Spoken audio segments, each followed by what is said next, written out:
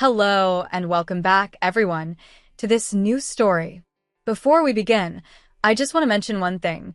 This manhwa was published in 2020, so the artwork in the first few chapters may not look very polished. But as the chapters go on, the art style improves a lot. Still, trust me, the story is a solid 10 out of 10.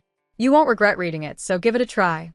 The story began with Hee-won, a high school teacher staring at the pregnancy test in her hand. There were 2 lines. Her heart froze for a moment as disbelief washed over her. 2 lines. To some people, it could mean happiness and hope, but to others, it could be the worst kind of news. She kept whispering to herself that this couldn't be true, that the test had to be wrong. She decided she would take another one just to be sure.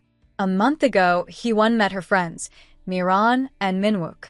They seemed excited and told her that they had started dating. It was their first day as a couple. Hee-won could hardly believe it. She tried to smile and congratulate them, but inside, her heart felt heavy. She thought back to their long friendship.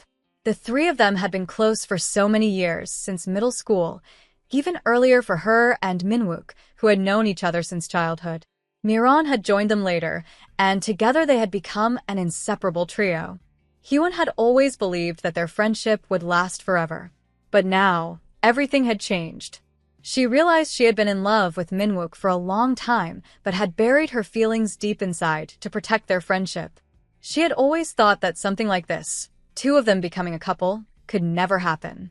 Seeing them together made her feel betrayed and heartbroken, though she tried not to show it. She told herself that her love had never been meant to have a happy ending. Yet, what hurt her most was Miran's habit of oversharing every detail of her relationship. One day, Miran started talking excitedly about Minwook, saying that he was amazing and that his bed technique was perfect. She even joked that if she had known he was that good, she would have dated him sooner. Hee-won forced a smile as she listened, but every word pierced her heart. Miran went on describing how enjoyable her night with Minwook had been and teased Hee-won, asking when she would get to experience something like that. Hee-won, who always dreamed of becoming the perfect teacher, pure, disciplined, and moral, felt deeply hurt and conflicted. She had always stayed away from such experiences, believing she should remain pure until marriage. But now, jealousy and curiosity began to mix inside her heart. She wondered if there was someone out there who would make her feel loved, someone who could make her an honest woman. That night, Miran's words echoed in her mind. She thought bitterly that Miran was shameless and didn't even realize how much her words hurt. Still, Hee-won found herself wondering, was it really that good? Could it truly feel that special? Her eyes fell on a business card Miran had once given her. It was for a high-end, members-only bar. Miran had told her to keep it, saying that you never know what might happen someday. Holding that card, Hee-won made a decision. For 27 years, she had guarded her purity carefully, but that night, she decided to experience what she had been missing. Now, in the present, with several pregnancy test kits scattered on the bathroom counter, Hee-won confirmed that she was indeed pregnant. Panic filled her mind. She kept thinking, what should she do now? Just then, Miran entered the room without knocking. Hee-won quickly tried to hide the tests and nervously said she was exercising to improve her stamina. Miran laughed and encouraged her to keep it up, walking out for a moment. Hee-won sighed in relief, thinking she was safe. But moments later, Miran returned unexpectedly. She looked at Hee-won suspiciously and noticed the test kits. Shock spread across her face as she asked if Hee-won had a secret boyfriend. She sounded disappointed that Hee-won hadn't told her. Hee-won stammered, trying to explain that it wasn't what Miran thought.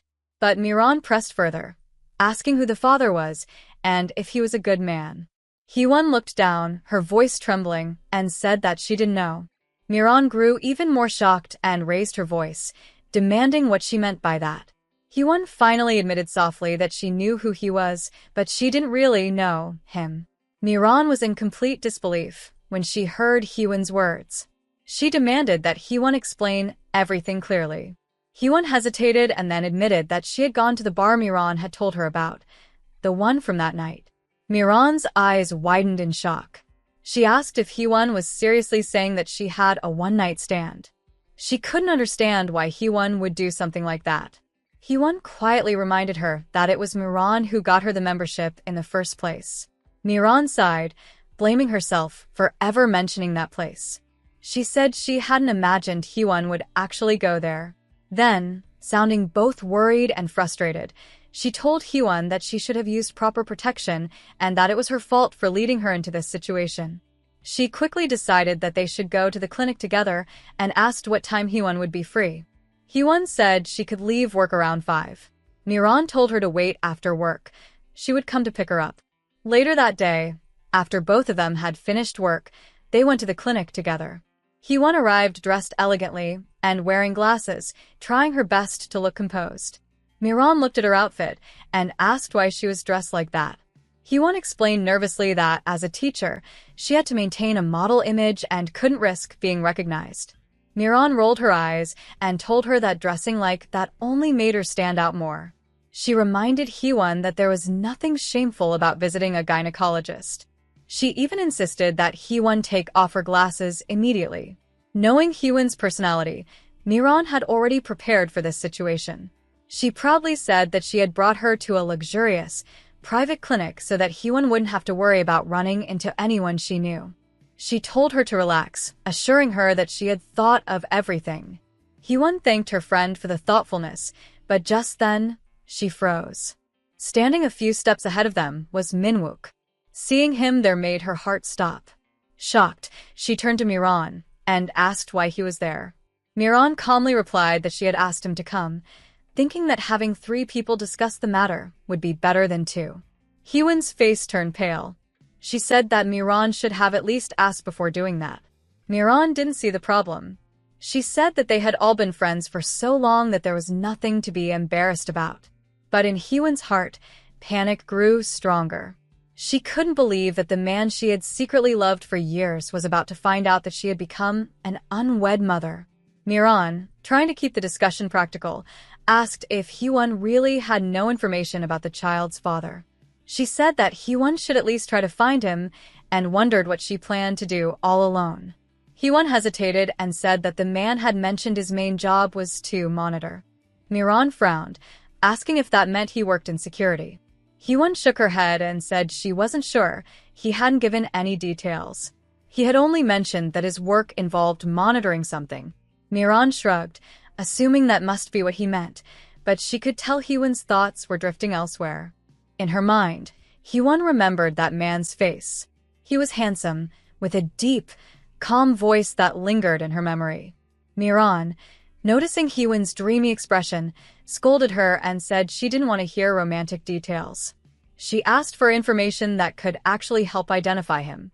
Hee-won confessed that she didn't know anything else. They hadn't shared personal details, and it had been her first time. Miran sighed and teased her, asking if the experience was good and whether she was proud of herself now. Then her tone turned serious, reminding Hee-won that this situation was no joke. Hee-won nodded quietly, admitting that she knew how serious things had become. Just then, a high school student wearing familiar uniform entered the clinic. Miran pointed them out and asked if that was the same uniform worn by students at Hee-won's school. Hee-won's heart skipped a beat. She quickly turned around, worried that someone might recognize her. She whispered to Miran that she had promised she wouldn't run into anyone she knew there. Miran reassured her that it was rare for students to come to such an expensive clinic anyway. But Hee-won couldn't take her eyes off one of the girl. She looked too familiar. Then it hit her. The girl's name was Seon. She was Hee-won's own homeroom student. Hee-won felt uneasy. She noticed the man standing beside Seon and didn't like the look of him. Something about their situation felt wrong. When she asked Miran about it, Miran simply replied that the man was probably her guardian or a relative. But Hee-won couldn't shake the feeling that something wasn't right. She even wondered if Seon might be going through a situation similar to hers. Miran tried to calm her down, saying that not everyone visited a gynecologist for the same reason. But Hee-won's concern took over. She walked straight to Seon, eyes filled with emotion, and asked what she was doing there. Tears welled up in her eyes as she promised the young girl softly that she would be there for her and help her, no matter what. Sian looked confused when Hyewon suddenly spoke to her. She asked what her teacher was talking about. Before Hyewon could reply, the man standing beside Sian called out to her, asking politely if something was wrong. As Hyewon turned to face him, she instinctively grabbed his collar in frustration, scolding him for behaving so carelessly. She shouted that, as an adult, he should act responsibly. But in the middle of her anger, she froze completely. Her eyes widened, her breath stopped, and in that very moment, she realized something shocking. The man standing before her was the same person from that night, the man who was the father of her child. Her whole body went cold. For a few seconds, she couldn't move. Miran quickly rushed over, trying to pull her back, asking what on earth she was doing. Minwook, equally stunned, asked if she had lost her mind. Hyewon, trembling, hid behind Miran, her voice shaking as she whispered that the man was the father of her baby. Miran was speechless. Then, recovering from the shock, she angrily confronted the man, shouting that he had some nerve showing up there after trapping her friend and getting her pregnant. She demanded that he explain himself, but Minwook quickly stopped her, telling her not to cause a scene. The man looked completely lost and turned to Sian, asking who Hyewon was. The moment Hyewon heard his voice, her mind flooded with memories from that night. The sound of his gentle tone when he had told her not to be nervous, to relax, and that he would go slow. That same deep, calm voice echoed in her mind again, confirming what she already knew. Sian stepped in to clear the confusion, saying that Hyewon was her homeroom teacher. Then she introduced the man to everyone, explaining that he was her uncle, Dujin. Miran couldn't believe what she heard. She asked suspiciously if he was really her uncle or just pretending to be one. Sian, looking annoyed, said that he was truly her uncle and even offered to show legal documents if necessary. Miran quickly backed off, saying there was no need for that. Dujin then spoke calmly to Hyewon, saying that since she was Sian's teacher, he didn't understand why she had grabbed him like that, but he would appreciate it if she stopped hiding so he could introduce herself properly. Realizing how awkward the situation had become, Hyewon stepped forward, apologizing sincerely. She also asked Sian why she was at the clinic. Sian hesitated, saying it was complicated, and mentioned that her family situation was a little unusual. She seemed embarrassed to go into details, but Dujin casually revealed that she is going to have another siblings, making Sian even more flustered.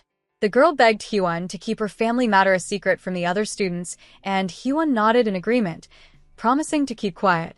Inside, however, Hyewon felt completely embarrassed. She couldn't believe she had reacted so impulsively. She thought to herself that just because she was pregnant didn't mean everyone else visiting the clinic was there for the same reason. She felt like a complete fool. Sian then asked what had brought Hyewon to the clinic. Thinking quickly, Hyewon lied, saying that her friend Miran was the one who was pregnant. She explained that the three of them, Miran, Minwook, and herself, were longtime friends, and though Miran wasn't married yet, she would be soon. But before she could say anything else, a nurse came into the lobby and loudly called out Hyewon's name. Everyone turned to look at her. Miran and Minwook panicked and rushed to the nurse, trying to stop her from saying the name again. Hyewon's heart sank. She thought miserably that she was completely doomed. In the next scene, the four of them, Miran, Minwook, Sian, and Dujin, were sitting together in the waiting area. Miran looked at Sian and asked by addressing a kid if she shouldn't be leaving now. Sian frowned and said her name wasn't Kid, insisting that she wanted to wait for Hyewon. Miran rolled her eyes, thinking that Hyewon probably wouldn't want her student to see her in this situation anyway. As she sat there, Miran's eyes wandered toward Dujin. She secretly studied his appearance and was surprised. She had expected him to be some kind of sleazy man, but instead, he looked refined, well-dressed, handsome, and clearly from a wealthy background. His clothes were expensive, his manner calm and composed. She thought to herself that he had a strong poker face and didn't seem even slightly rattled after meeting the woman he had spent one night with, now revealed to be pregnant with his child. Miran couldn't help feeling curious about him. She wondered what he was thinking behind that unreadable expression. A small part of her even found him attractive, but she quickly shook off the thought, scolding herself silently. She thought, Hee-won, you idiot, what have you done? Meanwhile, Dujin sat quietly, lost in his own thoughts. He too had realized the truth. The woman from that night, the one he couldn't forget, was none other than Hee-won. That night had been his first and only one-night stand. He remembered it vividly. It hadn't been bad at all. In fact, it was incredible. He recalled waking up the next morning, feeling groggy but oddly happy. But then he had seen something that confused and hurt him, a small stack of cash left on the table beside him. At first he had laughed, thinking it was some kind of joke. But soon, a strange mix of shame and anger filled him. He remembered how she had trembled awkwardly in his arms before leaving. Now, he wondered if that money had been her way of dismissing him, as if that was all he was worth to her. He still couldn't believe that a woman had paid him for a single night. That moment had stayed in his mind for a long time, and out of curiosity, he had tried to find out more about her. He had spent a lot of time and effort searching, but she had completely disappeared. Never in his imagination did he think that the same woman would turn out to be Seon's homeroom teacher. From what he could tell, the man named Minhook, who looked tall and thin like a beanpole, didn't seem to be her husband. Besides, why would she visit a gynecologist together with her friends if she were married? Inside the clinic, Hee-won sat with the doctor. The doctor told her that she was pregnant and asked if she had come alone, wondering whether her husband hadn't accompanied her. Hee-won hesitated for a moment, unsure what to say. She thought about pretending that her husband was waiting outside, but she couldn't understand why the doctor was asking that question anyway. Then, the doctor explained that the clinic didn't provide abortion services and suggested that if she had come for that reason, she should visit another place soon and make her decision quickly. Feeling offended, Hee-won told the doctor that her words were rude. The doctor was surprised and asked what she meant. Hee-won then expressed that even though getting pregnant while married might not be something to boast about, a gynecologist should not bring up abortion so casually to a patient. She said that as someone whose job was to help bring new life into the world, the doctor should show more sensitivity.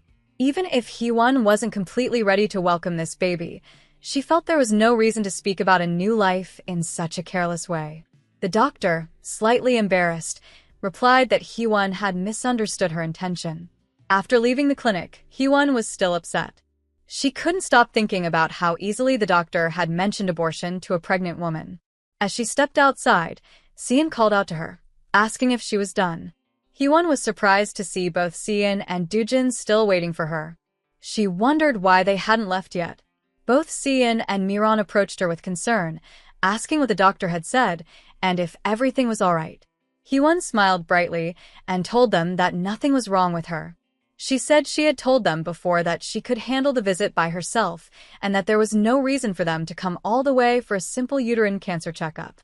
She thanked them for worrying about her. However, Minhook interrupted and reminded her that they hadn't come there for a uterine cancer checkup. Annoyed, Hee-won lightly kicked Minhook and quickly told Seon that they were just her friends who had accompanied her for a simple health check. She added with a laugh that she was lucky to have such loyal friends. But just then, a nurse came out and handed Hee-won her baby's ultrasound picture, reminding her not to forget it. That moment exposed the truth, leaving her unable to make any more excuses. Later, Hee-won and Dujin were seen sitting together in a restaurant. The atmosphere was quiet and awkward. After some time, Dujin asked if she was feeling better. She apologized softly, and he mentioned that she had seemed nervous earlier, so he thought something might be troubling her. She denied feeling nervous. Trying to change the subject, she said that as Seon's uncle, he might have his own concerns, and she understood that there was no way to justify her past actions. But then, he calmly introduced himself, saying that his name was Dujin, not Seon's uncle. She looked confused, wondering why he was emphasizing that point and acting so arrogantly. She began to think he might be mocking her and even questioned in her mind if he was truly the same man from that night or if she was remembering it wrong. Gathering her composure, Hee-won said that she wished to keep her private life completely separate from her professional life as a teacher. No matter what her personal circumstances were, she always tried to give her best to her students. She acknowledged that Dujin might judge her actions from an ethical point of view, but She clarified that what happened was a one-time mistake in her entire life. She promised to talk to Sean soon and assured Dujin that she would handle the situation herself. She also asked for his understanding and cooperation in keeping everything quiet. Hyewon slowly stood up, saying that if there was nothing more to discuss, she would take her leave. Inside, her heart felt heavy. Dujin hadn't said a single word, yet she felt like she was being treated as if she was the one entirely at fault. She couldn't understand why he was acting so calm, as though everything was fine.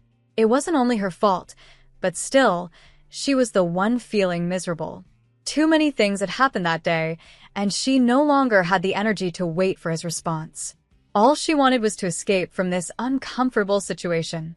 Just as she was about to leave, Dujin suddenly asked if the baby she was carrying was his. His eyes were fixed on her belly. Startled, Hyewon immediately covered her stomach and told him that it was not his child, but hers alone. Dujin looked at her seriously and said he wanted to talk. He asked if she was really going to walk away without clearing things up. She hesitated, wondering what he was planning to say next. Then, he made his question clearer, asking her again if he was the baby's father. Hyewon strongly denied it, saying there was no reason for him to think that way, since there was nothing between them. But Dujin reminded her about that night, saying that he hadn't used any protection and that it had been her first time. Hearing that, Hyewon couldn't hold back her frustration any longer. She raised her voice and said that he was not the father. She claimed she had taken care of everything and that the baby belonged to someone else, a man she was planning to marry soon. She told him that she had answered all his questions, hoping to end the conversation there. But Dujin wasn't convinced. He said that if her story were true, then it meant she was planning to marry one man while sleeping with another she had just met at a bar, and later went to a clinic with her friends to confirm a pregnancy. He pointed out that her explanation didn't make sense. Hyewon tried to remain calm. She said that even if it sounded unreasonable, it had nothing to do with him. If he was worried about her qualifications as a teacher, she promised to speak directly with Seon's parents as a third party. She told him she would appreciate it if he stayed out of her personal matters. Dujin asked why she was trying so hard to deny it. She replied that it was because he truly wasn't the father. But he continued, saying that all the circumstances pointed toward him being the one. Then, in a calmer tone, he said that perhaps both of them needed time to think, since the situation was unexpected for each of them. He suggested they meet again the next day to talk things through. He also mentioned that her friends were waiting outside, and since he had other matters to attend to, he couldn't offer her a ride. He wished her a safe return home and said they would see each other tomorrow. As Dujin walked out, Hyewon called out to stop him, but he kept walking. Left alone, she stood in silence, wondering what he truly wanted from her. Meanwhile, outside, Miran and Minhook were waiting in the car. When Hyewon called Miran to tell her that she would go home on her own, Miran agreed. She told Minhook that Hyewon said she planned to visit her mother before heading home, guessing that maybe she wanted to see her mom for comfort. Minhook frowned in concern, asking why Hyewon would suddenly go there, knowing the kind of strained relationship she had with her mother. He said he should probably go get her, so she wouldn't go alone. Miran was annoyed and asked whose boyfriend he actually was. She reminded him that Hyewon wasn't a child and didn't need him to run after her. Minhook said he never claimed Hyewon was just a friend. That made Miran even more upset. She told him that it had already been a week since they last saw each other, and yet the moment she mentioned Hyewon's name, he came running without hesitation. Minhook tried to explain that he had been busy with his startup, and she was busy as well. But Miran wasn't convinced. She told him that lately, he had barely been responding to her messages, claiming to be busy, but the moment Hyewon was involved, his priorities seemed to change. She asked why he was acting so differently. Minhook told her that she was overreacting. Before they even started dating, the three of them had been close friends, and there was nothing questionable about their relationship. He said that Hyewon had no one else to care for her, and on a day like this, it was natural for him to worry about her. He told Miran to stop saying such things. Miran, still upset, stayed silent for a moment. Hyewon then went to visit her own mother. When she arrived, she knocked on the door, and her mother opened it with a surprised expression, noticing how tired she looked. Her mother asked why she appeared so exhausted. Hee-won smiled faintly, thanked her, and said she looked great. Her mother told her to watch the way she spoke, reminding her she was talking to her mother. Hee-won smiled faintly and told her mother that she must have taken after her. Her mother brought 2 cups of coffee and asked why she had come during the week, wondering if she had something important to say. Hee-won replied quietly that there was nothing special. Her mother simply nodded and said, "Well then." Hee-won sat in silence, thinking that she hadn't come expecting comfort, but she had at least hoped her mother would ask how she was doing. She realized she should have known better. Trying to keep the conversation going, she asked if her mother had heard anything about her father lately and mentioned that her youngest sibling was now in middle school and going through puberty. Her mother frowned and asked coldly why she was talking about the girl as if she were family. Hee-won asked what else she was supposed to call her. Her mother firmly replied that she didn't like Hee-won talking about her husband-daughter as if they were equals or family. Hee-won thought bitterly that if anyone overheard this conversation, they might think she had grown up surrounded by love. But the truth was that her mother had never once shown her real affection.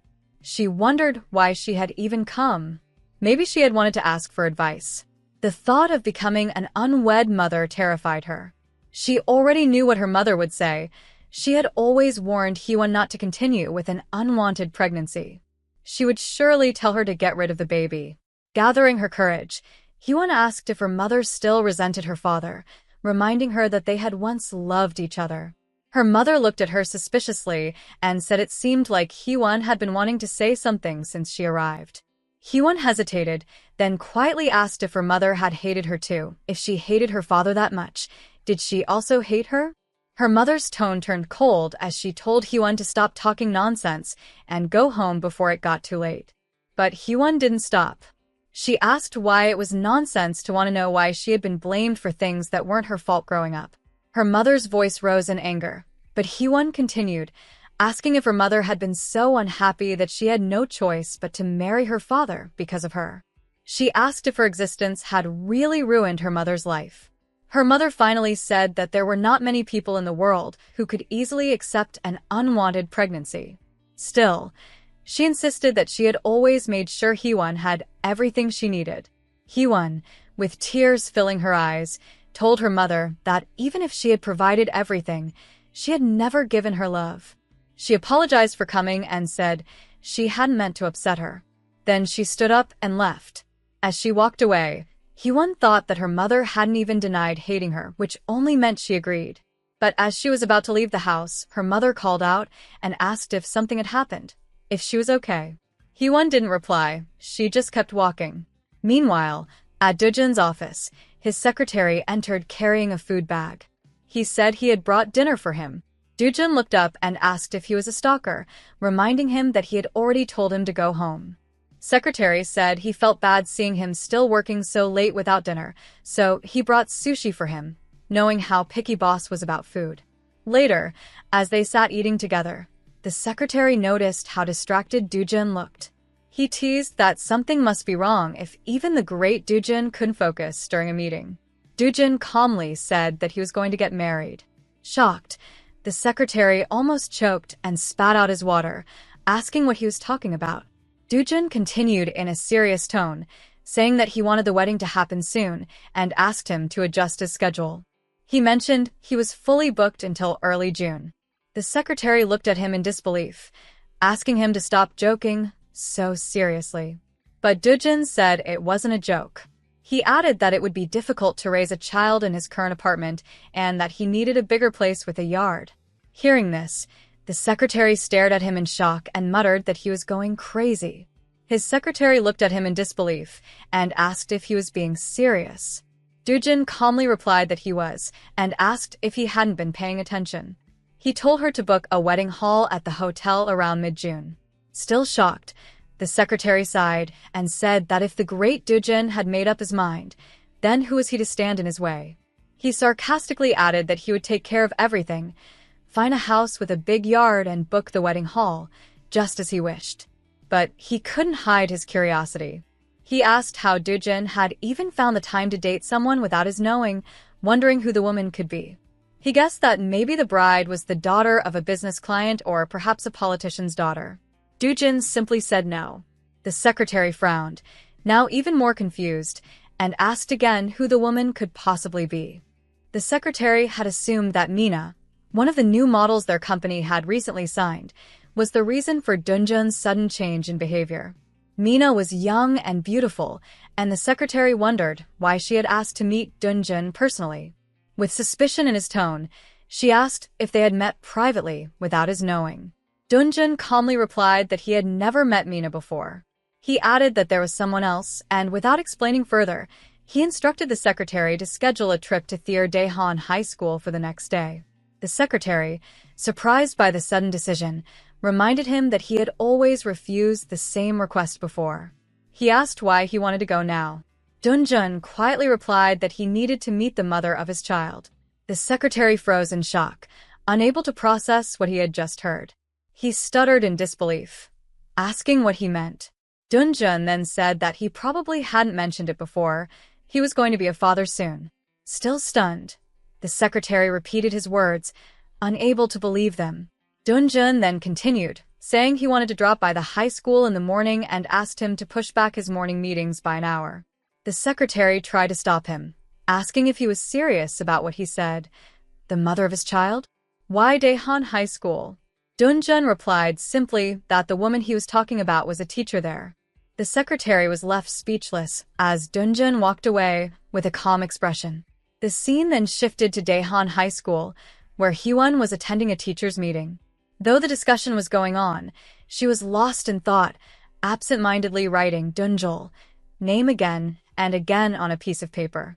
She had even selected Doo-jul name for her baby but looked exhausted from sleepless nights and overthinking. As the meeting went on, the principal called her name several times, but she didn't notice. When she finally looked up, the principal scolded her, asking how many times he had to call her before she paid attention. Embarrassed, she quickly apologized. The principal continued, asking if that was the best she could do, reminding her that the meeting was only 20 minutes long, and yet she couldn't stay focused. He asked how she planned to teach her students with such a short attention span. Hyewon apologized again. The principal finally said he would stop there since there was a student teacher, Lee, attending the meeting, but he advised her to pay more attention next time. When he asked if she understood, she quietly said yes. The principal then instructed another teacher, Mr. Lee, to follow Hyewon to her class after the meeting. Shocked, Hyewon asked if he really meant her. Another teacher, Mae Kim, sitting beside her, explained that Mr. Lee taught Korean and that there weren't many homeroom teachers among the first-year classes who taught that subject. Hyewon tried to object, saying that he didn't need to shadow her, but Kim teased that Mr. Lee was good-looking and wondered aloud if he liked to travel. At that moment, Kim noticed Hyewon's paper, where Doo-jul name was written several times. Curious, she asked who that person was. Hyewon quickly made an excuse, saying it wasn't a name at all. She had just been drawing 2 lines in her teaching notes. The meeting ended with the principal reminding everyone about the staff dinner scheduled for that evening. Later, Mr. Lee approached Hyewon and greeted her warmly, saying it had been a long time. Kim, surprised, asked if the two of them knew each other. Hyewon explained that they had attended the same college. Kim smiled, excited by the coincidence, but in her mind, Hyewon silently warned her not to fall for him. She remembered what kind of man he was, someone who preferred going to hotels with girls rather than joining trips. As the two of them walked down the corridor together, Lee mentioned that it was a nice coincidence to meet again and said he had missed her. But he also noticed she didn't seem happy to see him. Hyewon firmly told him to address her properly and act formally, warning him not to be too open or friendly with students and to be extra careful around female staff. Lee laughed softly and asked if she was still jealous, teasing that she hadn't changed a bit. His tone irritated her deeply. Inside, she thought to herself that he was the one who hadn't changed at all, the same arrogant man from college. Her thoughts drifted back to her college days, when she had first met Lee in her 3rd year. He had already been popular since his freshman year. Coming from a respected family of educators, he was brilliant, graduating 2nd in his class. His good looks and charm made him famous on campus, always surrounded by people wherever he went. Back in her college days, Hyun hadn't even realized that she and Lee were in the same liberal arts class until one day, he suddenly offered to buy her lunch. Earlier, she had lent him a pen, so he said he wanted to repay her kindness with a meal. Since there was no reason to refuse, she agreed. He bought her lunch once, and that was the only interaction they ever had. After that day, Lee stopped attending classes, and Hyun eventually forgot about him. But sometime later, one of her classmates came to her in tears, begging her to let Lee go. Confused, Hyun asked what she meant. The girl said that Lee had confessed he was in love with Hyun and couldn't continue dating her anymore. Hyun was stunned. She couldn't believe that Lee was using her name as an excuse to end his relationships. She told the girl firmly that she didn't even know him well. But that wasn't the end. The same thing happened repeatedly. Different girls kept coming to her, crying and accusing her of stealing their boyfriends, and every time, she had to clear up the misunderstanding. Frustrated, Hyun decided to confront him directly. She went to meet Lee, taking Miran with her. When she asked him to explain himself, he only smiled and said that she seemed so calm that he thought using her name wouldn't bother her. He even added that he was a bit disappointed by her reaction. Then he continued, saying that women were strange, that if he showed them even a little affection, they immediately thought he belonged to them. He said it was tiring and annoying, so he needed an excuse to get rid of them, and that excuse was her. With a mocking smile, he asked if she had also fallen for him, or if she was just jealous. Hearing his arrogant words, Hyun was furious. She thought he had completely lost his mind. But before she could even respond, Miran stepped forward and punched Lee straight in the face, shouting insults at him. Seeing that, Hyun also slapped him across the cheek.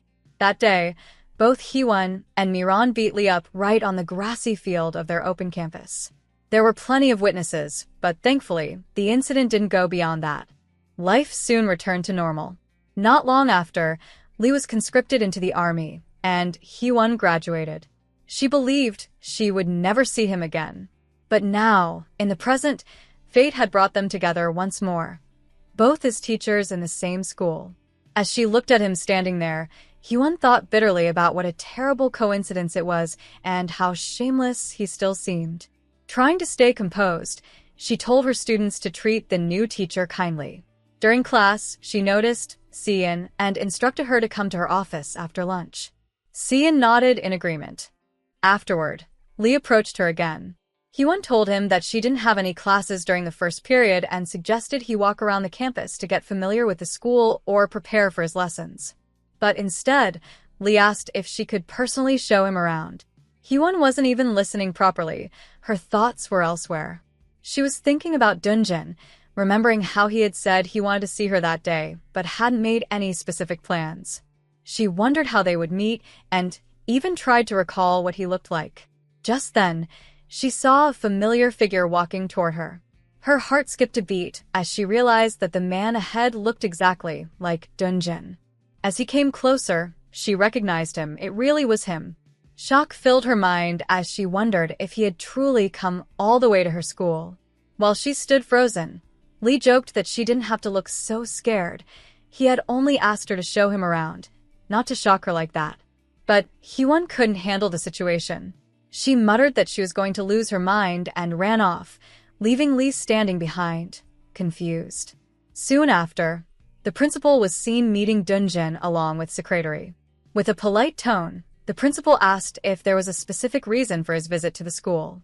Before Dunjin could reply, Hyun suddenly appeared, grabbed his hand, and quickly pulled him away from the conversation. Both the principal and Dunjin's secretary stood frozen in surprise, wondering what had just happened. A little later, Dunjin and Hyun were alone together. She looked exhausted and asked how he had come there. He replied that they were supposed to meet and that he had come there specifically to meet her. She quickly mentioned that Seon was still in class, but he told her he already knew that. Then, looking down at their hands, he calmly asked her to let go. Realizing she was still holding on to him, she quickly apologized and released his hand. Dunjin looked at Hyun and asked if she was all right. He wondered if he should send someone to bring her water, since she seemed out of breath. With a slight smirk, he teased her, saying she might simply have weak stamina and probably didn't exercise much. Hee-won, still catching her breath, asked why he was suddenly asking her such things. Without answering directly, Dun-jun gently brushed a strand of her hair aside and told her to take better care of herself. He calmly advised her to avoid running around like that in the future. She quickly apologized, feeling confused by his behavior and wondering what exactly he was trying to say. Trying to gather herself, she told him that they could talk later after her work was over and asked him to leave her workplace. But Dun-jun said he didn't think he would have time to meet her once she finished work. Hee-won explained that she had a class starting in the second period and she needed to prepare, so she didn't have much time to talk. He nodded slightly and said that in that case, he would keep it short. Then, without hesitation, he told her that they should get married. Hee-won froze in disbelief. She asked him what he had just said, thinking she must have heard wrong. But Dun-jun repeated calmly that he was suggesting they get married. Completely shocked, she asked if he had lost his mind. He responded firmly that he was perfectly fine. Hee-won shook her head and said that marriage didn't make any sense. But Dun-jun simply replied that it did because he had both a duty and a responsibility toward his child. Hearing that, Hee-won's voice grew tense as she told him once again that the baby was not his. She said clearly that the baby was hers alone. Dun-jun said nothing in response, his expression unreadable. Hee-won then told him that since he didn't have time that evening, he should call her so they could set up another meeting to talk things through properly. At that moment, the principal and Dun-jun's secretary were looking for them. The principal muttered that he had seen them walk toward that corner but couldn't understand why Hee-won had taken Dun-jun there.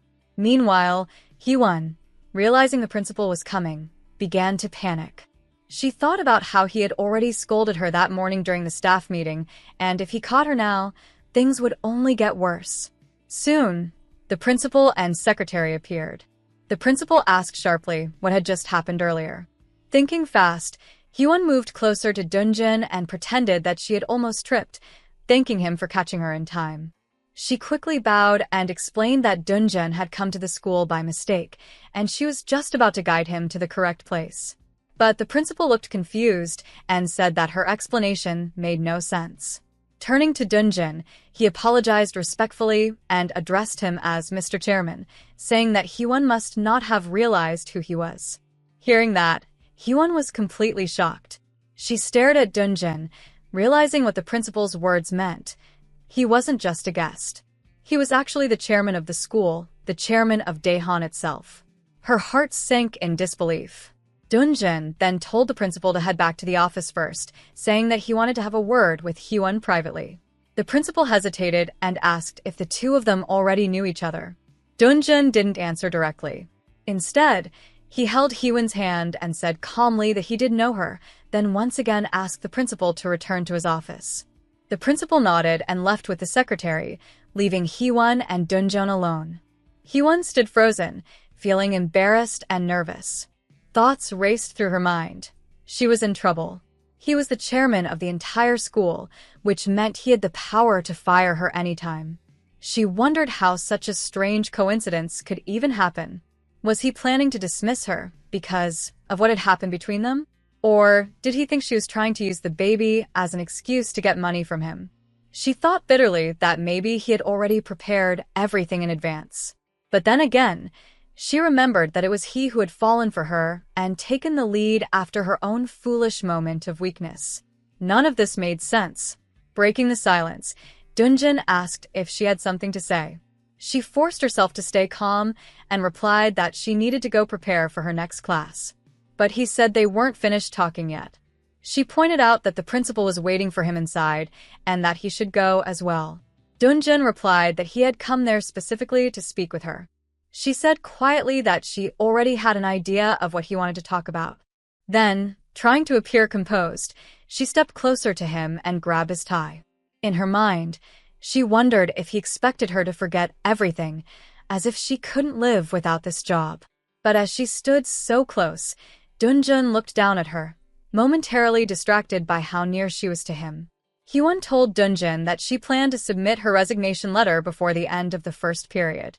She said she wanted to make sure she would never appear in front of him again, so it would be better if he didn't mention her to the principal after she quit. She added that she was doing it by her own choice and planned to take care of her Dunjul by herself. After saying that, she left, leaving Dunjin standing there in silence, confused and lost in thought. He kept thinking about her resignation and who is Dunjul, wondering what she meant and what she was planning. A while later, his secretary approached him, looking worried. The secretary asked how he could make such a decision on his own, reminding him that a dinner meeting had been scheduled for over a week. Dunjun calmly replied that it was his secretary's job to adjust the schedule whenever needed. He explained that the principal had asked so earnestly for his presence that he couldn't refuse. The secretary, looking frustrated, reminded him that the principal had only requested his attendance if he was available, not as an obligation. He added that it would be difficult to cancel a dinner meeting that had been fixed a week ago on such short notice. Dunjin looked at him and said that he had a very convincing way of speaking, joking that he was the nation's second most persuasive speaker, so he should be able to handle the situation easily. The secretary, puzzled, wondered who the first most persuasive person was. Dunjin smirked and said that it was him. The secretary, half amused, replied that if that was the case, he should cancel the dinner himself.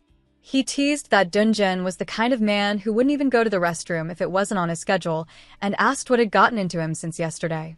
Just then, Dunjin suddenly stopped walking. The secretary almost bumped into him and asked why he stopped so abruptly. When he followed Dunjin's gaze, he noticed that Dunjin was staring at Hyewon and Lee together. A hint of jealousy appeared in Dunjin's eyes. Trying to change the subject, Dunjin suddenly asked his secretary what the name Dunjul sounded like. The secretary looked confused and asked what he meant. Dunjin brushed it off, saying it was nothing, and instructed him again to reschedule the dinner meeting. The secretary then commented that for two people who were supposed to be engaged, Dunjin and Hyewon seemed quite awkward with each other. Dunjin replied that Hyewon was just shy. The secretary smirked and said that it seemed more one-sided from Dunjin's side. Dunjin quickly reminded him that Hyewon had said she would take responsibility for him, asking if he wanted to take back his words. The secretary laughed softly and said that she was indeed special and beautiful. Dunjin, irritated by the comment, glared at him, making the secretary instantly regret speaking further. Later, the scene shifted to Hyewon sitting with Seon. Hyewon gently asked if Seon's uncle had said anything unusual the previous day. Seon replied that he hadn't. She said her uncle was a very busy man who always planned things carefully and never acted without thinking. Hearing that, Hyewon thought silently that it was true. He was not the type to act spontaneously. Then she wondered to herself if that meant the night they had spent together had been planned.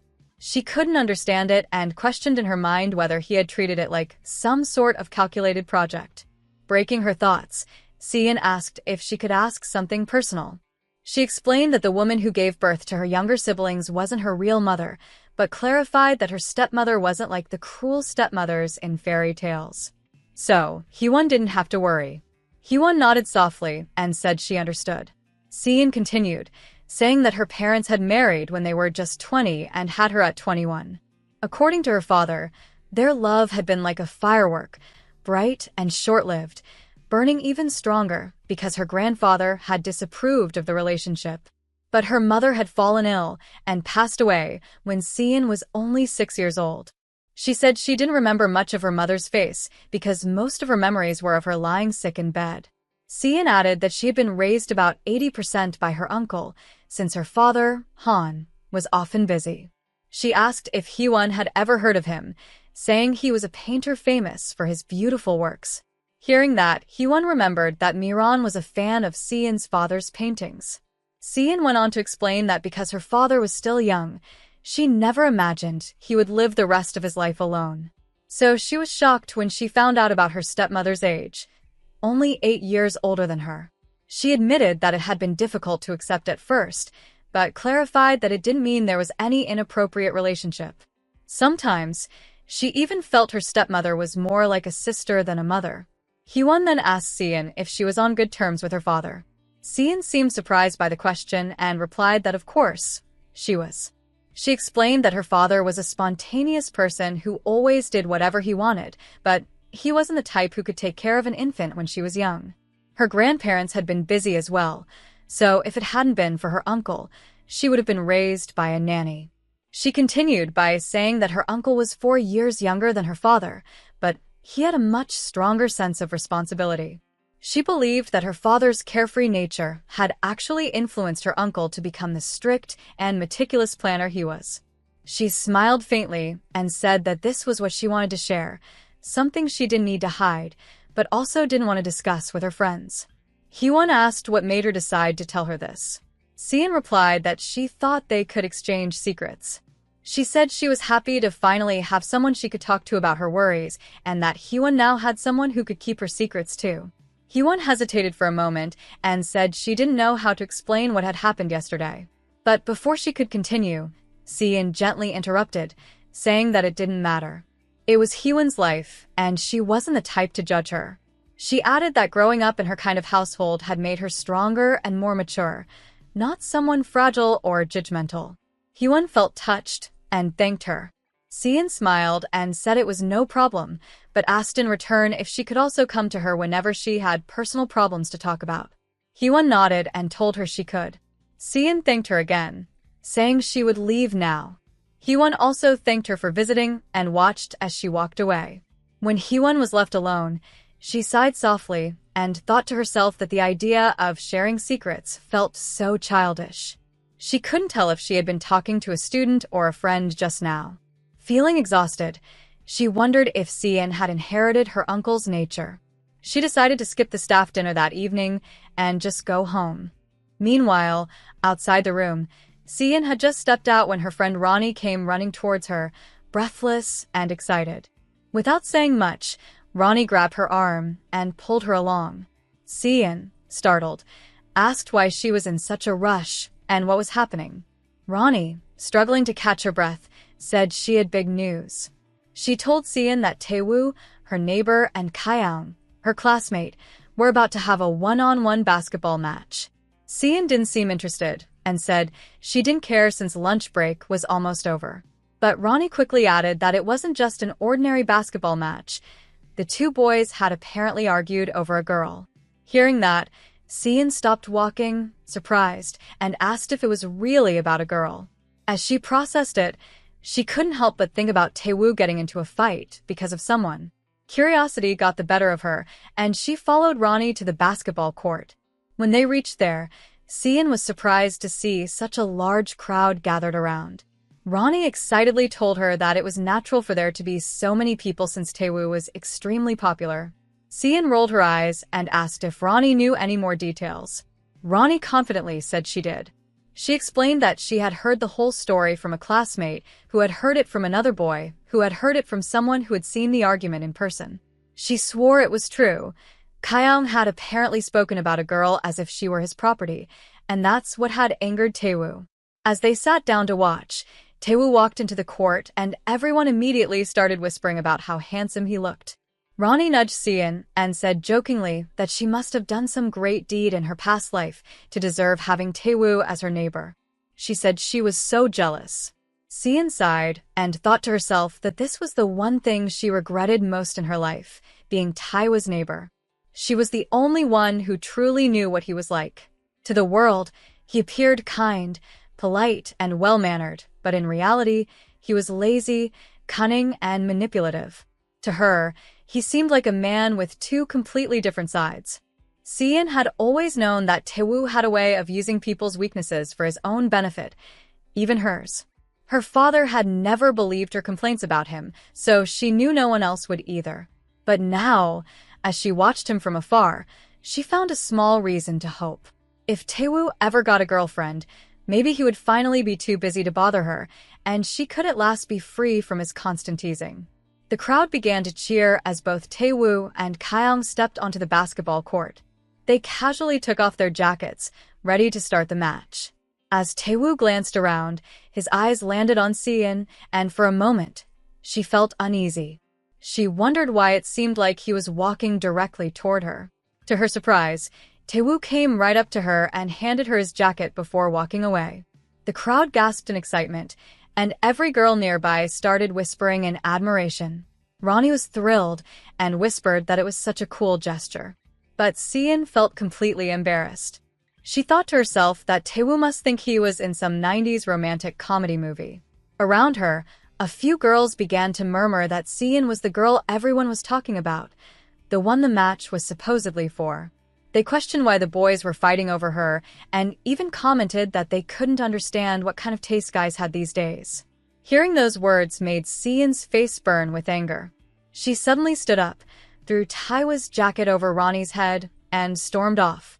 Ronnie quickly removed the jacket and called after her, asking where she was going, but Seon didn't answer. As she walked away, Seon's thoughts were a storm of frustration. She told herself she should have known better. Taewoo probably jumped into this match only because people were talking about her, especially since Kyoung was involved. Now, new rumors were definitely going to spread. She could almost hear Taewoo's smug thoughts in her head. I'm the only one who gets to tease her. She sighed deeply, realizing her life was about to get more complicated because of his ridiculous misunderstanding. Still, she decided she needed to act fast. If she could find him a girlfriend, maybe everything would settle down. Just as she left the court, Lee was walking nearby and noticed her leaving. Curious, he stepped inside and took a seat beside Ronnie, who was still watching the game. Ronnie looked up and greeted him politely. Lee asked if she knew who he was. Ronnie quickly replied that he was the student teacher. He smiled and thanked her for remembering, then asked for her name. When she said her name was Ronnie, he complimented it, saying it was a nice name. Ronnie's heart fluttered. She couldn't believe the handsome student teacher was actually talking to her. Meanwhile, as Lee turned his attention toward the court, he was lost in thought. He had heard Ronnie mention Seon's name earlier, and his sharp instincts told him that something was going on. He wanted to know what the two had discussed. Even if he couldn't get much information right away, he thought there was nothing wrong with becoming friends with Ronnie. After all, it might help him learn what he wanted to know. The scene moved to a school staff dinner, where all the teachers had gathered at a fancy restaurant. Hee-won and Miss Kim were also present. Miss Kim looked around in surprise, saying it was hard to believe that they were dining at such an expensive place. Another teacher arrived, mentioning that she had heard Chairman Dunjin had stopped by the school earlier that day. He wondered if he was the one who decided to pay for the dinner. Miss Kim became curious and asked if that meant Chairman Dunjin would be joining them too. The teacher nodded and told her to hurry up and take a seat before he arrived. Lee walked up to Hee-won and asked if he could sit next to her. He admitted that he felt shy around people. Hee-won, trying to keep some distance, told him to sit somewhere else and get to know the other teachers.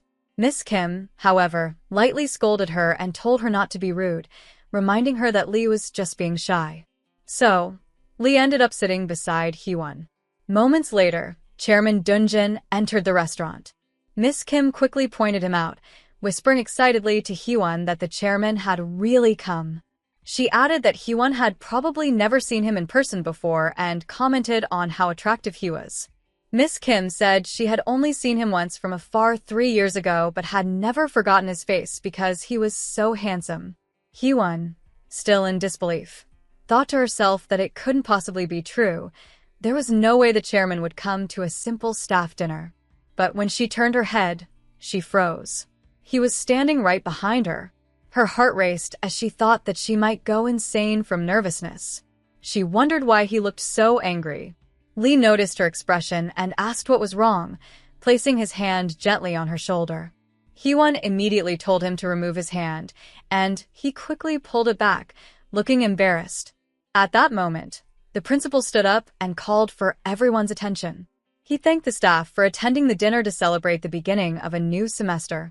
Instead of giving his usual long speech, he said they had invited the chairman, who had kindly joined them, to share a few words. Chairman Dunjin rose from his seat and spoke calmly. He said that the thing he had dreaded most during his own school days was listening to the principal's long speeches.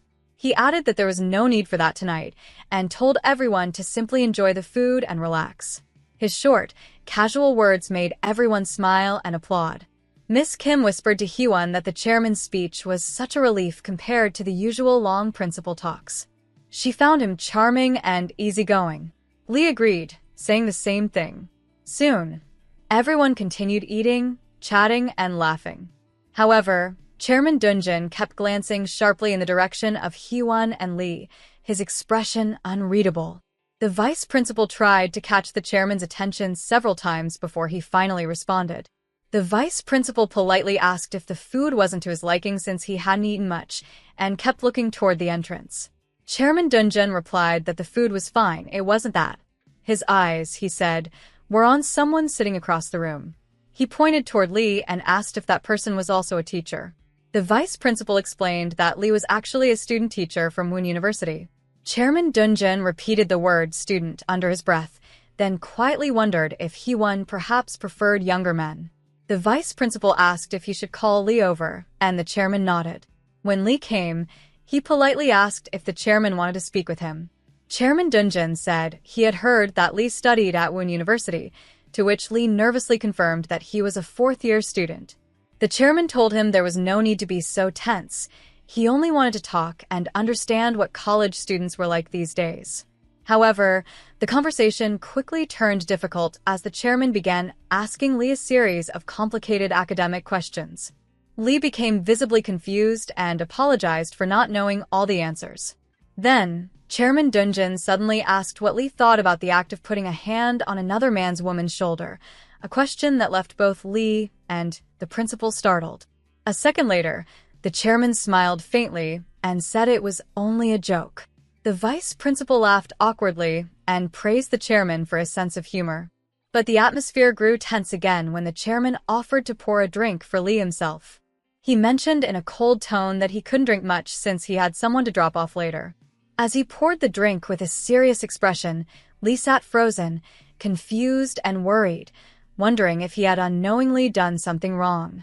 At the dinner table, Miss Kim noticed that Hee-won hadn't touched her drink and asked why she wasn't drinking. Hee-won explained softly that she wasn't feeling well and didn't want to drink that night. She mentioned that she had been unwell lately and might be catching a cold, so it would be better if she went home early. Miss Kim offered to leave with her, but Hee-won told her not to worry. She said Kim hadn't even finished eating yet and insisted she should stay.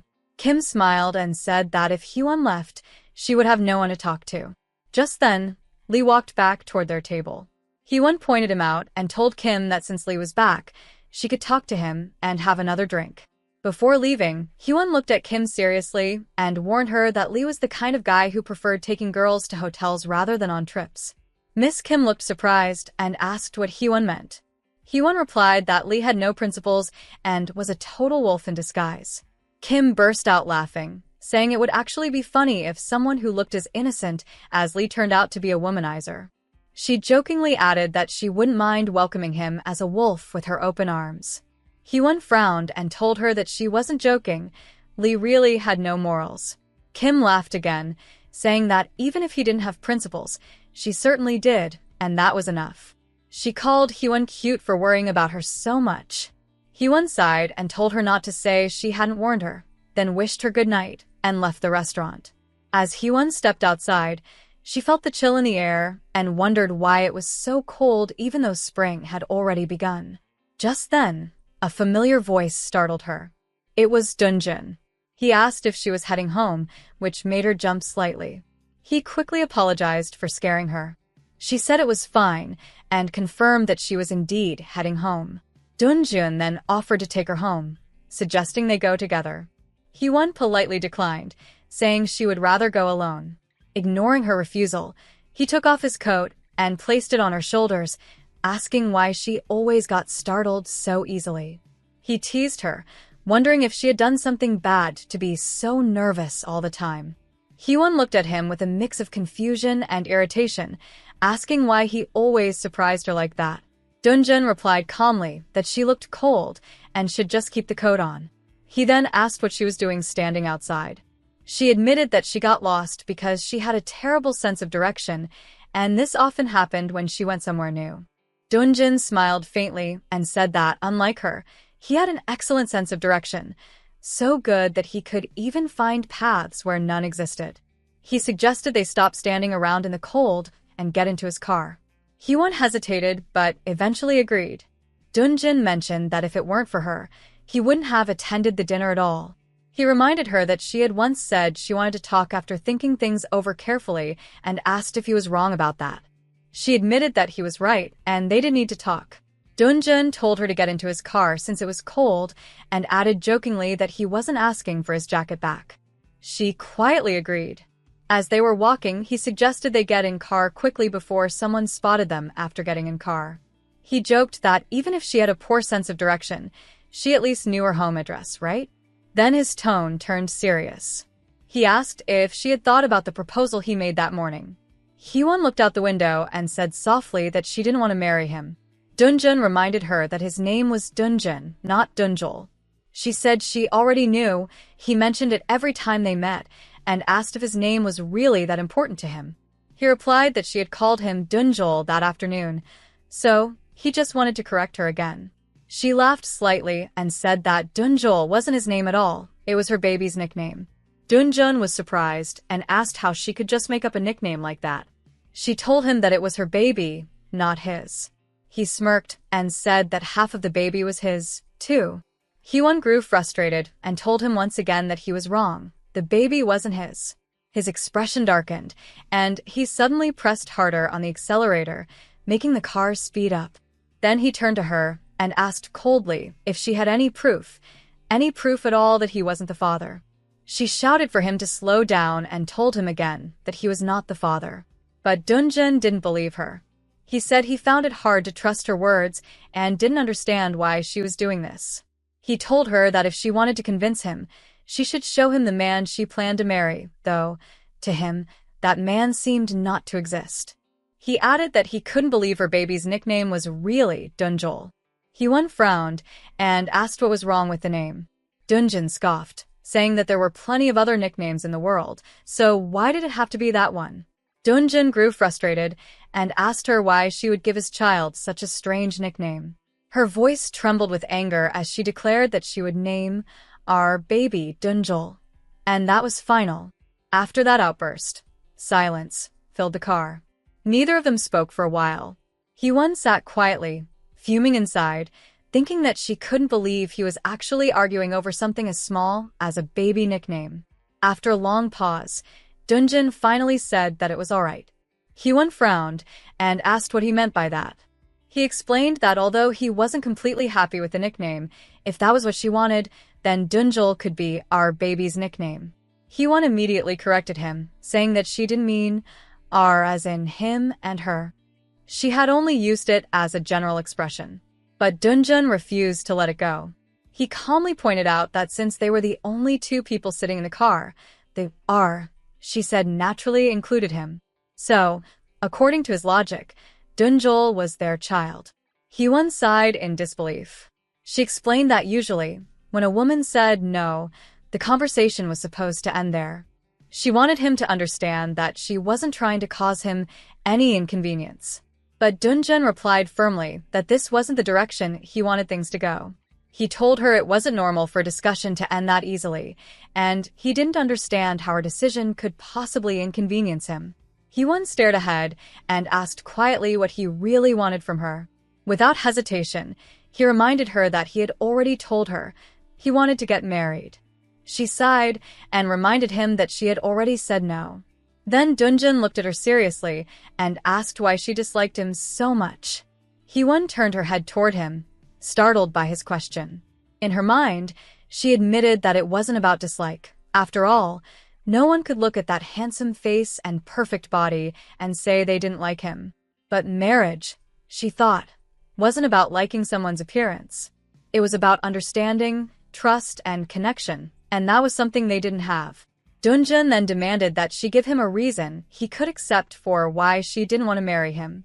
She told him that the two of them didn't really know anything about each other. But Dunjun disagreed. He said she was wrong and claimed that he actually knew a lot about her, her interests, the books she was reading, and even the kind of music she had been listening to just a month ago. As she processed his words, Hyewon couldn't help but recall the night they had shared together. Then, in a calm but unsettling tone, Dunjun continued, saying that he also knew exactly where to touch her to make her turned on. He mentioned details about her body that made her heart race with embarrassment. She also said she knew how he sighed when she kisses his earlobe and how he flinched when she touched his thighs. Flustered, Hyewon asked him to stop bringing up such intimate things. But he continued, saying that it was the topic they had spent the most time on and that he had quite enjoyed it. She asked him again to stop, insisting that what she was trying to say earlier was that they didn't know each other well enough to marry.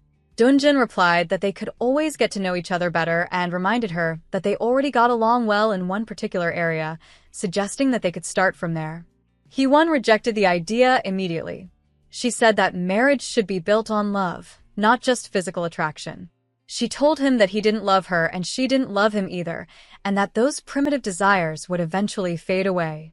But Dunjin simply replied that they could start working on love right away. Hee-won blinked in confusion and asked what he meant. He smiled slightly and said that he was talking about love. They could begin that too. Then he asked if she was available the next day. He explained that if he rearranged some of his meetings in the morning, he would be free by the afternoon.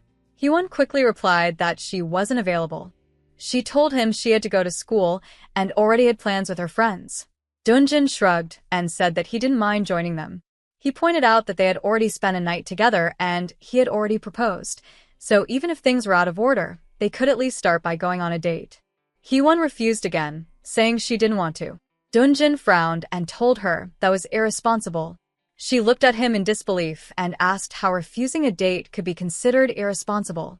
He replied that if there wasn't a baby involved, he would have accepted her rejection without argument. But since there was a child between them, Dunjol, her words made it sound like she didn't even want to try. He said that he wanted their Dunjol to grow up loved by both parents and to live in a warm, wholesome family. It meant that the two of them should get married. However, he reminded her that she once said she wanted to marry for love, not for obligation. So, to see if they could develop real feelings for each other, he suggested they should first get to know each other better. He added that it would be right for them to go on a date for the sake of their child, and proposed that they should go out the next day. Having no other option, she agreed but made it clear that just because she was going on a date with him, it didn't mean she was accepting his marriage proposal. He smiled and said that her agreement was enough for now. While he was driving, she quietly thought to herself that he seemed like a man who always got his way. Later, the scene shifted to Miran's house. Hee-won arrived there with Minhook and told Miran that even if she and Minhook had an argument, she should have at least opened the door for him instead of keeping him waiting outside. Minhook was sitting outside with tears in his eyes. Hee-won then asked Minhook to come inside, but Miran interrupted, saying that something more important had come up. She revealed that she had figured out who the father of Hee-won's baby was. She said that she had found him familiar before and now realized that he was the vice president of Hee-won's school. Surprisingly, Hee-won didn't react with shock and remained calm. Miran, confused, asked if she had even understood what she had said. Then Miran added that the man was actually the chairman's son. Hee-won simply replied that she understood. Miran continued, saying that his face wasn't very well known, but her father had mentioned that he would soon take over the entire company. She explained that her father had introduced her to him during a company charity event last year. Minhook asked if it was indeed last year, and Miran confirmed, saying it was on New Year. She mistakenly mentioned that on that day, she had gone out with another man for the New Year. Hearing this, Minhook's expression changed. He angrily asked if Hee-won had ditched him that day to meet someone else. Hee-won quickly explained that it wasn't like that at all. Her father had practically forced her to go. She hadn't wanted to attend, but he had pressured her. Minhook, still upset, stood up and asked Miran to talk privately. Once they were in another room, Miran softly apologized for lying about that day. She explained that it wasn't intentional. She had really wanted to see him on New Year's, but her father had insisted that she attend that event. She said she didn't know if her father was just being protective or selfish, but he had been very pushy. She also clarified that it wasn't a blind date, though her father had threatened to drag her home if she didn't go. Minhook listened, but said that wasn't what he wanted to discuss. He wanted to talk about the day before. He explained that Hee-won and he had grown up together like siblings since their mothers were close. He shared that when Hee-won was little, her mother would often leave her at his house. On her first day there, she hadn't smiled at all. Instead, she had asked his mother if her own mother had abandoned her. He said that his mother used to say if Hee-won had cried or thrown a tantrum instead, it wouldn't have sounded so heartbreaking. He admitted that he understood what his mother meant. Then, turning to Miran, he said that Hyewon was like family to him, like both an older and a younger sister. He never saw her as a woman. His protective instincts toward her had just become a habit over time. He hoped Miran could understand where he was coming from.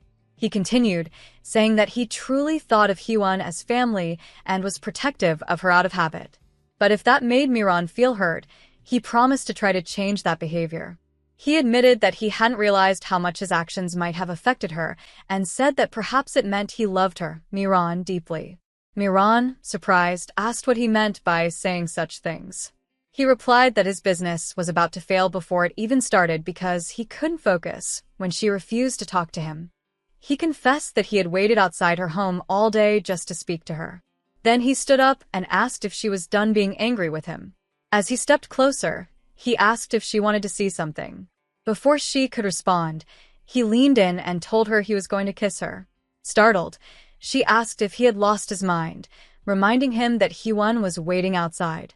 He told her that it was only going to be a kiss, but it didn't stop at just that.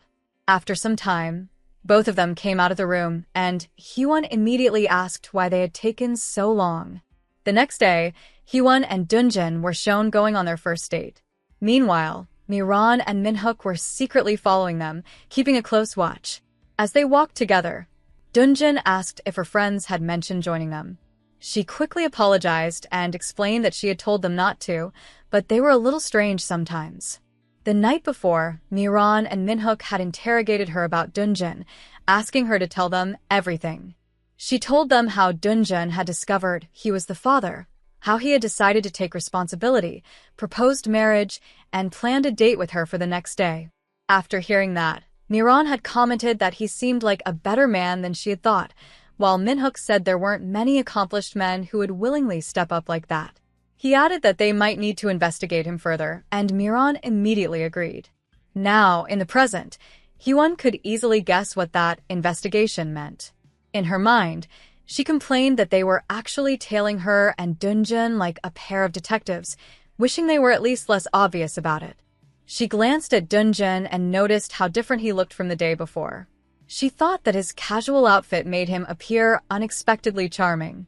He smiled and said that he had tried to dress a little younger that day and carefully picked out his clothes. He felt glad that his choice seemed right. She agreed softly, but wondered if she had been staring at him for too long. Then he asked about her age. She replied that she was 27. Before he could tell his, she interrupted, saying she already knew because Sian had told her.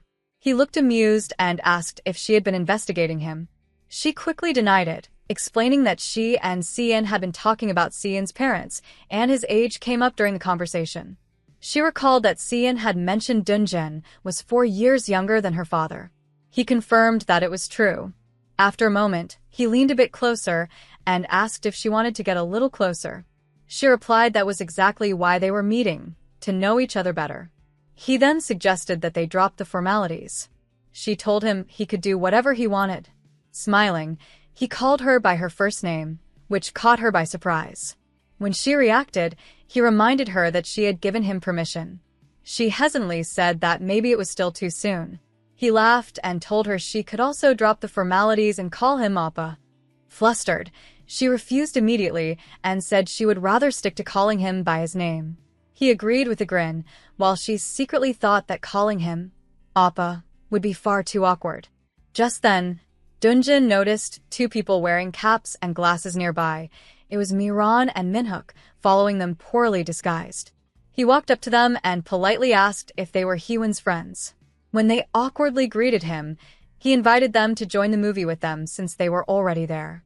They both agreed enthusiastically.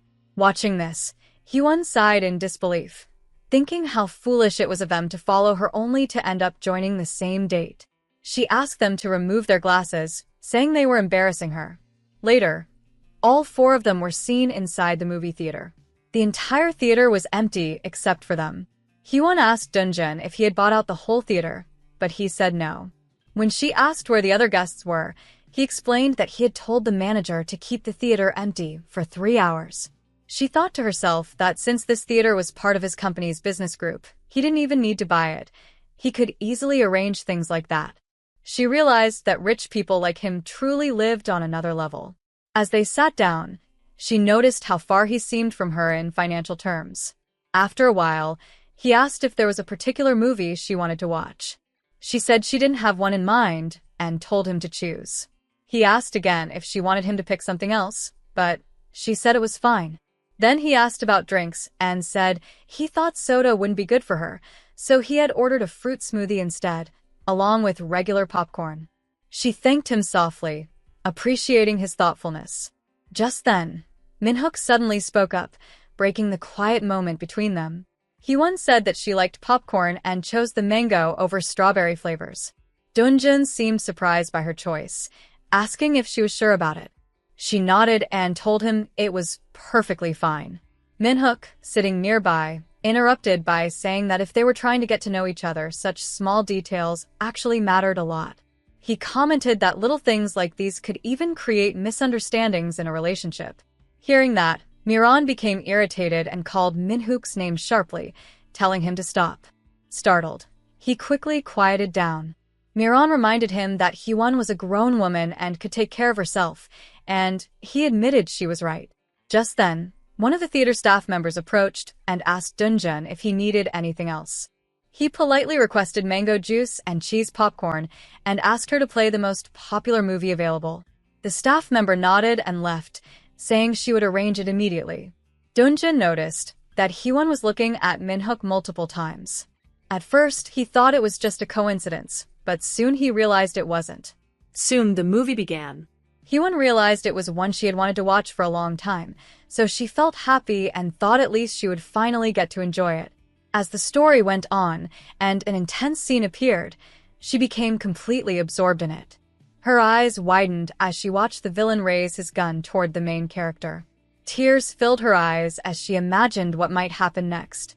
Before she could see the violent part, Dunjin suddenly reached over and covered her eyes with his hand.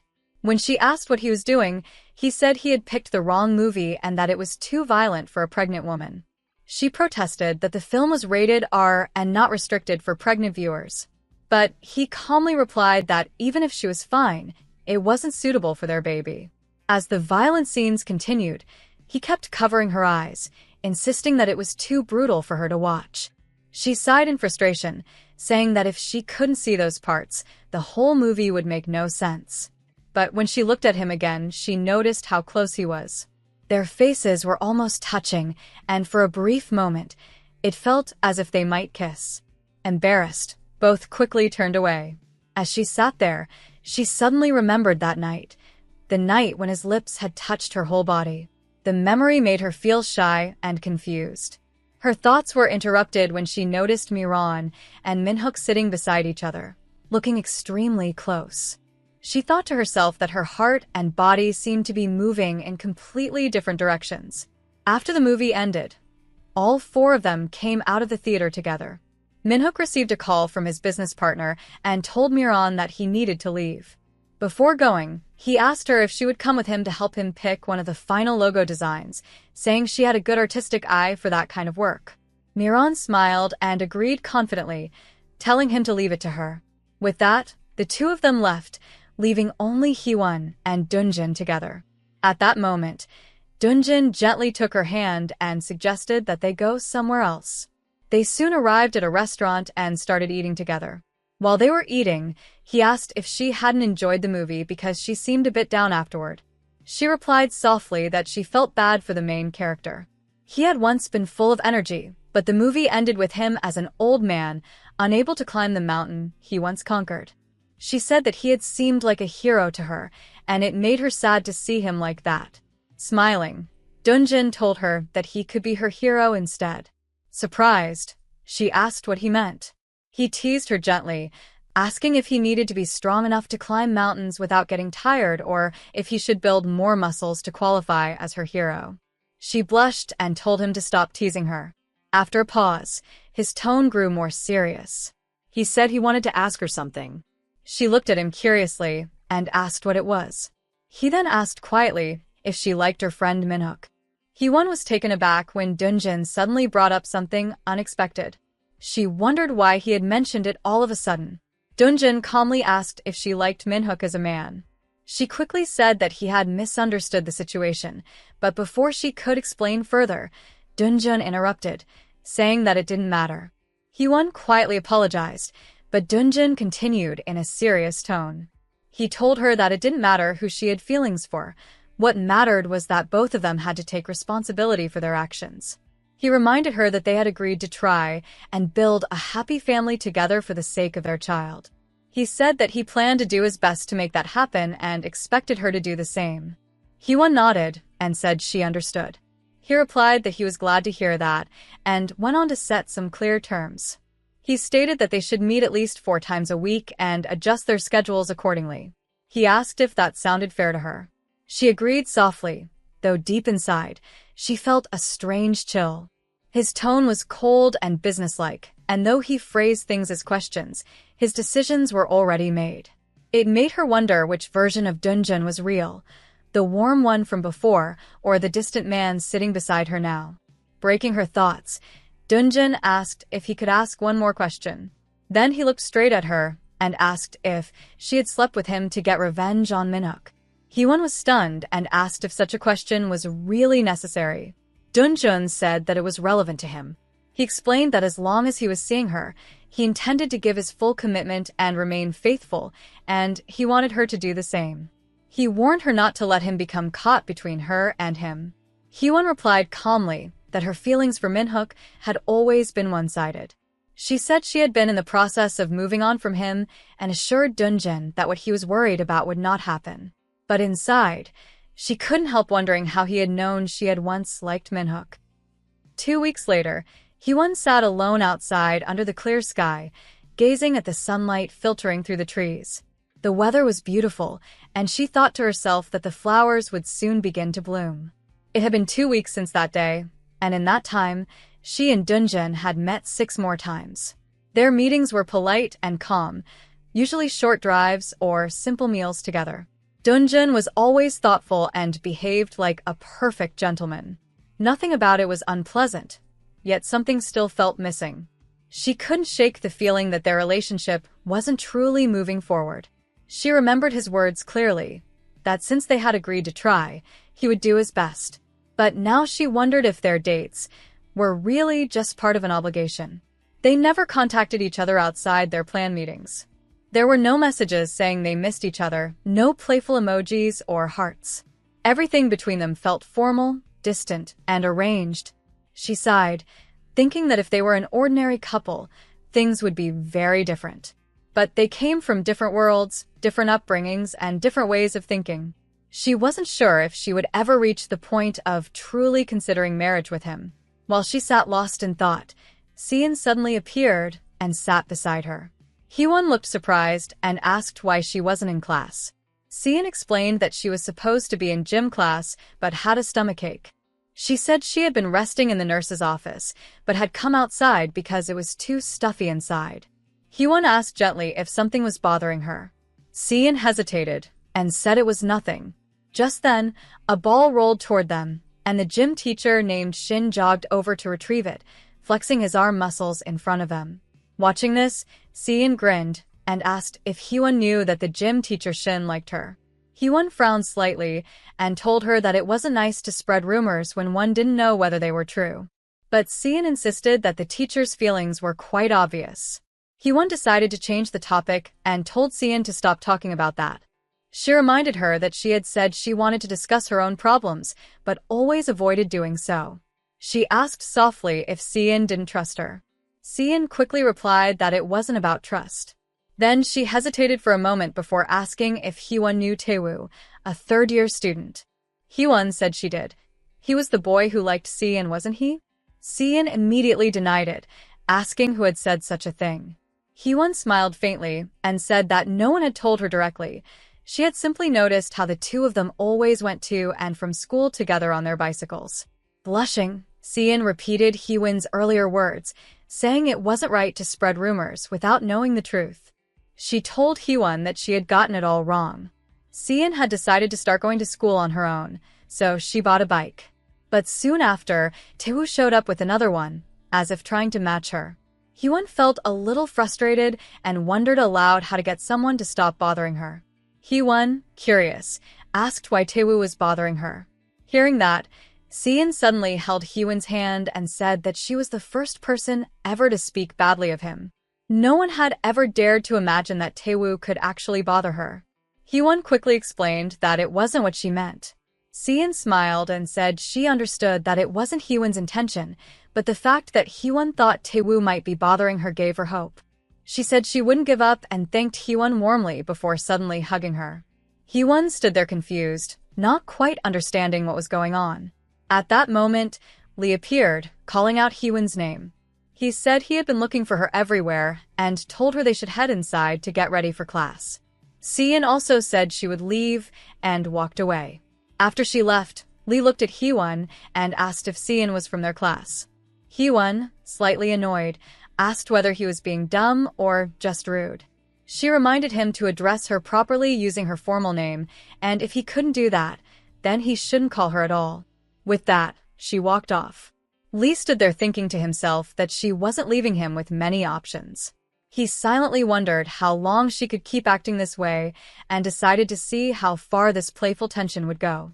Meanwhile, the scene shifted to Dunjin, who was at his office, listening to his secretary explain the details of a project. But his mind wasn't there. He was lost in thoughts of Hyewon. His memories drifted back to the day they first met. That day had been unexpected. His last meeting had ended 30 minutes earlier than planned, and he had decided to stop by a bar for a drink to unwind. He had been open to meeting someone but was also content with drinking alone. He had felt strangely impulsive and free that evening. While he was sitting there, Hyewon approached him with a confident smile, greeting him warmly. She made a teasing remark about having high standards, saying it had taken her exactly an hour to find the right person for her plan. Curious, he asked what she meant. She replied that she had been searching for the appropriate person for her plan. To Dunjin, her attitude had seemed bold and unpredictable. That was his first impression of her, someone daring and different. He was too intrigued to say no. He had been drawn to her confidence and curiosity about what her plan was. They had ordered drinks and talked for over an hour without pause. She was honest and easy to talk to, intelligent, warm, and straightforward. There was no pretense in her manner. As she listened to him with bright, attentive eyes, he had felt a strange warmth, almost as if he were being seen and cared for. Eventually, he had asked what she needed him to do for her plan. When she told him, he hadn't been repulsed or shocked. In fact, it had felt as though everything that night had been destined to happen. Soon after, the two of them had gone to a hotel together, and in that moment, both their hearts and bodies had connected. Coming back to the present, Dunjin's secretary noticed his distracted expression and asked him to focus. Snapping out of his thoughts, Dunjin suddenly asked whether he was unlikable. The secretary was caught off guard, calling it an odd question to ask out of nowhere, but after a moment replied bluntly that yes, he was unlikable. When Dunjin asked for clarification, the secretary explained that while his sharp and calculating nature was good for an executive, it wasn't ideal for a direct superior. He used to get angry even over small delays, and now he was canceling and rescheduling meetings whenever things didn't go his way. The team, the secretary added, was under pressure trying to meet his unrealistic demands. Dunjin told him that was enough, saying he understood even though the secretary was exaggerating. Then, after a pause, he asked again, this time if he was unlikable as a man, not as a boss. The secretary looked confused and asked if that was what he was really worried about. He noted that Dunjin was acting strange and asked what was wrong. Dunjin sighed and admitted that he didn't know what was wrong with him. He said it felt as if he were an umbrella left behind after the rain had stopped, no longer needed, just there without purpose. Dunjin looked at his secretary and quietly asked if he knew what it felt like to be an umbrella packed away after the rain had stopped. The secretary looked confused and asked what he meant. Dunjin explained that when someone carries an umbrella because it's raining, it's useful for a while. But once the rain ends, the umbrella becomes a burden, something that just gets in the way. That, he said, was exactly how he felt he was being treated. The secretary stared at him in disbelief and asked who could possibly make him feel that way. Then, suddenly realizing, the secretary shouted, asking if he was talking about Hyewon, if she had told him that he was useless and in the way. Dunjin shook his head and said that she hadn't used those exact words. Dunjin asked again if he is becoming old. The secretary, half joking, asked if she had at least called him old. Dunjin replied that she hadn't said that either. The secretary then sighed and said it just seemed like Hyewon didn't like him at all. They even suggested that he should try winning her interest by giving her gifts, that it would be easier to buy her affection than to chase after it. Dunjin thought to himself that he wouldn't call it showering her with presents, but he had tried giving her small things she seemed to like. Every time he attempted to do so, she made it clear that it only made her uncomfortable. He knew he had more than enough wealth to buy her anything she wanted, but none of that seemed to matter to her. So, he began to think about what he could do to genuinely earn her attention. Later, he called Seon to ask if she knew what Hyewon liked. After the call, he learned that Hyewon loved spicy rice cakes. When he mentioned this to his secretary, the secretary burst out laughing, asking if he seriously was thinking to buy her spicy rice cakes. Between laughs, the secretary teased that this was exactly why they had told him to stop working so much and start going on real dates instead. He couldn't believe that someone like Dunjin, a powerful executive, thought spicy rice cakes were the key to winning someone's heart. Annoyed, Dunjin stood up from his seat. His secretary quickly asked where he was going. Without hesitation, Dunjin replied that he was going to eat spicy rice cakes. The secretary reminded him about the upcoming meeting and the preparations for the shareholder session, but Dunjin simply said that was what a competent secretary was for.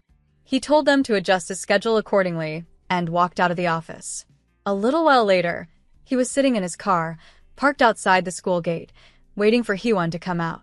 As he waited, he spotted her walking toward the gate. She looked cute as always, but his expression darkened when he saw her walking beside the gym teacher. A sharp irritation filled him, and he clenched the steering wheel, wondering who that man was and why he was with her.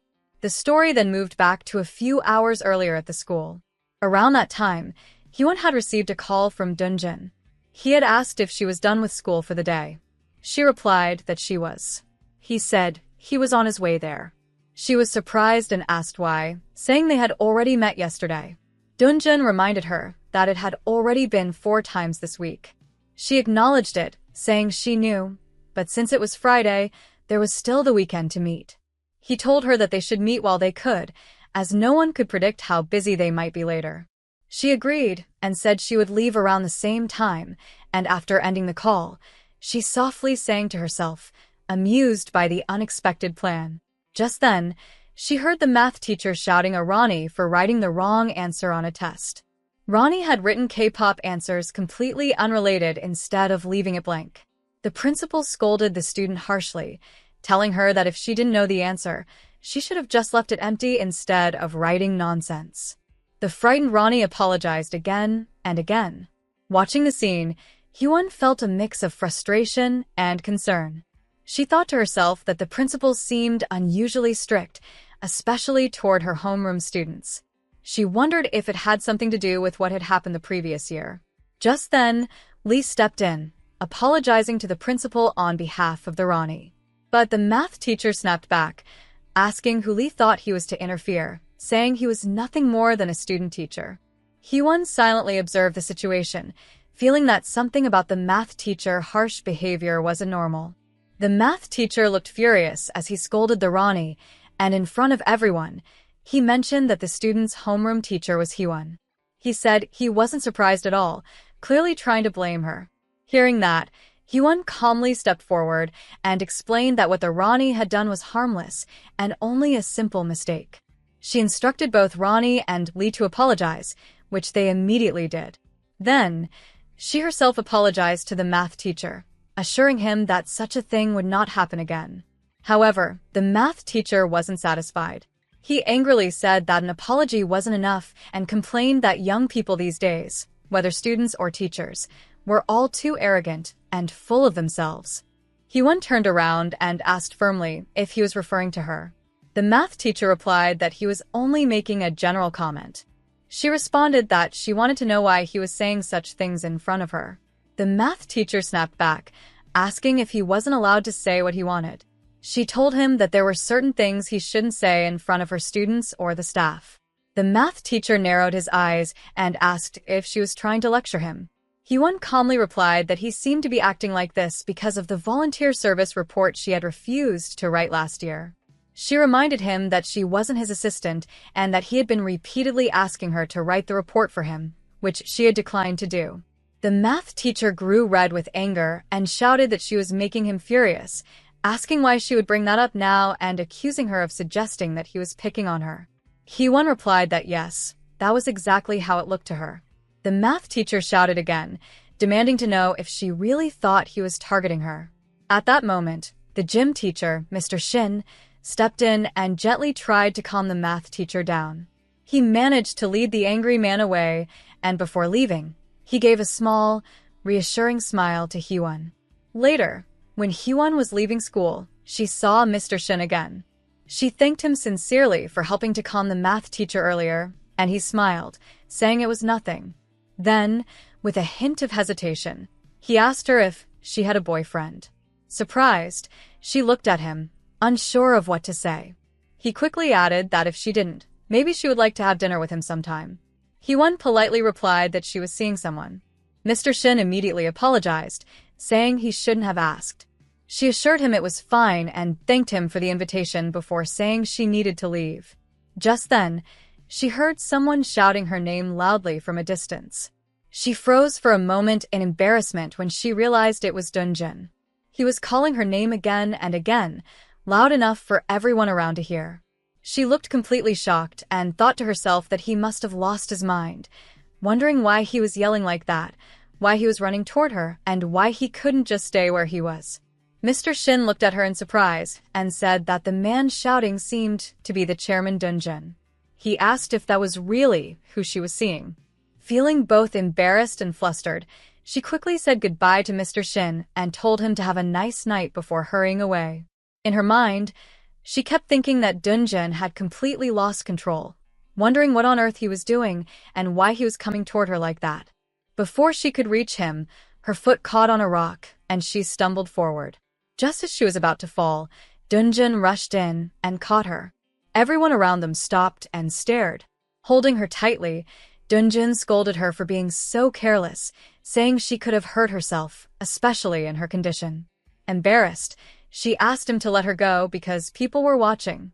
He finally released her, but immediately asked who the man was that she had just walked out of the school with. Before he could say anything more, Hyewon quickly put him toward the car to avoid more attention. Once they were inside, she turned to him angrily and demanded to know why he had called her name so loudly in public. She reminded him that everyone at the school knew who he was, so shouting like that only drew attention to them. He looked surprised and admitted that it hadn't occurred to him until that moment. He apologized, but she couldn't believe his carelessness. She asked how something so obvious could not have crossed his mind and sarcastically mentioned that the economic magazine article she read about him must have been exaggerated, the one that described him as sharp and exceptionally intelligent. He looked at her curiously and asked if she had actually been reading about him. She quickly denied it.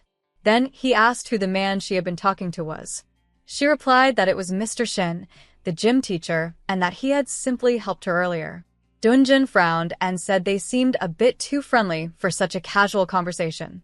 She firmly told him it was nothing, that Mr. Shin had only asked if she had a boyfriend, and she had told him she was already seeing someone. That was all. He asked her why gym teacher was curious about that. She calmly replied that it was normal for anyone to be curious about such things. She admitted that she didn't really understand Shin's feelings, so she couldn't say for sure. She added that she wasn't so plain that men would never be interested in her. Hearing that, he smiled slightly and said that was exactly why he had ended up in that situation with her. For a moment, silence filled the space between them, making the air feel awkward. Then he turned toward her and told her that until she made her final decision, he wanted her to stay committed to him. She quietly nodded and said she understood, explaining that was why she had told Shin she was already seeing someone. Hearing that, he was surprised and repeated her words, asking if she really had told Shin that she was seeing someone. Without saying anything more, He started the car and began driving. She looked at him curiously and asked where they were going. He replied that he was taking her to eat spicy rice cakes.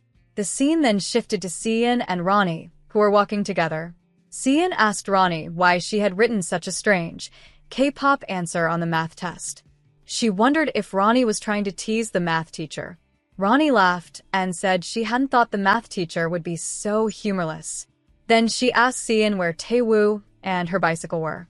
Sian replied that her precious Taewoo had a science club meeting and she mentioned that she was planning to break his bicycle. Ronnie was shocked and asked why she would even think of doing that. As they talked, a few girls nearby were whispering among themselves. Ronnie noticed and went closer to ask what was going on. One of the girls told her that just a few minutes ago, their homeroom teacher, Hee-won, had been seen in the arms of some strange man. The girls said it was crazy, and the entire group began gossiping in excitement, saying they never expected to see Hee-won like that. Many of them even said they wished they had seen it in person. At that moment, Lee appeared and told the group of girls that they should stop hanging around and head home. He reminded them that he would see them all tomorrow. Ronnie, as usual, was impressed by Lee's calm and confident attitude. She smiled and wished him a nice weekend. After that, Ronnie grabbed Sian's hand and ran after Lee, thanking him for what he had done earlier in the teacher's office. Lee said it was nothing and that he hadn't really helped much anyway. He then asked if they were heading home. Ronnie said they were planning to stop by the tutoring center first. Lee smiled and offered to buy them some spicy rice cakes to cheer them up before they went. Ronnie happily agreed, but Sian quickly refused, saying she was fine. Even after that, Ronnie kept trying to convince her friend, but suddenly she remembered she had forgotten her test papers. She panicked and said that if she didn't finish those problems, she would be in big trouble. She told them to wait for her and warned that if they ditched her, she would hate them forever. Then she ran off to retrieve her papers. Now only Sian and Lee were left together, and the air between them felt awkward. Sian wondered if she should just leave. Lee broke the silence and mentioned that she seemed quite close to Hee-won. Sian nodded and said yes, but also noted that he seemed close to her too. Lee explained that they had gone to the same college and that Hee-won trusted him a lot. Sian agreed and said that she had seen them talking sometimes, though not very often. The conversation fell silent again, and Lee thought to himself that he shouldn't push too hard. Instead, he decided to speak as if he already knew what was going on with Hee-won, hoping Sian might reveal more. He then said that he hoped she would continue to help Hee-won, since things had been tough for her lately. Sian was surprised and asked if he already knew about it too. Lee hesitated and asked what she meant. Sian said that she had just run into Hee-won at a gynecologist's clinic. Lee was startled and replied that he understood. Then Sian asked him if he was the one. Sian accepted that, then suddenly asked if that meant he wasn't the baby's father either. Lee froze in shock, struggling to process what she had just said. Trying to stay calm, he replied that of course he knew what was going on and reminded her that he and Hee-won were close and had no secrets between them. But deep down, Lee was shaken by what he had just heard. The words "baby's father" echoed in his mind, leaving him stunned and confused about what the truth really was. Sian was quietly thinking to herself. When Lee had said "the two of us," she began to wonder if that meant Hee-won's boyfriend wasn't actually her uncle. The thought confused her. She had always assumed her uncle, Dunjin, had feelings for Hee-won. She murmured to herself that if Lee was really the one Hee-won was seeing, then it must mean Hee-won would be getting married soon. Feeling a little sad for her uncle, she thought, poor uncle. Meanwhile, Lee was lost in his own thoughts. The mention of the gynecologist and the baby's father made his heart sink. He began wondering if Hee-won had really gotten herself into trouble, if she was pregnant. The idea shocked him deeply, and he didn't know what to believe. Just then, Ronnie came running back to them. The three of them, Lee, Sian, and Ronnie, started looking for a place that sold spicy rice cakes. But every restaurant they visited was closed. Even so, they kept walking through the streets, searching for any shop that might still be open. At the same time, somewhere else, Hee-won and Dunjin were sitting together inside one of the few spicy rice cake restaurants that was open. Hee-won looked around the empty place and wondered what was going on. Dunjun told her that he had heard she liked spicy rice cakes. Looking at the big portions in front of her, she asked how they were supposed to finish so much food and noticed that there weren't any other customers. Suspicious, she asked if he had rented out the whole restaurant. He calmly admitted that he had. Hee-won sighed to herself, thinking that such gestures always made her uncomfortable. She wondered how he had even found out that she liked spicy rice cakes. Still, despite her thoughts, her eyes couldn't stop staring at the food. She reminded herself that she really did love spicy rice cakes and finally decided to start eating. While she was eating, Dunjin watched her and asked if something was bothering her. He told her that if she was unhappy about something, she should just say it directly. She looked up and asked what there could possibly be to complain about when she was sitting with someone who had rented out an entire restaurant for her. He smiled faintly and said it felt like she was using her chopsticks to stab him.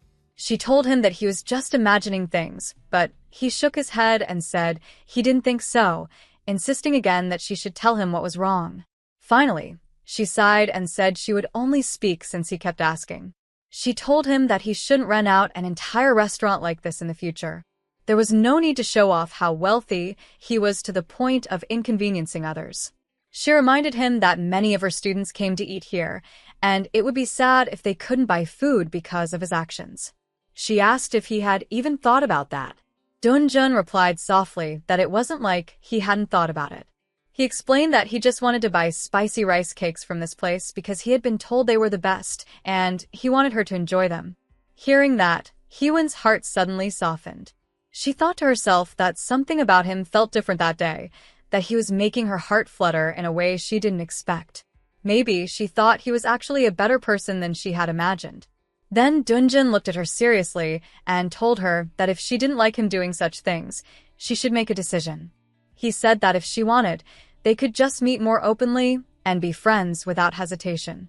Hee-won thought quietly to herself that this must be what he was really after, creating a happy family for Dunjul, which would only be possible if marriage came into the picture. But as she took another bite, all those thoughts slowly faded away. The taste was too good to ignore. She couldn't help but smile, thinking how delicious the spicy rice cakes were. Dunjin sat across from her, watching her eat happily, a gentle warmth growing in his chest as he saw her enjoying the meal he had planned so carefully. After finishing their meal, Dunjin and Hee-won got into the car to head home. As they drove, the smell of aromatic and spicy food filled the car. Dunjin recalled how, at Hee-won's request, the untouched dishes had been packed into boxes instead of thrown away. He found her adorable when she acted so frugal and caring like that. Even though he had hoped she would smile at his gesture, that small wish didn't come true. Yet, watching her eat the rice cakes with a slightly indignant expression felt just as endearing. Once they left the restaurant, Dunjin didn't want to take her home right away. Instead, he turned in the opposite direction. Normally, Hee-won never asked where they were going or what he was planning to do, but today, she seemed quieter than usual, lost in her own thoughts. They drove for quite some time, surrounded by a comfortable silence, with the city lights and beautiful night view. As he drove, his mind wandered back to their past. It had been a long time since that night, yet he still remembered the thrill of her touch and the warmth of her lips. Every time he recalled those moments, a small laugh escaped him, and whenever he saw her subconsciously touch her lips, he felt a spark of electricity, as if he were still a teenage boy. The emotions she stirred within him were something he couldn't fully understand. When he had impulsively decided to marry her after discovering she was pregnant, he had believed it was purely out of responsibility. But now, he wasn't sure if he wanted to marry her for the sake of his child or because he genuinely wanted her by his side. The line between duty and love had become blurred. It was the first time he had ever fallen so deeply for someone, and also the first time he had ever experienced such painful rejection. Returning to the present, Dunjin parked the car and noticed that Hee-won had fallen asleep. She looked uncomfortable, so he leaned closer and adjusted her seat to help her rest better. Just as he did, her eyes slowly opened. Their faces were now very close. In that quiet moment, Dunjin softly told her that if she didn't say anything by the count of 3, he would take her silence as a yes and kiss her. She said nothing. After counting to 3, he gently kissed her. For a moment, she seemed hesitant, but soon she responded, and they both shared that quiet, tender moment together. Suddenly, a phone started ringing. Hyewon quickly apologized, thinking it was his, but Dunjin smiled and told her that it was her phone vibrating. He teasingly called her darling and said that the person on the other end hadn't hung up yet, which meant the call was probably important. He added that if she didn't want to answer, he was fine with that too. Embarrassed, Hyewon quickly said she would pick it up. The call was from her father. She asked if something was wrong, and her father's voice sounded worried. He told her that her stepsister, Jaewon, had left school after morning classes but hadn't come home since. She hadn't gone to her tutoring center either, and no one could reach her. Concern filled Hyewon's voice as she asked what had happened, and her father explained that they had argued the day before. He sounded regretful and said that perhaps he should have been more patient, admitting that his own selfishness might have caused the situation. He even mentioned that he had been thinking about divorce. Hearing that, Hyewon's heart ached. She told her father not to say such things, reminding him that it would be disrespectful to her second stepmother he had married. Her words brought back a memory from her childhood. When she was 6 years old, her father had introduced her to a woman she had never met before. He had told her that he was going to marry that woman and had asked if he should go through with it. She had replied that if marrying that woman would make him happy, then he should. He had smiled then and said she was right. Coming back to the present, Hyewon's eyes softened. She understood that her father's love had always been sincere, even if it had been imperfect. And in that quiet car, beside Dunjin, her heart carried both the warmth of old memories and the confusion of new emotions she couldn't yet define. Hyewon tried to recall how she had felt back then, but the memory had grown faint. Still, she believed that at the time, she had truly thought her father would visit her often if he was happy. When he had asked for her opinion, she had told him to do what made him happy. Her father had smiled and thanked her for understanding. She had felt proud then, thinking that she had made her father happy, without realizing that her response didn't really matter to him. Back then, her first stepmother, the woman her father was about to marry, had already been carrying Hyewon's stepsister, but Hyewon had been too young to notice. No matter what she wanted, her father had already set his heart on showering his new family with love. Just as her mother used to say, her father had a lot of love to give, but sadly, her hopes of receiving it were never fulfilled. He didn't visit her often, and eventually, she simply accepted his second marriage as something natural, something beyond her control. Coming to the present, her father thanked her again over the phone and reminded her that the wedding ceremony would take place tomorrow at noon at the Alliance Wedding Hall. She told him that she already knew. He then mentioned that she should try to reach out to Jaewon, saying that Jaewon listened to her more than anyone else. She promised she would. He thanked her and apologized before asking how she was doing. She said she was fine, told him she would see him tomorrow, and hung up the call. Dunjin, who had been beside her, asked who had called. She told him it was her father. He then asked if her parents lived far away, and she quietly explained that her parents had divorced when she was 4. Her mother had lived alone since then, and now her father was preparing to marry his third wife. She added that she had 2 younger stepsisters, but her father couldn't reach the younger one at the moment. Apologizing, she said she needed to make another quick call. She immediately dialed Jaewon's number and asked where she was. Jaewon replied that she was standing in front of Hyewon's apartment. Surprised, Hyewon asked why she hadn't called first, and Jaewon simply said that she had been about to when Hyewon's call came through. Hyewon told her she would come down right away. Turning to Dunjin, she said she needed to leave and stepped out of the car. As she walked away, her thoughts grew heavy. She felt emotionally drained. Just when she had begun to hope again, reality had reminded her that she would always end up alone in the end. Before she could go far, Dunjin got out of the car and called her back, handing her the boxes of rice cakes they had brought from the restaurant. With a soft smile, he asked if she wasn't going to introduce him to her sister. She told him to just give her the boxes and leave. Seeing her expression, he gently said that her eyes looked a little swollen and added that if he had known she would be this sad, he would have stopped her from answering the phone earlier. Hee-won was startled. She hadn't told him she was sad, nor had she shown any emotion while speaking about her family.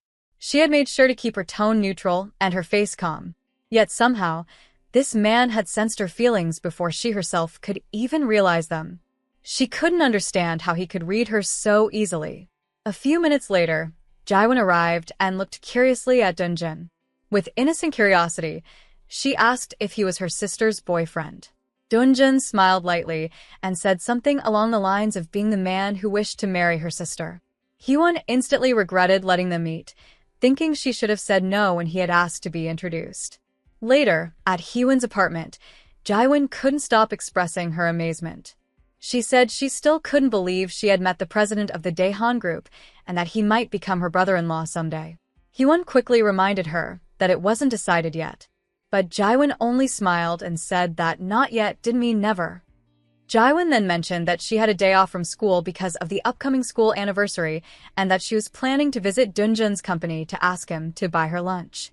Hee-won frowned and asked why she would do that.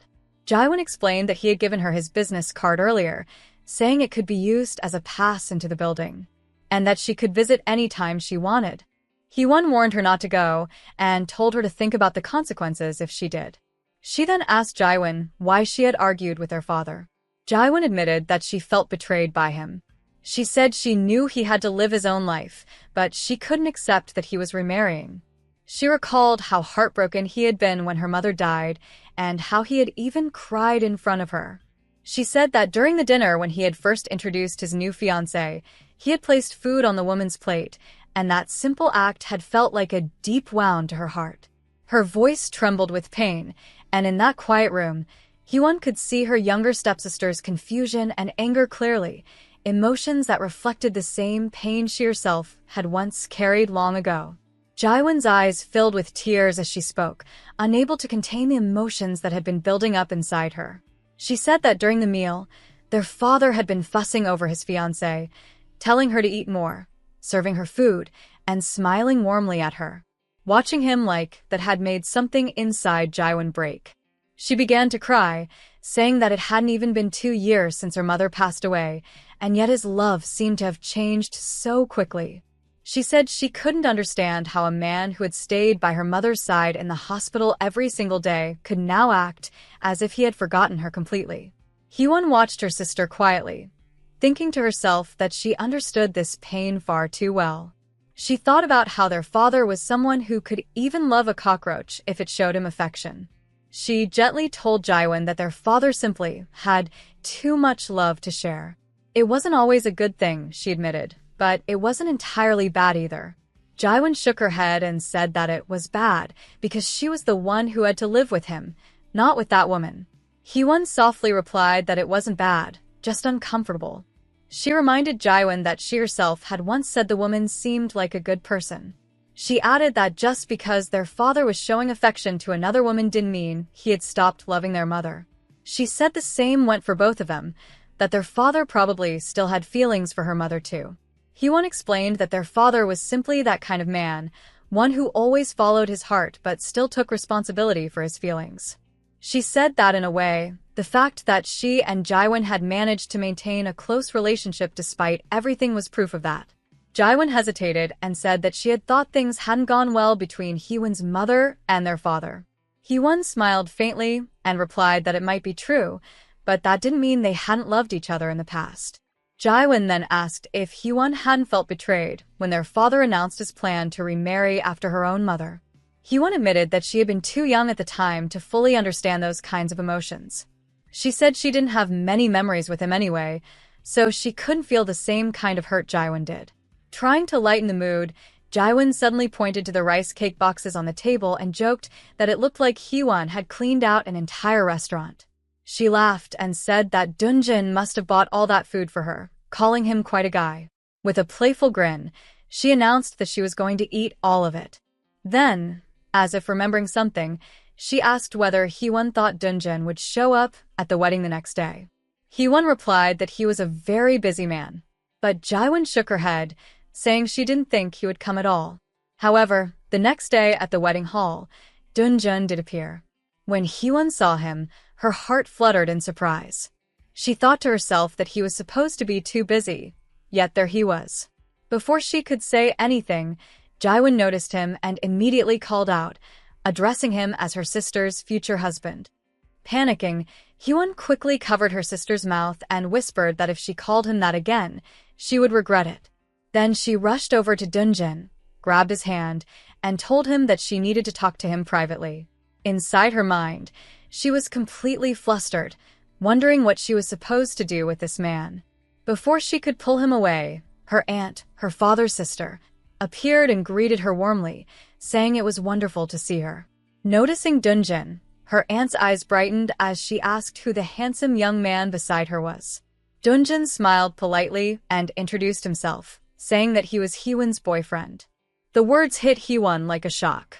Her aunt's eyes widened in surprise as she repeated the word, boyfriend, asking Hyewon if that was really true. Without waiting for an answer, she cheerfully told them both to follow her. Hyewon's thoughts raced in panic. She couldn't believe what he had just said.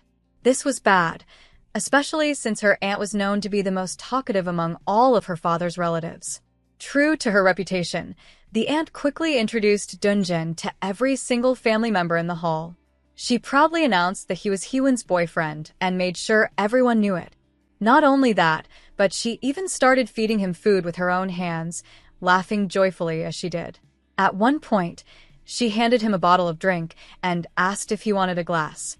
Dunjin smiled politely and said that he couldn't, since he had somewhere to be that afternoon.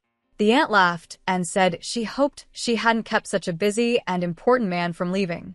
Dunjin reassured her that she hadn't and that he enjoyed gatherings like this. He added that the event had come up unexpectedly for him that day, but he would gladly attend another one next time and would happily accept a drink from her then. His charm and composure seemed to please the aunt, who agreed cheerfully.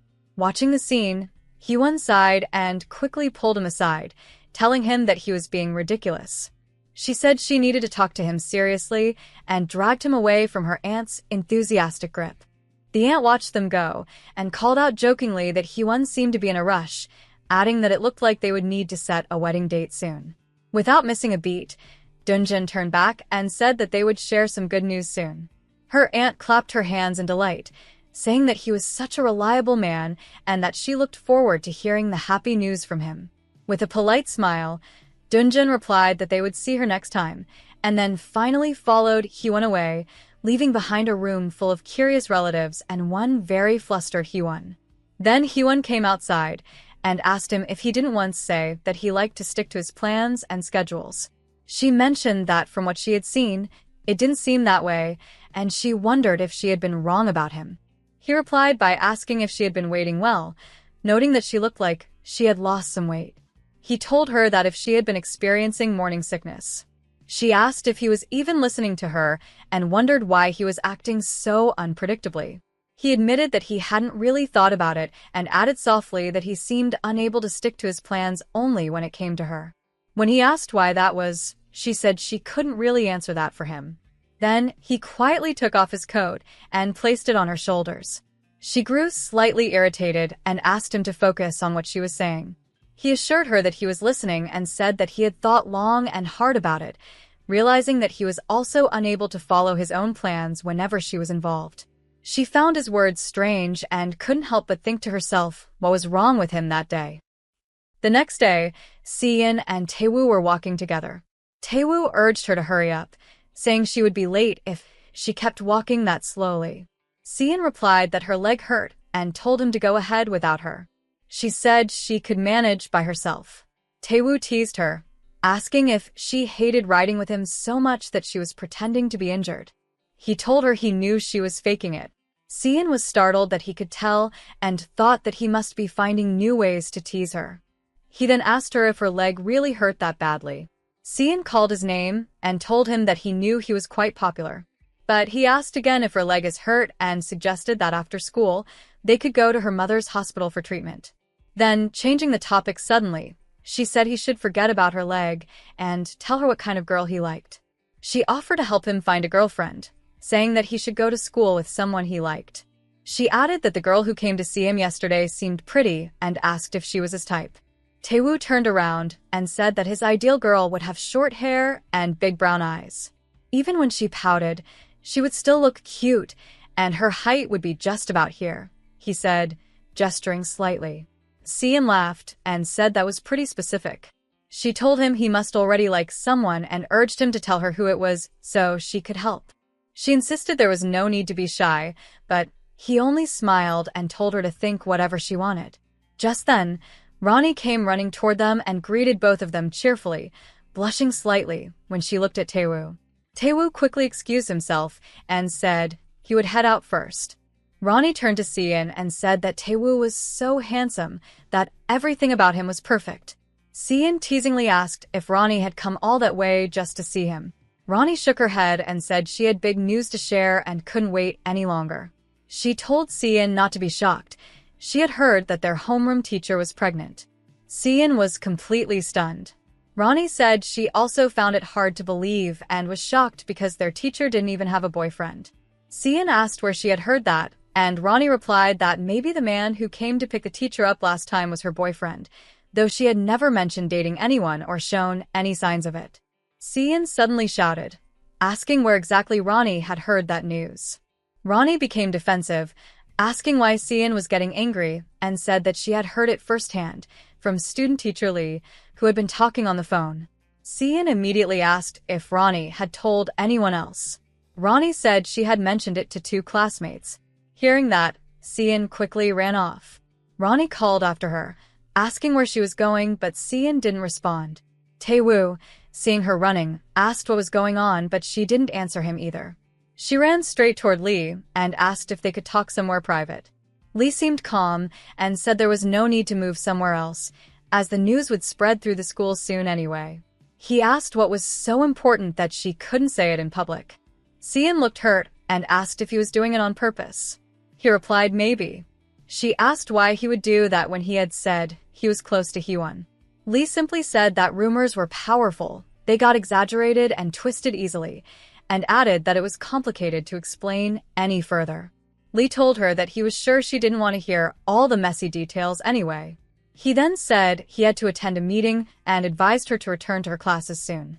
Left alone, Sian felt angry with herself. Her eyes filled with tears as she thought about what she had done. She blamed herself completely, thinking that none of this would have happened if she had just stayed quiet. At that moment, Hyewon came to her and greeted her softly. Seeing her, Sian broke down and apologized through her tears. Later, in the principal's office, Hyewon stood silently as the principal spoke to her in a serious tone. The principal asked if she was aware of what was going on in the school and how she had been conducting herself lately. He wanted to know how things had gotten so out of control that such rumors were spreading about her. Hyewon lowered her head and apologized. The principal then asked why she wasn't denying the rumors if they were false. He said that he wanted to know the truth and urged Hyewon to find a way to stop the gossip before it went beyond the school walls. The principal warned her that if the rumors leaked outside, it would not only destroy her personal reputation but also damage the image of the entire school. He reminded Hyewon that their institution was a prestigious academy founded by the Daehan Foundation, attended mostly by students from wealthy families. If word spread that a promiscuous female teacher worked there, it would cause outrage among parents and likely lead to disciplinary action for immoral conduct. Hyewon nodded and said she understood. The principal dismissed her, saying she could go. As Hyewon stepped out of the office, the math teacher was standing nearby. He looked at her with disgust and said that he had known she would end up in a scandal like this, calling her a shameful woman. Hyewon walked away silently, her mind filled with noise. The rumor had already spread through the entire school like wildfire. Everywhere she went, she could hear people whispering about her. She couldn't bring herself to deny the rumors, because doing so would mean denying her own child's existence. Lying about it would go against her conscience. She thought about resigning, knowing that if she didn't, she would eventually be fired anyway. But then she began to panic. If she lost her job, what would she do?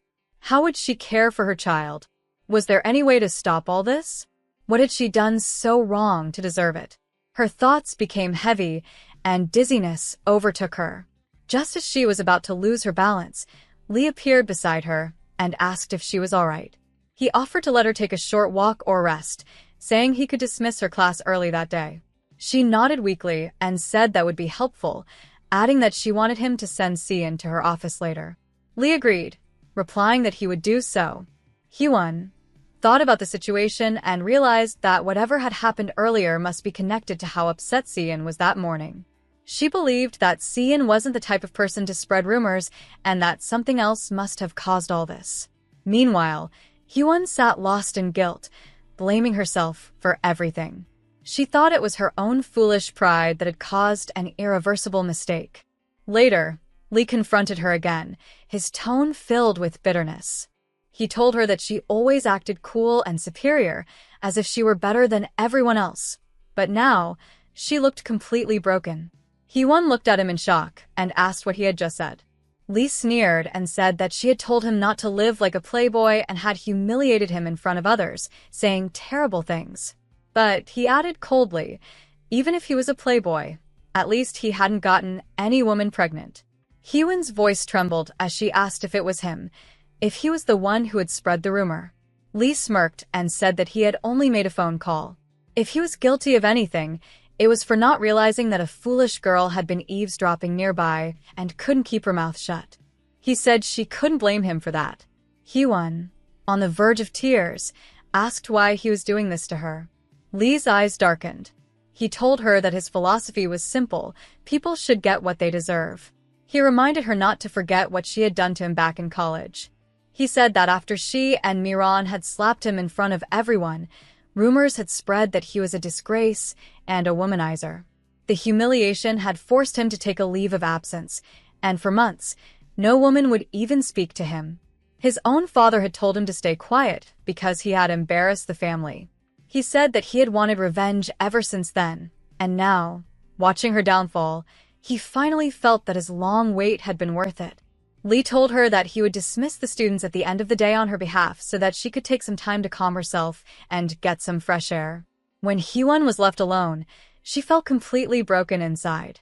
The next morning, when she woke up, a heavy thought crossed her mind. She didn't even want to go to school. The rumors about her were still spreading like dust in the air that refused to settle. For the first time since she had become a teacher, she dreaded standing in front of her students. Her dignity had fallen to its lowest point, and she just wanted to hide from the painful reality. She couldn't stop thinking about her situation. Even though her relationship with Dunjin wasn't one built on love, she wondered if they could still become a proper family for the sake of their child. She thought that maybe they could live a quiet, stable life together, even if love was missing. When she finally reached the school, she reminded herself of her 3 years of hard work and dedication. Teaching had always given her pride and joy, and she didn't want that to be taken away so easily. Deep inside, she thought about borrowing Dunjin's influence to keep her job a little longer, but even thinking about it made her feel like she was lowering herself too much. She decided that she needed to stay strong. Marrying someone for selfish reasons would not only hurt her and Dunjin, but it would also be unfair to their child. Outside the classroom, Lee asked if she wasn't going in, and she nodded before stepping inside. She greeted her students with a forced smile and began teaching as usual. But in the middle of her class, one of the students' mothers, Yoon-soo, suddenly entered the room. Hyewon greeted her politely and said that since class was in progress, she should wait in the staff room until it was over. However, Yoon-soo reacted angrily. She said she couldn't just sit and wait while someone like Hyewon was still teaching. She accused her of being unfit for her job and said she had some nerve to stand in front of students after all that had happened. Hyewon tried to remain calm, but Yoon-soo demanded that they continue the conversation in the principal's office. She grabbed Hyewon's hand and began pulling her out of the classroom. Hyewon noticed the shocked faces of her students watching the scene. Thinking it would be better not to make things worse, she quietly told Lee to take over the class and followed Yoon-soo outside. Once they were in the hallway, Yoon-soo confronted her harshly, asking what she thought she was doing. Hyewon bowed her head and apologized sincerely, saying she was sorry for causing concern. But Yoon-soo wasn't satisfied. She said that an apology wasn't enough. As a teacher, Hyewon should have known how to keep her personal life private. Now, because of her, Embarrassing rumors were spreading among the students. Yoon-soo accused her of having no shame and said it was a joke that she still dared to show her face and pretend everything was normal. She ordered her to come to the principal's office immediately, saying there was nothing more to discuss. Inside the classroom, Seon had overheard everything. Her heart pounded with worry as she quickly took out her phone and called Dunjin, explaining what had happened and asking him to help Hyewon right away. Yoon-soo went to meet the principal with an angry expression on her face. She reminded the principal that her husband was deeply interested in the school's development. The vice principal stood beside her quietly while Yoon-soo asked if they were aware of that fact. The principal immediately agreed, saying she knew it very well. Yoon-soo explained that her husband had even planned to visit in person, but she had stopped him because he was busy at work. Then she demanded to know what the principal planned to do about the current issue. The principal hesitated and said they were still not sure how the rumor had spread. But Yoon-soo interrupted sharply, saying she didn't care how the rumor started. What mattered to her was finding out if there was any truth behind it. Then she pointed toward Hyewon and said the source of the problem was standing right there. She ordered the principal to check the truth immediately. The principal turned to Hyewon and asked what she had to say for herself. Hyewon remained calm and said she wanted to apologize for the rumor, as it was not a good influence on the students. She said that if the school wished for her resignation because of it, she was willing to do so. However, she requested to take a temporary leave first instead of stepping down suddenly, since it would be hard for the students to lose their homeroom teacher so abruptly. Yoon-soo became irritated and said that Hyewon did not seem to understand the question. She repeated that they were asking if the rumor was true or not. Hyewon quietly replied that it did not really matter whether the rumor was true. She reminded Yoon-soo that she had come because she was concerned about the students' learning, and if that was the case, then they should stay focused on what truly mattered, the students. Yoon-soo grew angrier, feeling as if Hyewon was telling her to mind her own business. Her voice rose as she shouted at the principal, accusing Hyewon of hurting Yoon-soo's feelings. She said she could not stay calm knowing that a woman like Hyewon was her son's teacher. The principal tried to calm her down, but Yoon-soo continued, warning that if her husband found out about this issue, it could cause serious trouble. She reminded them how much money her husband donated to the school and said she could easily request a meeting with the board of directors if needed. Just then, the door opened, and Dunjin entered the principal's office. The principal rushed to greet him, surprised by his sudden visit. Dunjin asked if he had just heard correctly that they were talking about calling a board meeting and wanted to know what was going on. The principal looked nervous and told him to take a seat first. Dunjin then turned to Hyewon and gently asked if she was feeling all right, mentioning that she had said earlier she wasn't feeling well. His words shocked both Yoon-soo and the principal. Then, in a low voice, he told Hyewon to just play along with him. He looked at his secretary and asked whether this student's mother, referring to Yoon-soo, wanted to call for a board meeting. The secretary replied that his schedule was already full until the end of May. Dunjin sighed and said it would be hard to adjust anything now, especially since their wedding was set for April. He mentioned that he had already asked his secretary to rearrange his schedule to make time for the wedding. The principal, startled, repeated the word wedding. Dunjin calmly explained that it seemed Hyewon hadn't told anyone yet. He said he had asked her to make it public since strange rumors were spreading, but she didn't want to because she feared it might make other teachers uncomfortable. He smiled slightly and added that she was thoughtful like that. The principal, still stunned, asked what he meant, whether he and Hyewon were getting married. Dunjin confirmed it, saying that Hyewon had wanted to keep the marriage secret for as long as possible. She found teaching very meaningful and was worried that marrying him might negatively affect her position at the school. The principal immediately assured him that it wouldn't cause any problems and that the school would be delighted if the woman who was about to become his wife of chairman wanted to continue working there. Dunjin then said it was unfortunate that such a ridiculous rumor had ruined their plans. He added that Hyewon had been very stressed for the past 2 days because of it. The principal agreed and said she had already planned to investigate and find out who had spread such a nasty rumor. Dunjin calmly said that there was no need to take things any further. But the principal, still uneasy, replied that they must get to the bottom of the situation and promised to find whoever had spread such rumors, ensuring that person would never repeat such behavior again. Dunjin, however, stopped her and said he first wanted to know why Yoon-soo had wanted to call a board meeting. Yoon-soo hesitated for a moment before trying to explain, but before she could continue, Dunjin asked if her reason was related to Hyewon.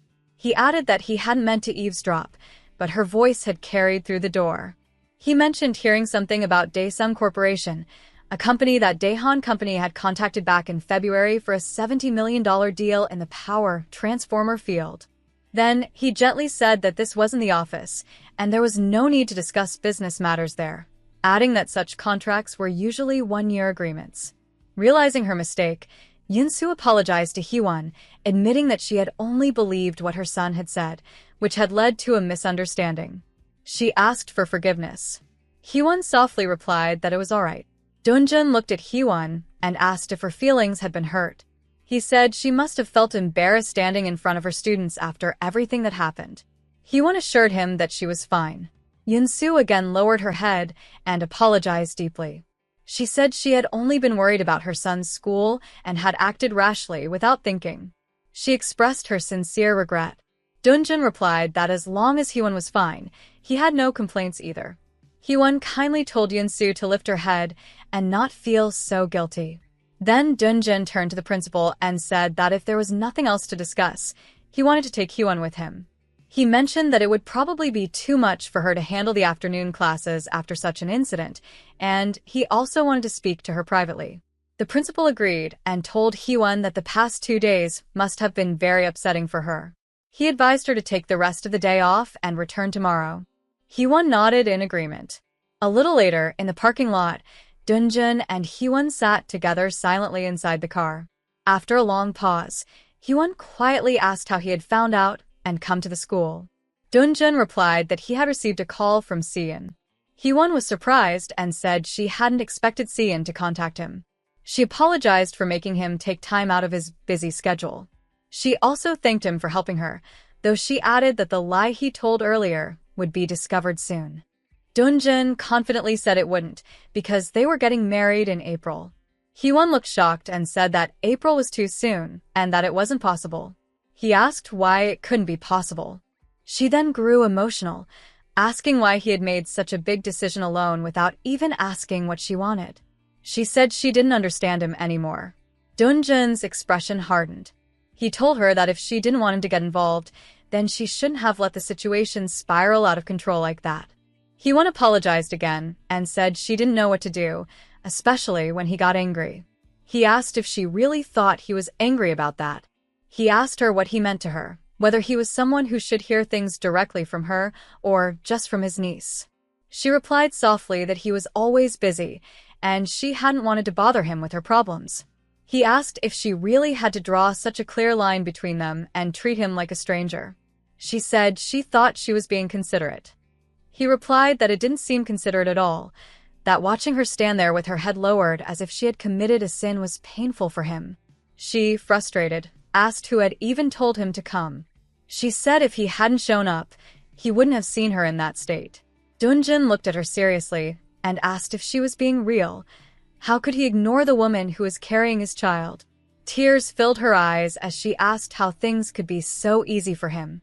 She said she knew he had a strong sense of responsibility, but what had happened between them had only been a one-night mistake. She said he didn't even truly know who she was, and yet he wanted to marry her just because she was carrying his child. Her voice broke as she began to cry. Hyewon told him that being with him wasn't easy for her. She said that even though her heart cared for him, she didn't feel comfortable. Seeing her so upset, Dunjin tried to calm her down. He gently said that he wasn't angry at her and softly pulled her into his arms, apologizing for upsetting her. He told her not to cry. Tears streamed down her face as she asked why he was being so kind to her. She wondered if he even knew how much she had been holding back her tears all this time. He calmly told her that if she could let everything out, then maybe they could talk properly. Between sobs, she apologized for ruining his suit with her tears. Dunjin smiled slightly and told her not to worry about it. She nervously commented that his suit looked expensive and she could have it dry cleaned for him. He chuckled and said that this particular suit wasn't something one could simply drop off at the cleaners. Surprised, she asked if it couldn't be dry cleaned, and he replied that it couldn't, but added that there was one way to make up for it. When she asked what that was, he looked at her and said that if she agreed to marry him, they could call it even. Hyewon looked at him in confusion and asked what marriage had to do with his suit. He grinned and replied that suits and weddings went hand in hand, so they weren't unrelated. She realized he was teasing her and asked if he was joking. He said playfully that maybe he was. She looked at him seriously and told him not to tease her because she was being honest about her feelings. He smiled again and said that teasing her was fun, which made her blush a little. She quietly said that no one had ever said something like that to her before. Then Dunjin grew serious and asked if she could finally tell him the real reason she didn't want to marry him, excluding the obvious one, that they didn't love each other yet. He said that love was something that could grow after marriage. Hyewon lowered her eyes and admitted that she was scared. She said she was afraid their relationship wouldn't last. She understood that marriage might be best for their child, but she wasn't sure if it was truly best for the two of them. Dunjin looked at her firmly and told her that he was sure of it. He said she only needed to trust him, that he would do everything in his power to make it work, and that she shouldn't be afraid. He asked her to marry him in April. Hyewon hesitated and said that April was too soon. But Dunjin told her not to worry about anything, that he was more capable than she thought, and that all she had to do was say yes. He gently kissed her forehead and reminded her that she still hadn't given him an answer. When she stayed silent, he playfully said that if she didn't respond in 3 seconds, he would take her silence as a yes. He began counting 1, 2, while she flusteredly told him to wait. But before she could finish her words, he leaned in and kissed her. Later that night, Hyewon lay on her bed, staring at the ceiling, lost in thought. She couldn't believe what had happened. She thought to herself that it had been a crazy day. Had she really agreed to marry him? She remembered the way he had counted to 3 and kissed her before she could respond. She smiled faintly and wondered if marrying someone who would kiss her like that every day would really be so bad. Then she quickly shook her head, scolding herself in her mind to snap out of it. She thought about his words, that she didn't need to be scared, but no matter how much she tried, she couldn't shake off her fear. She knew that a marriage like theirs probably had a higher chance of failing than succeeding. Still, since she hadn't said no, she had no plans to back out either. Just then, Minhook knocked on her door and called her name, saying he was coming in. He entered and looked at her worriedly, saying that she looked terrible and asking what was wrong. Hyewon frowned and asked what was wrong with the way she looked, then scolded him for coming into her room without permission. He explained that he had called out several times, but she hadn't answered. He said he thought she might have fallen asleep or wasn't feeling well, especially since he heard she had left work early. He looked closer at her and asked if she had been crying. She quickly denied it and told him not to touch her, threatening that she would bite him if he did. Minhook sighed and asked why she was acting so defensive when he was only worried about her. Then he told her to wash up and come outside because he had brought chicken. A few minutes later, Hyewon came out and looked around, asking where Miran was. Minhook told her that he had asked Miran to buy the chicken, but her family meeting was taking longer than expected, so she would arrive soon. Hyewon looked surprised and said that Miran hadn't mentioned any family meeting to her. She wondered aloud if Miran had been forced into a blind date. Minhook looked at her curiously and asked if she was talking about Miran going on a blind date. Hyewon blinked in surprise and asked how he knew about that. Minhook smirked slightly and replied that triplets always share secrets. Then he looked at her again and asked gently why she had cried. Hyewon quickly looked away and said that she hadn't. Hyewon looked at him with calm eyes as he mentioned that she should have done something about her puffy eyes. Before she could lie about it, she brushed it off and said they should talk about him instead. When he asked what there was to talk about, she teasingly questioned whether he was really going to let Miran go on blind dates like that.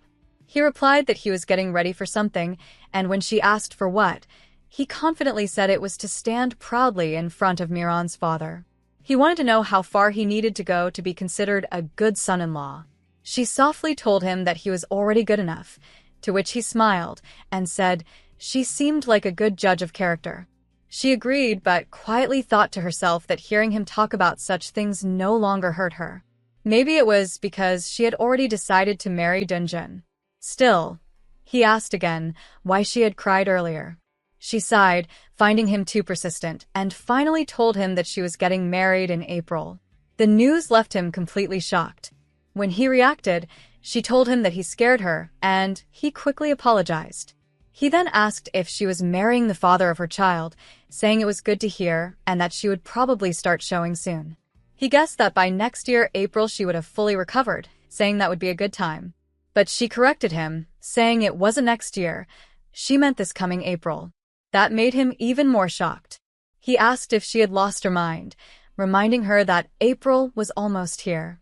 She calmly replied that it had just happened today. He couldn't believe it and asked how she could plan a wedding in just a few days, wondering if her child father had decided it for her. She told him it wasn't her child father's fault and tried to explain that the situation was complicated.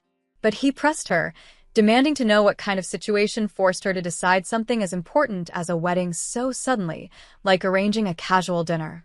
At that moment, Miran appeared and asked what they were doing. Hyewon quickly said that Miran was back and that they were doing nothing.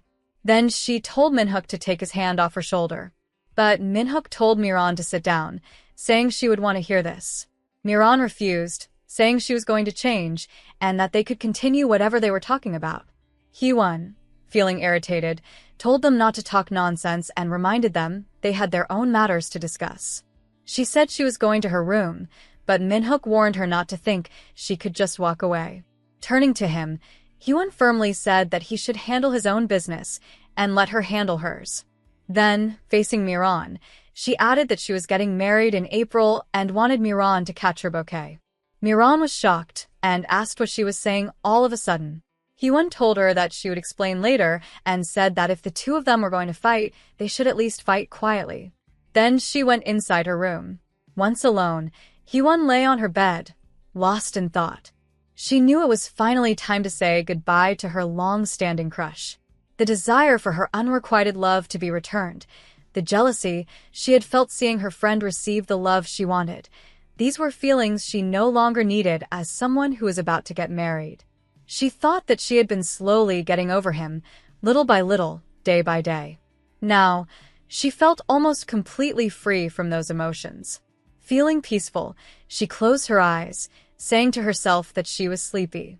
The next day, the scene shifted to the school. Sean told Ronnie to stop worrying and just act normally, but Ronnie still looked uneasy. Sean thought that things had finally settled down at school. That afternoon, the principal had made an announcement, and the students had stopped spreading rumors. It seemed Ronnie had been called to the principal's office and given a long lecture.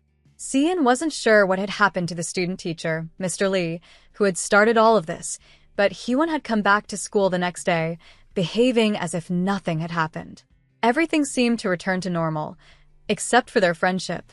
Hyewon told Ronnie that it was fine, and that they should just go back to how things used to be. She wondered why Ronnie was acting so awkward, saying they didn't even need to argue.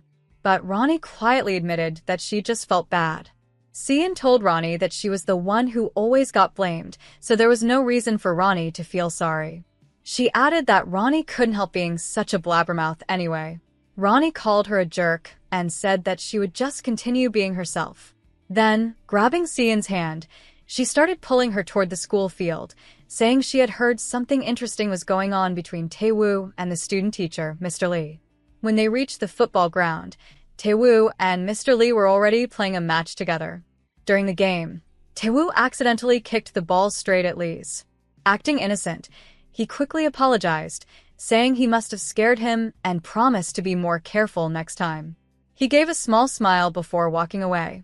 Ronnie and Seon stood at the edge of the field, watching the boys play. Ronnie pointed out that Lee and Taewoo seemed to be on different teams. Seon wondered aloud why everyone looked so tense, asking if there was some kind of teenage drama happening. Ronnie told her that she had heard Taewoo was the one who had asked Mr. Lee to play. Seon frowned, confused about why Taewoo would choose to play with a teacher. Ronnie smirked and said that Seon really didn't know the reason. She explained that after Seon had left that morning, Taewoo had come to her, asking if something had happened to Seon. Ronnie said she had told him everything. After hearing that, Taewoo suggested having this match. According to her, the look in his eyes was so fierce that it seemed like he was ready to burn Lee to ashes. Seon tried to brush it off, saying that Taewoo just always looked like that. But then Ronnie paused, her eyes widening as she claimed to have figured something out. She said she believed Taewoo liked Seon. Seon was startled and told her she sounded ridiculous. But Ronnie insisted she was sure. She said that if it were anyone else, she wouldn't give up on her crush, but since it was Seon, she would. Seon shook her head, saying Ronnie was talking nonsense and that Taewoo was probably just upset at the time.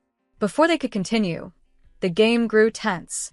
Taewoo made another strong kick that hit Mr. Lee in the face again, but this time, it also scored a goal. Ronnie gasped, asking if Mr. Lee had just been hit again. Taewoo rushed over to check on him, saying he was sorry and hadn't meant it. But Lee glared at him, accusing him of doing it on purpose. Taewoo looked puzzled and asked why he would do that. Lee angrily said that he should have realized it earlier when Taewoo kept aiming the ball his way. He suddenly remembered that Taewoo was the boy who came to school with Seon and accused him of doing this because of her. He demanded to know why Taewoo was messing with him. Taewoo calmly replied that he didn't know what Lee was talking about and asked if the teacher had done something wrong to Seon. Lee firmly said he hadn't. Taewoo then sarcastically agreed, saying of course not, and added that any man who tricked his students into sharing information didn't deserve to be called a teacher. Lee's face turned red with anger. He grabbed Taewoo by the collar, shouting at him. Taewoo smirked and warned him to think twice before causing a scene, reminding him that all the students were watching. He added that from the outside, it looked like Lee was just an angry, sore loser who couldn't accept defeat. Realizing the attention they were drawing, Lee quickly forced a smile and told everyone that everything was fine. Taewoo also turned to the students and announced loudly that since their teacher had lost the match, he had promised to buy everyone burgers. The students cheered excitedly, shouting out their orders. Some wanted combo meals, others asked for chicken tenders, and many shouted more requests all at once. Lee stood frozen, realizing he couldn't back out now. Inwardly, he sighed, thinking that he had probably spent all his money for the month. Watching from the side, Ronnie whispered to Seon that Lee was being so generous. But Seon didn't reply. She seemed lost to her thoughts. The next day, Hyewon was seen walking through the school hallway early in the morning. The principal greeted her kindly, saying it was nice to see her arrive early and wishing her a good day. She smiled politely and wished him the same before continuing down the hall. The math teacher also smiled warmly at Hyewon and greeted her politely. She returned the greeting, trying to keep her tone calm and respectful. The teacher then told her that he knew he might sound repetitive, but if he had ever hurt her feelings before, he sincerely wanted to apologize. He promised to be more careful with his words and actions in the future. Hyewon simply nodded in response, appreciating the gesture. After that, she went to the staff room. As she walked inside, she couldn't help but think to herself that she had expected something like this to happen, but it still felt so uncomfortable. Everyone around her was treating her with extra care, as if they were walking on eggshells. Even though several days had already passed, they still acted unnaturally polite. She felt as lonely as she did when all the rumors about her were spreading. Just then, Teacher Kim approached her and asked if she was free that evening. She wondered if she would like to have dinner together. Later, they were shown sitting outside. Kim asked if there was anything specific she wanted to eat and hesitated before asking whether she had morning sickness. She quickly apologized, saying he might have crossed a line. Hyewon smiled softly and said it was fine. She explained that maybe pregnancy suited her, as she didn't have any morning sickness at all. Kim looked relieved and said that was good to hear. Hyewon thanked her, and when Kim asked what for, she replied that it was for everything. Kim gave a small laugh and said people could be so silly sometimes. She added that no matter what situation a person was in, they were still the same person, but she admitted that she had been tiptoeing around her lately and realized there was no reason to do that. She apologized for acting that way. Hyewon told her it was fine and said she understood. She explained that even she found it difficult to accept her own situation, so she could imagine how strange it must have been for others. Kim told her that she was too kind and said he didn't understand why she had been so hesitant to approach her these past few days. Then she asked what she would like to have for dinner and if she was ready to share details about her relationship. Hee-won smiled faintly and said there wasn't much to tell. Just then, her phone rang. It was Dunjin calling. When she picked up, he asked if he should come pick her up around 6. She suddenly realized she had forgotten what day it was. He told her not to worry and said he would meet her in front of the school. She agreed and they ended the call. Kim asked curiously if that was the chairman who had called. When Hee-won confirmed, Kim teased that their conversation had sounded a bit too dry. She said he knew she wasn't the type to act overly sweet, but he had expected at least a word like honey or something similar. Hee-won laughed awkwardly and then apologized, saying she would have to cancel their dinner plans that night. She explained that she had been so happy to talk with her again that she forgot she already had another engagement. Kim told her not to worry about it at all and said they could go out to eat another time. She smiled and added that she was probably going somewhere with Dunjin that evening, saying she was a bit jealous. Hee-won smiled quietly, thinking to herself that yes, she was indeed going to meet his parents that night. Later, Hee-won and Dunjin were shown in the car together, heading to meet his father. She nervously asked him what kind of person his father was, what his personality was like, and what he liked. She said she wasn't asking just to earn points, but wanted to make a good first impression. Dunjin told her not to worry about his parents. When he noticed her growing quiet, he asked if she felt uncomfortable. She said she was fine, but deep down, she was nervous. She realized that his mother would be there too. She hadn't expected that, and her heart began to race. She thought about how she was about to meet the president of Daehan Group, something she never imagined would happen. The thought of facing such powerful people made her anxious. She wondered what kind of people his parents were and whether they would like someone like her. Her imagination ran wild. She remembered scenes from dramas where the rich mother rejected the poor female lead, saying she wasn't worthy and even throwing an envelope full of money at her to leave her son. She imagined the father shouting that he wouldn't accept any child she might have and ordering her to take the envelope and disappear. The thoughts made her hands tremble. She worried about what would happen to her and her baby if things went badly. For a moment, she even wondered if she should just run away abroad. Before she could spiral further, Dunjin gently took her hand and asked what she was thinking so seriously about. Lost in thought, she accidentally blurted out that she was thinking of taking the envelope. Realizing what she had just said, she quickly corrected herself, trying to explain what she meant. Dunjin looked at her with a soft smile and said that she was just nervous, wasn't she? Hee-won tried to assure him that he didn't have to worry about her parents, but deep inside, she was extremely nervous. Dunjin noticed her tense expression and asked why she looked so serious. Trying to ease the moment, she curiously asked how many siblings he had, wondering if there were any others besides Seon's father. Dunjin replied that it was just the two of them. He added that he had many cousins, though he wasn't particularly close to them. Hee-won asked if he wasn't on good terms with them, and he said no, but then added that it wouldn't be too hard for him to run if needed. His words confused her.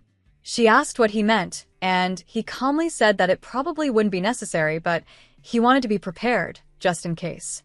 He told her that if he ever said they needed to run away, she shouldn't worry about whether it was rude or not. She just had to trust him and follow. Those words made Hee-won even more nervous. She couldn't help but wonder what kind of situation would make him think about running away. But Dunjin reassured her that it wasn't something serious, just that he didn't want to get caught up in anything troublesome. Hee-won still looked puzzled and asked if he was really thinking about running away, but also telling her not to worry.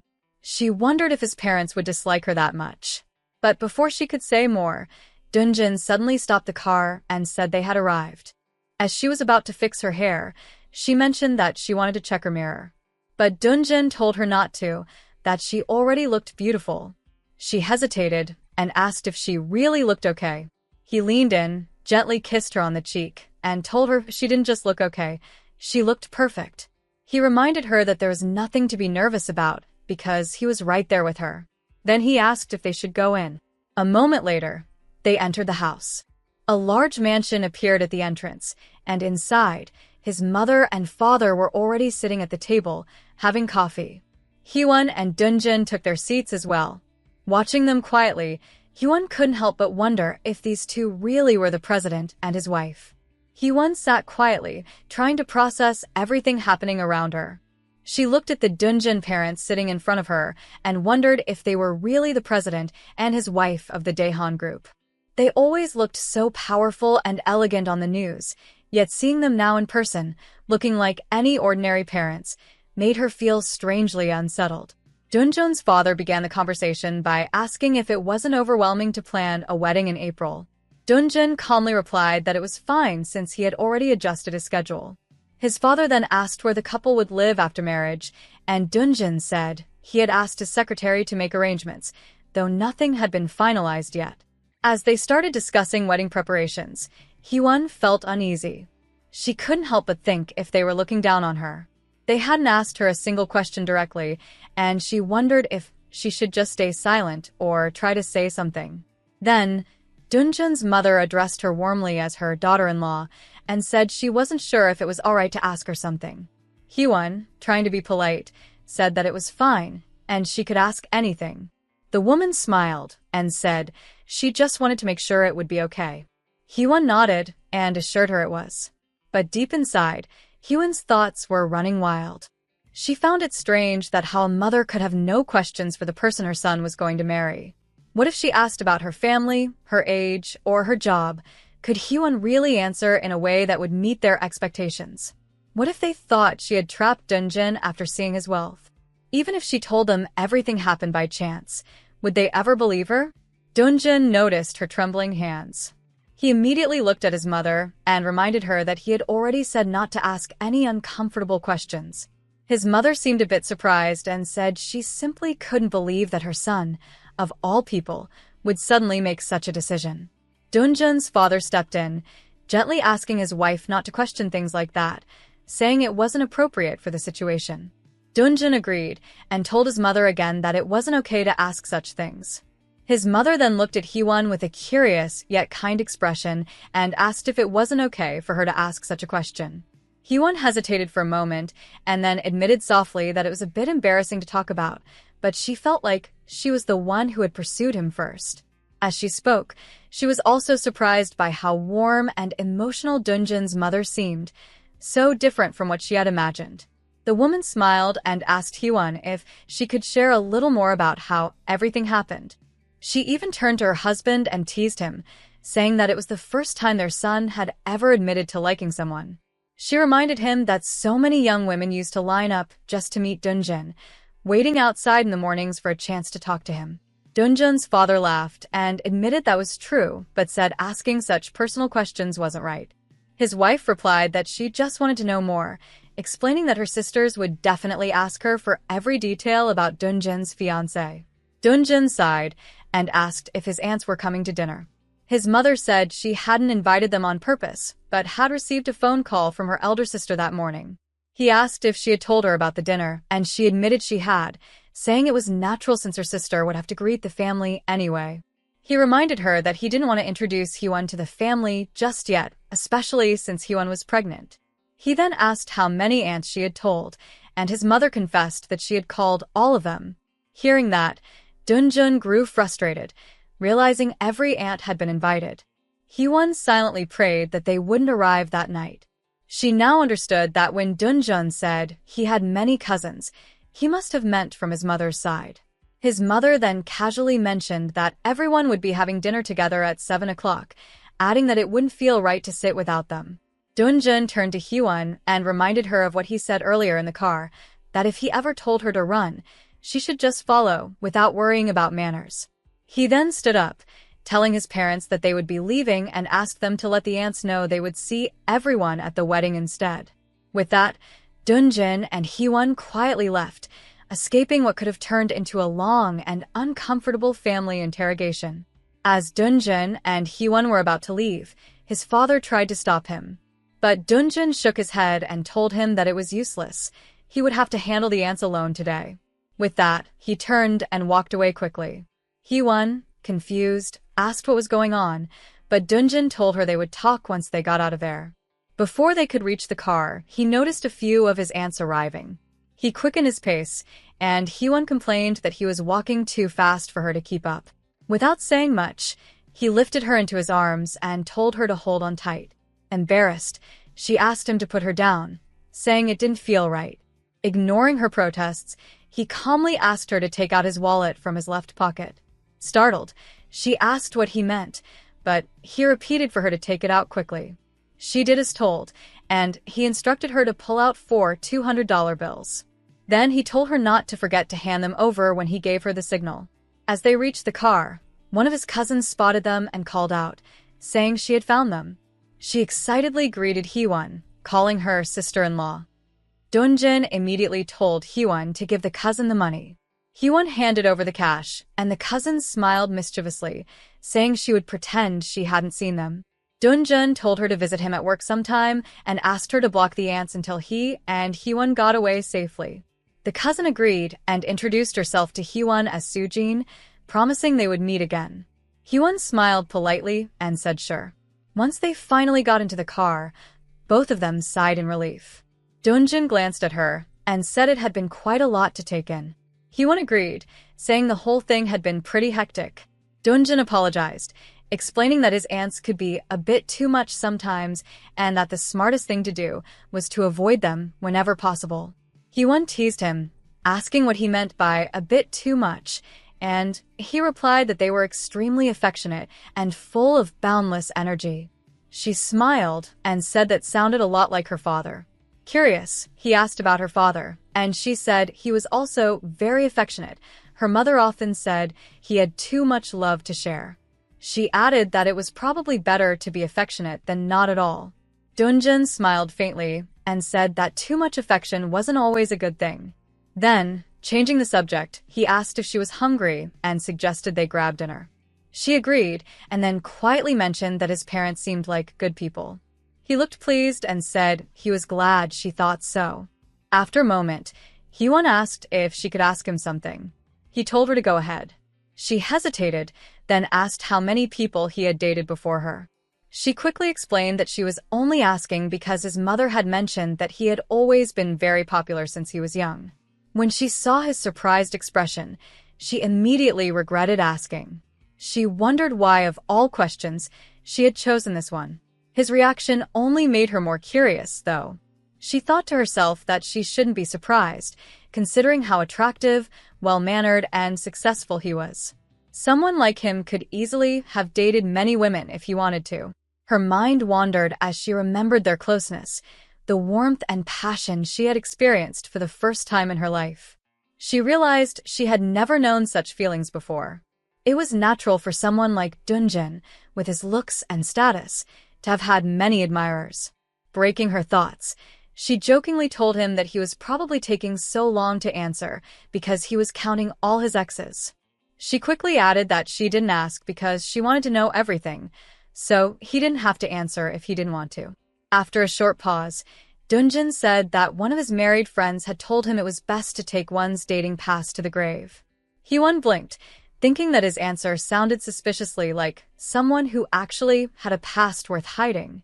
He then said he was thinking about whether he should talk about what barely counted as a past or just tell the truth.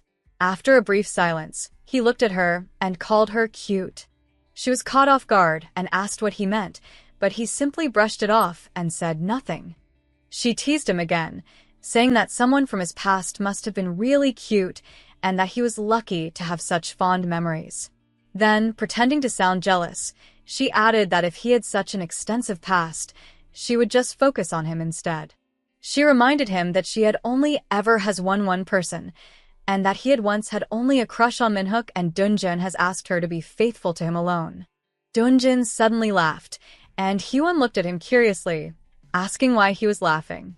He smiled quietly, his expression softening as the tension between them slowly faded away. Dunjin told Hyewon that she was only hoping their child would be cute if he or she took after him. Hearing that, Hyewon frowned and asked why he would suddenly say something like that, accusing him of changing the subject. He laughed nervously and said she looked cute whenever she got mad, but she calmly replied that she wasn't angry. He said he was relieved to hear that. After a short pause, Dunjin mentioned that about 4 years ago, he had dated someone named Haemi. Hee-won froze for a moment, surprised by his sudden confession, and asked what he meant. He explained that he was talking about his past, that the relationship had lasted only 2 months, and during that time, they had gone on just 5 dates. He said he often had to reschedule because of work, and soon after, Haemi had ended things. Hee-won repeated the name in disbelief and asked if he really meant that Haemi, the actress. When he confirmed, she was shocked and asked again, saying she couldn't believe that he had dated the famous actress. She repeated his words slowly, saying that he had rescheduled his dates with a woman like her because he was too busy. She couldn't understand how anyone could find that stressful. Dunjin calmly explained that at the time, he had just started learning the family business, and his schedule was tight. He said Haemi would often call or visit him without any real reason, and it started to interfere with his plans, which made him feel pressured. Hee-won couldn't believe it and asked how he could find it stressful to have such a beautiful woman constantly giving him attention. He admitted that she was indeed very gorgeous, and Hee-won remarked that most men in Korea would probably think she was stunning. Dunjin simply nodded and said that maybe, but back then, he didn't like his plans being interrupted. Hee-won silently thought about what he said. She remembered that he liked to stick to his schedule, yet he had often changed his plans for her. That made her wonder if she was an exception for him. From the day they met until now, nothing between them had gone according to plan, and she guessed it was probably because of their baby. Breaking her thoughts, Dunjin suggested they stop by the mall on their way. When she asked why, he said he didn't know what kind of gift to give her mother for dinner tomorrow and wanted her advice. She told him that her mother wasn't like most other mothers. Curious, he asked if her mother had a peculiar taste and told her to just say what it was so he could do his best to get it. Hee-won smiled softly and said that flowers would be just fine. Dunjin nodded and agreed, saying that flowers it would be. Meanwhile, Seon was on her way home, but her mind was still filled with thoughts of what Ronnie had told her, that Taewoo might like her. She also remembered Taewoo once describing his ideal type, which only made her more confused. As she walked, a girl suddenly stopped her and asked if she was Seon. Surprised, Seon said yes and asked who she was. The girl introduced herself as Dae-hi, and Seon recognized her as Taewoo's second neighbor. Realizing why she was there, Seon asked if she had come because of Taewoo, and Dae-hi admitted that she had. Seon suggested that they shouldn't talk while standing outside, and invited her to a nearby cafe known for its good cakes. Dae-hi agreed, and they both went inside. After ordering, Seon asked if Dae-hi was free on Saturday.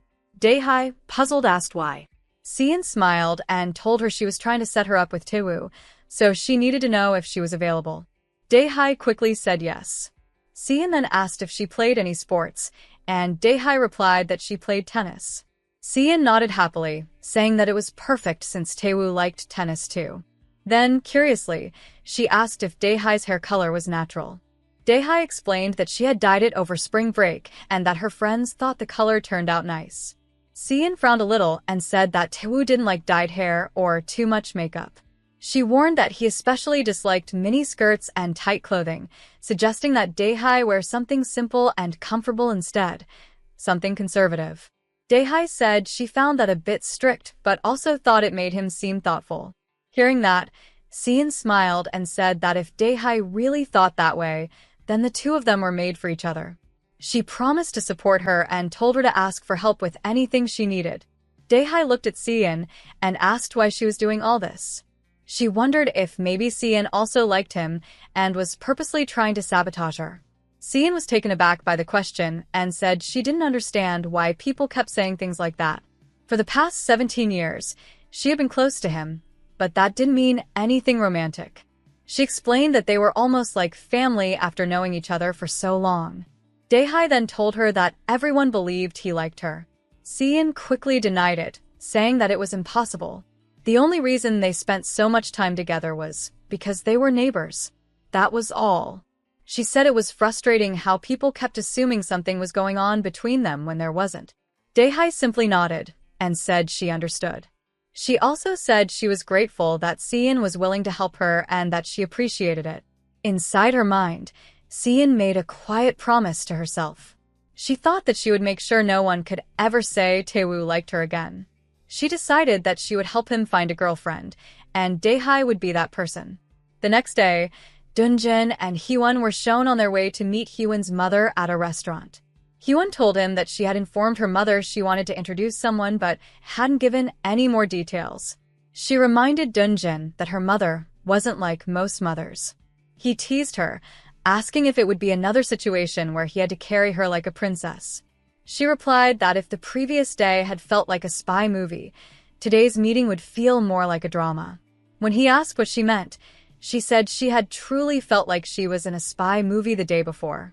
When they arrived, he suggested that they go inside. They held hands as they approached her mother. Dunjin greeted her politely and introduced himself. Her mother also greeted him and asked them to sit. As they took their seats, Hyewon silently noticed how quiet her mother was. Then, breaking the silence, her mother suddenly asked if she was pregnant. Dunjin immediately apologized and admitted that it was all his fault.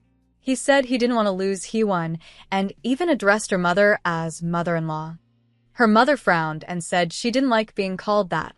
Hyewon then told her mother that they planned to get married in April.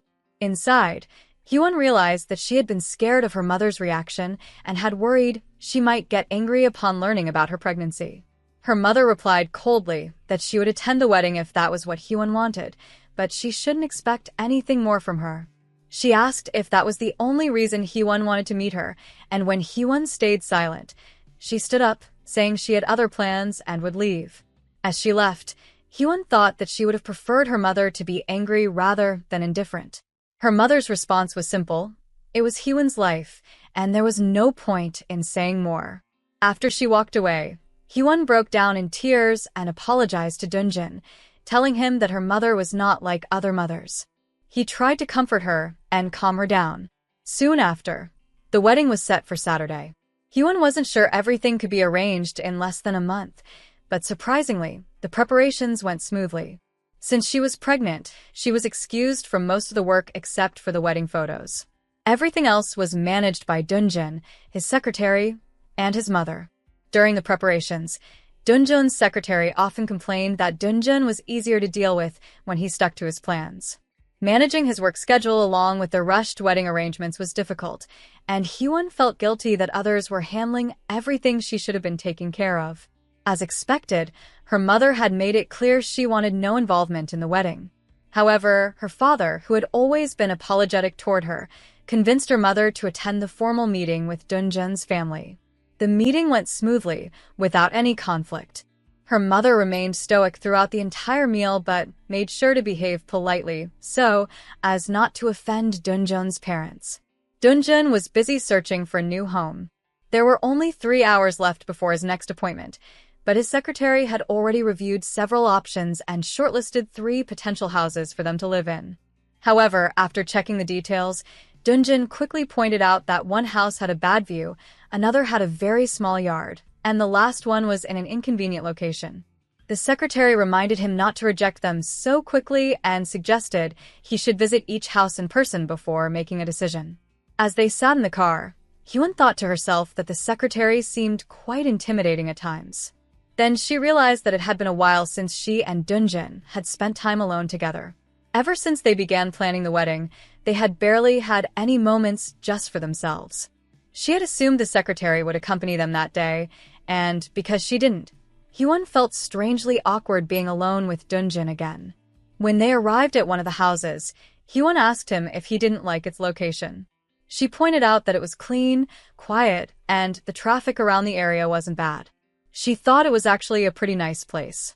But Dunjin replied that his brother lived nearby, and that made him hesitant. Then, glancing at the yard, he said it looked large enough for several kids to run around. Hyewon teased him, asking if he was already planning for more children by himself. Dunjin laughed and said he was only thinking about Dunjul having friends over. Hyewon couldn't help but think how frustrating it was that he never got flustered no matter what she said. Trying to change the subject, she suggested that they go inside and look around. Once they stepped in, she noticed how dark it was and said they should turn on the lights. When she turned toward him, she found him watching her intently. He slowly started walking closer. She grew nervous and told him they should focus on turning the lights on, but he continued to move closer. Thinking he was about to kiss her, she quickly closed her eyes. But instead of kissing her, he reached past her and flipped the light switch behind her back. The lights came on, and she opened her eyes, feeling extremely embarrassed when she realized there had been a switch right behind her. Flustered, she said he could have at least mentioned it. He asked teasingly if she had been expecting something else. She denied it, saying that nobody should act like that just to turn on the lights, and told him to move. But instead, he took her hand and admitted that he had actually wanted to do something else. He then asked if she had put on perfume. She asked why, and he said it was because she smelled good every time he came closer to her. He told her that her scent was soft but so alluring that it made him want her even more. Before she could say anything, he leaned in and kissed her. Just then, a noise came from behind them. When they turned around, they saw a little child standing there, staring at them. Both of them froze in shock and embarrassment. Hyewon quickly pushed Dunjin away and hurried to the child, asking who she was.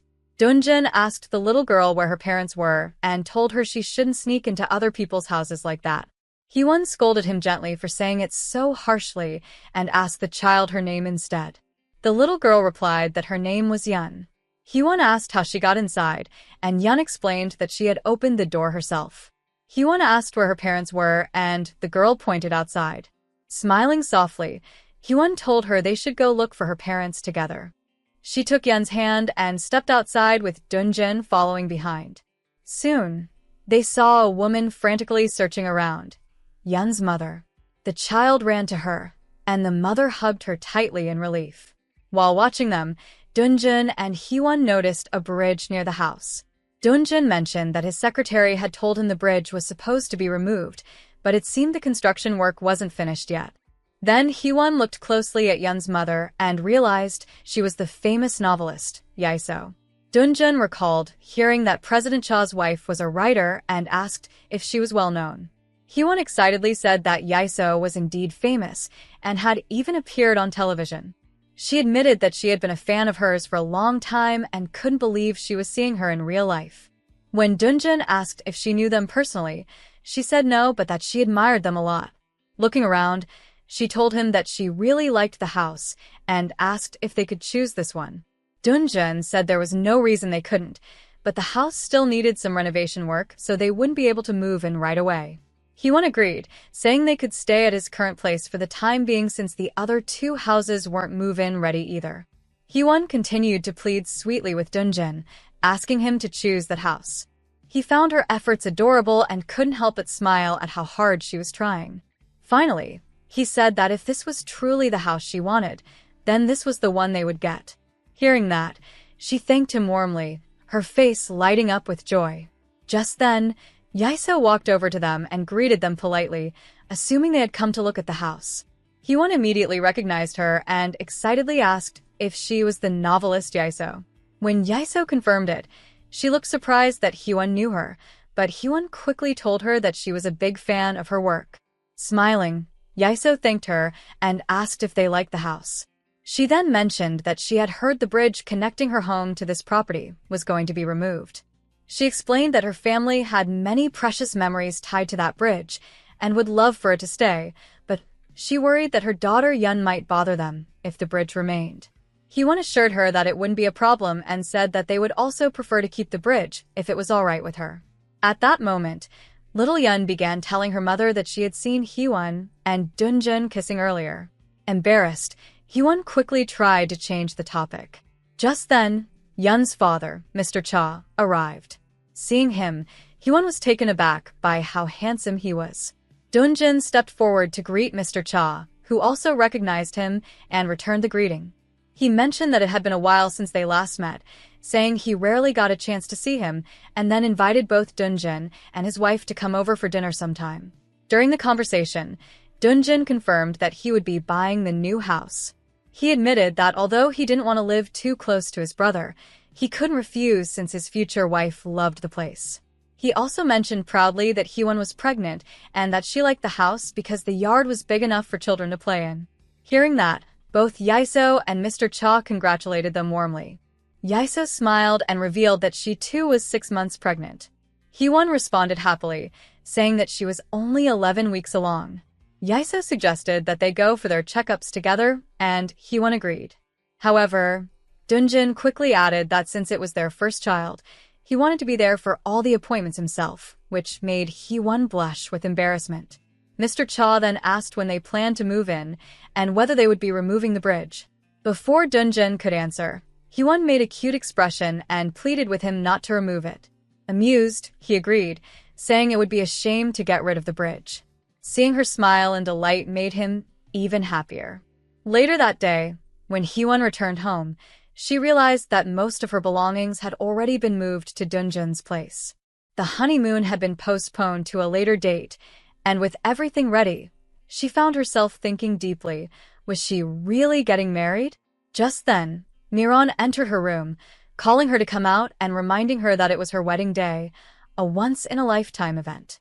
She told Hee-won that she should look her best and insisted on giving her a special facial mask massage in honor of her wedding. As they prepared for the massage, Miran asked whether they had found a place to live and if she liked it. Hee-won smiled and said yes, then excitedly mentioned that their new neighbor was none other than Yaiso, the novelist they both loved. She reminded Miran how she used to cry while reading Yaiso's stories. Miran was shocked and asked if she was serious. Then, half-jokingly, she said that Hee-won's happiness had made her father want to drag her back home. Hee-won told her that her father just wanted her to come home, but Miran replied that the only reason he had let her stay out was because he knew she'd be moving in with Hee-won. She then sighed dramatically, saying that Hee-won had ruined her freedom by getting pregnant. Hee-won apologized and teased her by suggesting that she and Minhook should just get married too. Miran quickly replied that Minhook hadn't proposed yet, so how could they marry? Hee-won laughed and said she could always propose first, adding that she never imagined Miran would care so much about formalities. Blushing, Miran told her to be quiet and lie down as she prepared to apply the mask. Hee-won didn't stop teasing her and asked whether she had truly never thought about marrying Minhook. Miran grew quiet for a moment and then admitted that it wasn't so simple. When it came to Minhook, she said, she often felt smaller and less confident, as if she wasn't herself when she was with him. Hearing that, Hee-won gently told her to be confident and reminded her that Minhook loved her much more than she realized, speaking to her as a close and caring friend.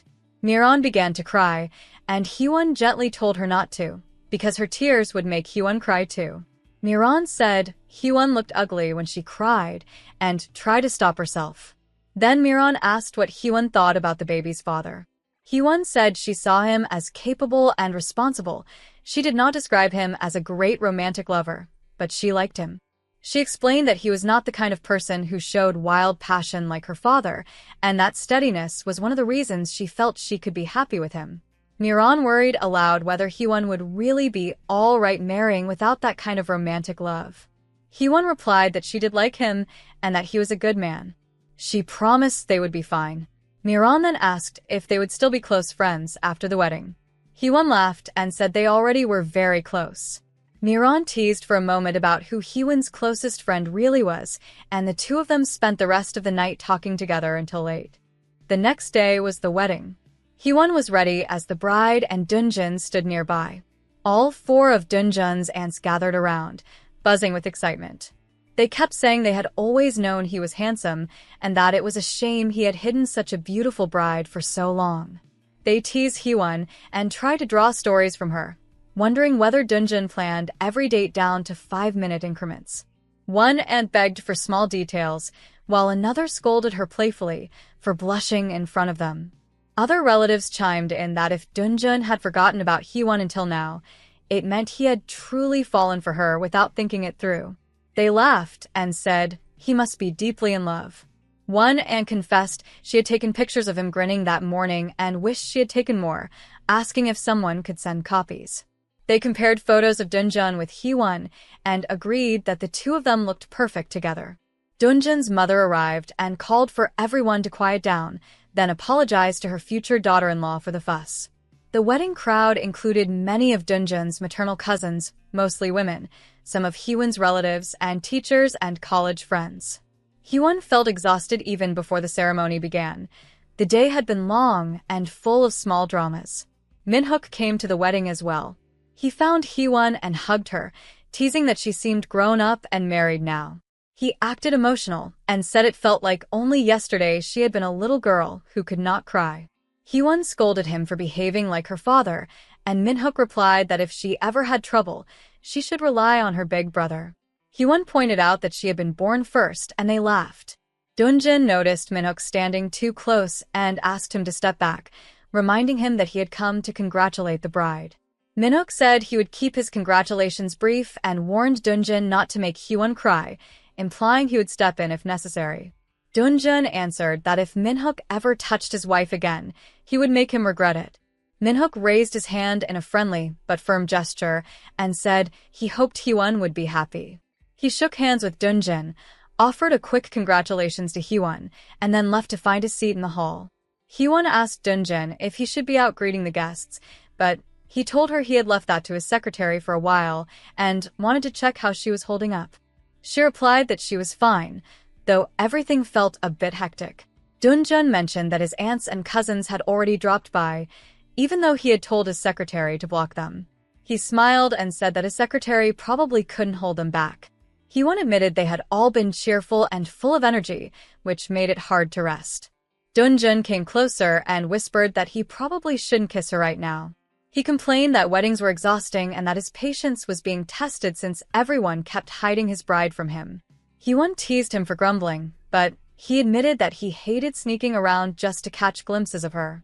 He told her to hold on a little longer and that he had already instructed the staff to keep the ceremony as short as possible. Before leaving, he told her how beautiful she looked that day. Just then, a girl named Hain appeared and hugged Dunjin tightly, saying it had been a long time and asking if he had missed her. Surprised, Dunjin asked what she was doing there, and she happily said she had come to congratulate him on his wedding. Hyewon, watching from the side, felt confused and wondered who the girl was. Before she could say anything, one of the guests came in and reminded them that the ceremony was about to begin. Dunjin simply nodded and went outside, leaving Hyewon wondering why he hadn't introduced her to Hain. At that moment, Soojin entered. Dunjin asked her to take Hain with her, saying the ceremony would start soon. Hain turned to Hyewon and apologized, saying she knew her sudden hug must have been shocking. She explained that she was Soojin's friend and had known Dunjin for a long time. She mentioned that she was studying abroad in France and had flown in as soon as she heard about the wedding. She said she had been so happy that she couldn't help herself and had missed him dearly. Hyewon calmly said it was all right. Soojin then called out to Hain, telling her to hurry because Hyewon still needed to get ready. Before leaving, Soojin told Hyewon she looked gorgeous, and Hain added that it was nice meeting her and congratulated her on the wedding. After they left, Hyewon stood quietly, replaying the moment in her head. The way Hain said, "See you next time," left her feeling uneasy. She tried to push away the questions forming in her mind about Hain and Dunjin. During the ceremony, Dunjin stayed close to Hyewon, taking care of her through every moment. She had to comfort her father, who broke into tears, unable to contain his emotions. By the end of the ceremony, they found themselves once again surrounded by Dunjin's talkative aunts. Laughing, Dunjin took Hyewon's hand, and the two slipped away from the reception to escape the crowd. Hyewon asked softly if it was really okay for them to leave like that. Dunjin reassured her that it was fine and that his secretary would handle everything. As they left together, Hain silently watched them go. Later that night, Hyewon sat in their new room, looking at her wedding dress and the elaborate decorations. She wondered what all of it meant and whether she was supposed to wear such fancy clothing to bed. The room felt overly arranged, and she debated whether she should just change into her regular pajamas instead. After some time, Dunjin entered the room, smiling tiredly. He said the long day was finally over and asked if she was already asleep. Seeing her completely covered under the blanket, he asked if something was wrong or if she was crying. Hyewon replied softly that she was fine and just wanted to sleep. Dunjin told her it would be too stuffy to sleep like that and tried to pull down the blanket. Startled, Hyewon shouted and told him not to laugh, saying her nightwear felt strange. She asked if he thought it was fine for her to wear something like that. Dunjin apologized, and she pointed at the frilly sleepwear and the canopy above the bed, saying it didn't even feel like sleepwear. She asked if this kind of setup was something he liked. Dunjin said it wasn't his idea at all, that his mother and aunts had prepared everything. He then teased her, asking if she disliked the outfit that much and suggesting he should be the judge of it. Hyewon rolled her eyes and told him not to act clever, saying she had already decided how she felt about it. When he asked again how she felt, she told him to stop worrying about her clothes and instead focus on his own pajamas. Hyewon asked if he wasn't going to button up. He explained that his friend had told him the sole purpose of pajamas on a wedding night was to be taken off. He thought she might be exhausted from the day's activities, so he wanted to make things easier for her. Then, he gently removed the blanket covering her. She felt embarrassed and asked him to turn off the light. He, however, said he preferred it on because darkness scared him. He couldn't help but feel grateful for his aunts, a thought he had never imagined before. She asked him to stop staring at her, but he admitted he couldn't hold back any longer and hugged her. She could hear the steady beat of his heart. He confessed that sometimes he wondered if he had gone mad, sensing a wild, animalistic side to himself that flared even at small provocations, leaving him almost ashamed. Yet, she was the only one who made him feel this way.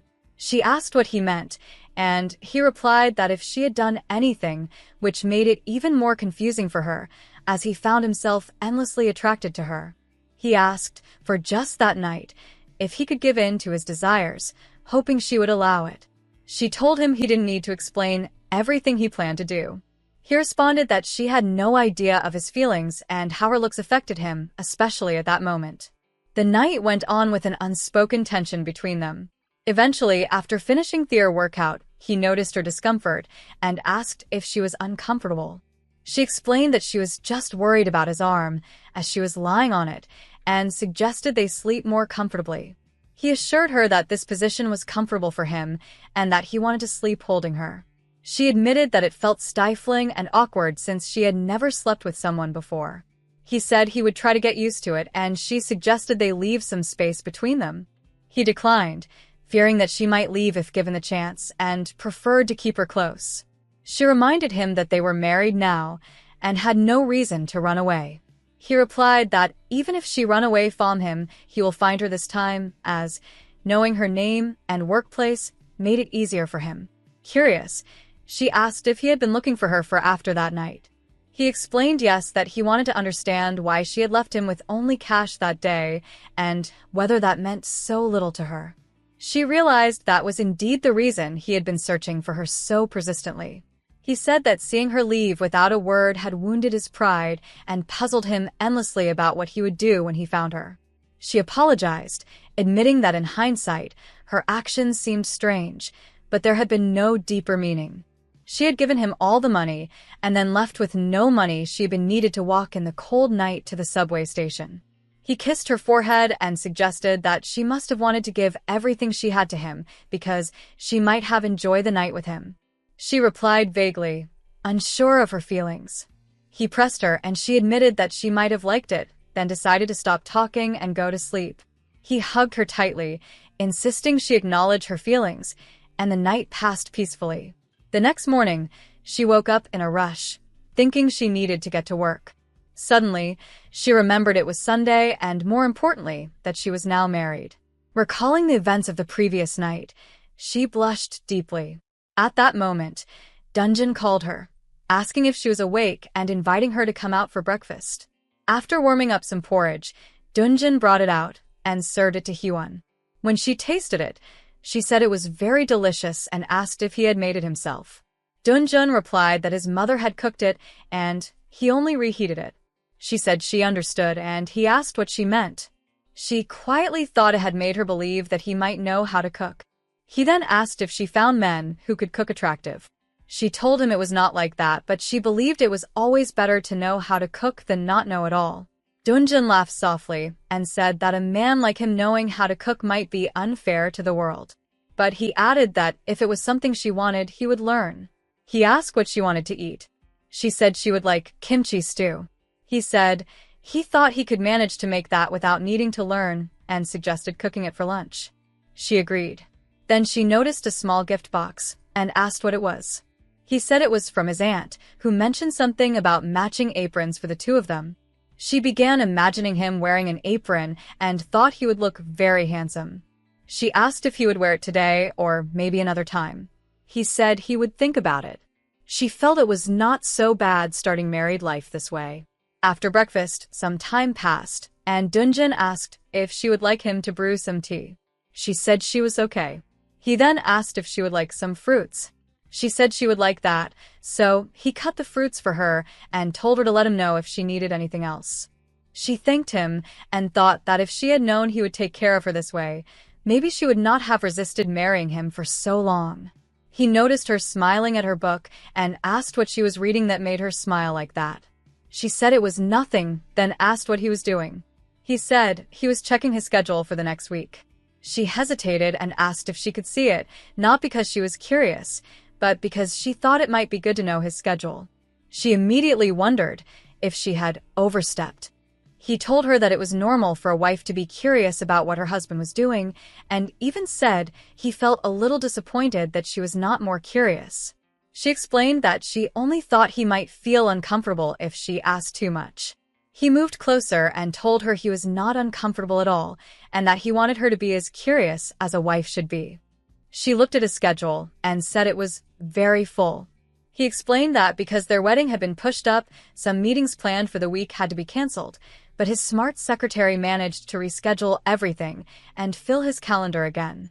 She said it must be tiring, then stopped and asked what he meant by the wedding being pushed up. She asked if he had planned a wedding she did not know about. He hesitated and said he meant rushed, not pushed up. She insisted he had clearly said pushed up. Before she could say more, he changed the topic and asked if she was hungry and told her to sit while he made lunch. She told him not to change the subject and asked if he had booked the wedding without her knowing. He ignored the question and pointed at the eel in the fridge, asking if she liked it. She said she did, but reminded him that was not the point and asked him to stop avoiding the question. She said he must have taken advantage of the rumors about Lee to push the wedding through without her consent. He ignored it again and asked if that student teacher had finished his internship and left. She replied that he had finished earlier that month. Dunjun angrily said someone like him should not be a teacher. She said she already knew and mentioned that was why he had given Lee a bad evaluation, but again asked him to stop changing the topic. He asked if she could let it go. She said no. He finally admitted that he had set a wedding date because he was confident he could convince her. He also said it would be easier to adjust her schedule than his.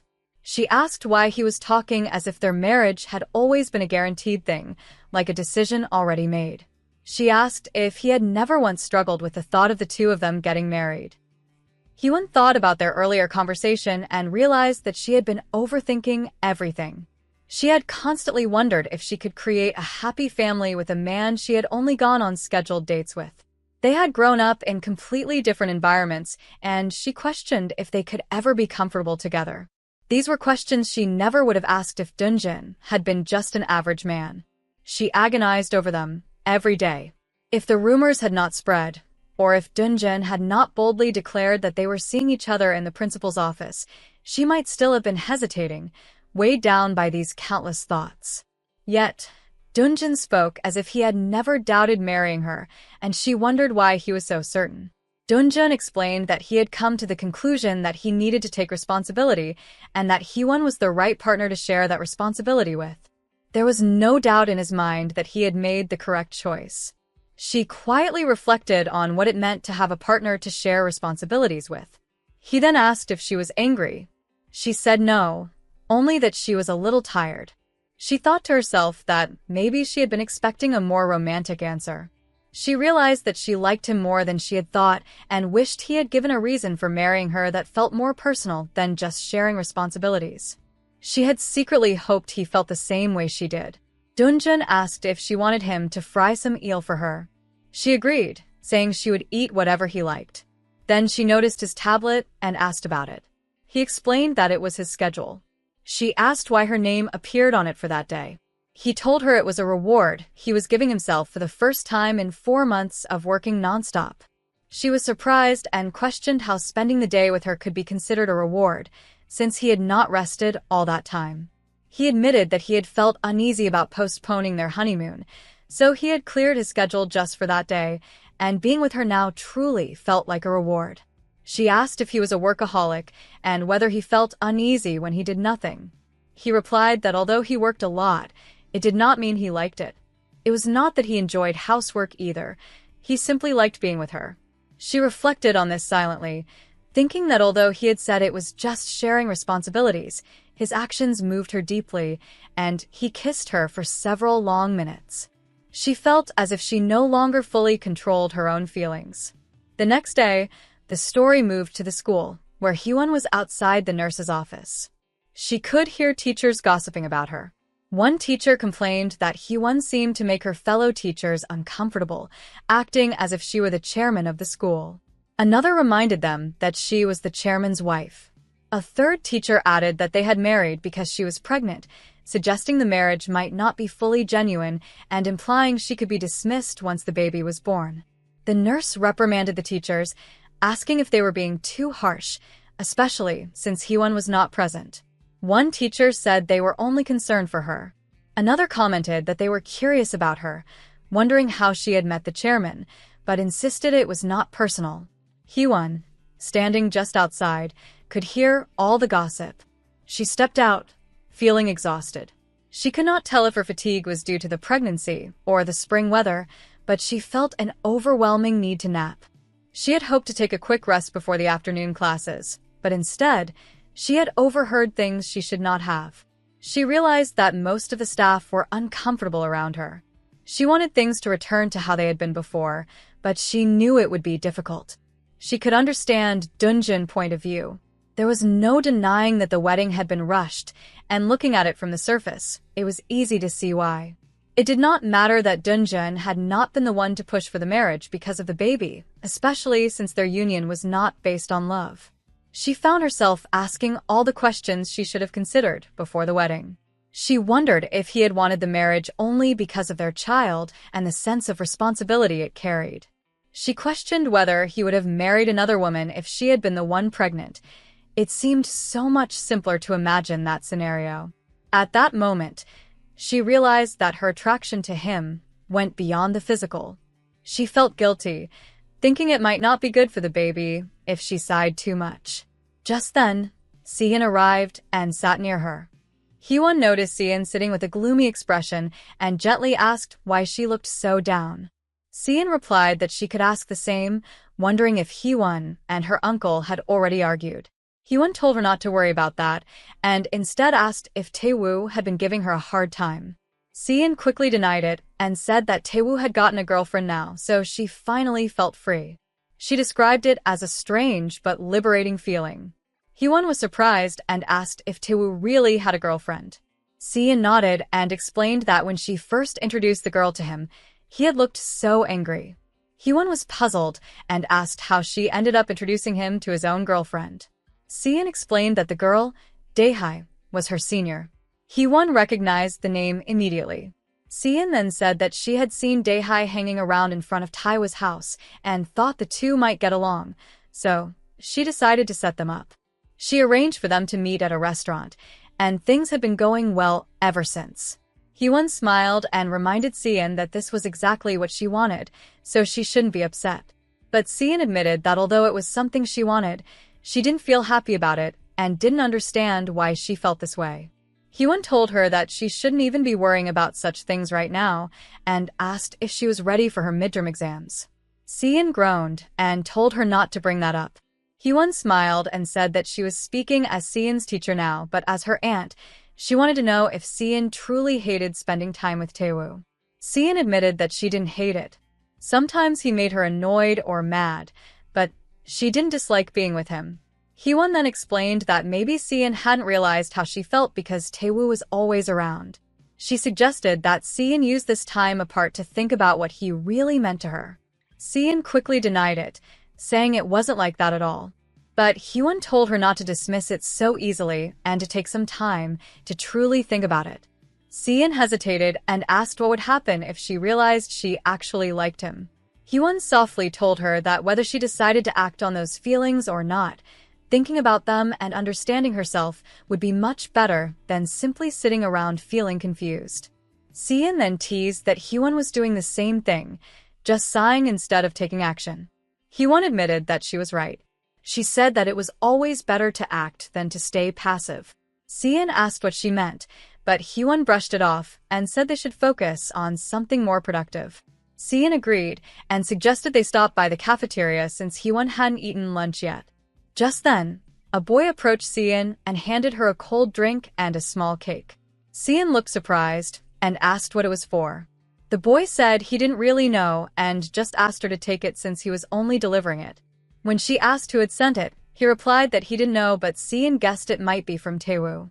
Sian was left wondering why Taewoo would suddenly send her something after ignoring her all this time. Hyewon found the situation rather cute, smiling at how childish both of them could be. Later that day, after school, Hyewon headed home. On her way to the apartment, she thought about Dunjin. He had told her he would be home around 10 that night, and she had said she would wait for him. As she walked, she wondered what she truly wanted to say to him when he came home. Just then, she ran into Hain, who greeted her cheerfully. Hain commented that it was nice to see her and asked if this was where she lived. Hyewon nodded, and Hain said she was there to visit a friend who lived in the same building. Calling it a coincidence, Hain suggested they go up together. They entered the elevator, but as they rode up, Hyewon started feeling uneasy. There was something about Hain that made her uncomfortable. Even though Hain always acted friendly, Hyewon couldn't shake off the strange feeling she got whenever they met. She noticed that Hain hadn't pressed any floor button and asked which floor her friend lived on. But Hain quickly changed the topic and started talking about her time in France instead. After a while, Hyewon interrupted politely and reminded her that she had said she was there to visit a friend.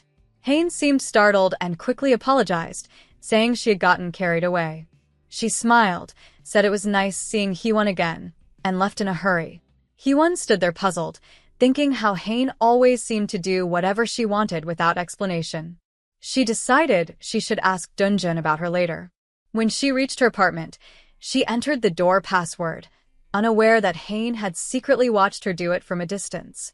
Later that night, Dunjin returned home and looked around for Hyewon. He found her asleep on the couch, exhausted from the day. He smiled softly and whispered that she must have been really tired. Then, gently lifting her into his arms, he carried her to the bed, saying she shouldn't sleep there or she'd catch a cold.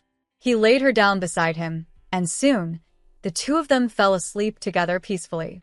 Hyewon woke up the next morning with a small sigh, thinking she hadn't even gotten the chance to ask Dunjin the question that had been on her mind before she fell asleep. She promised herself that she would ask him the today for sure. That afternoon, after finishing school, she stepped outside and spotted a familiar car waiting near the gate. Seeing it was Dunjin's car, she quickly walked over, thinking he had come to pick her up. But as she opened the door, she was surprised to see the secretary sitting inside instead.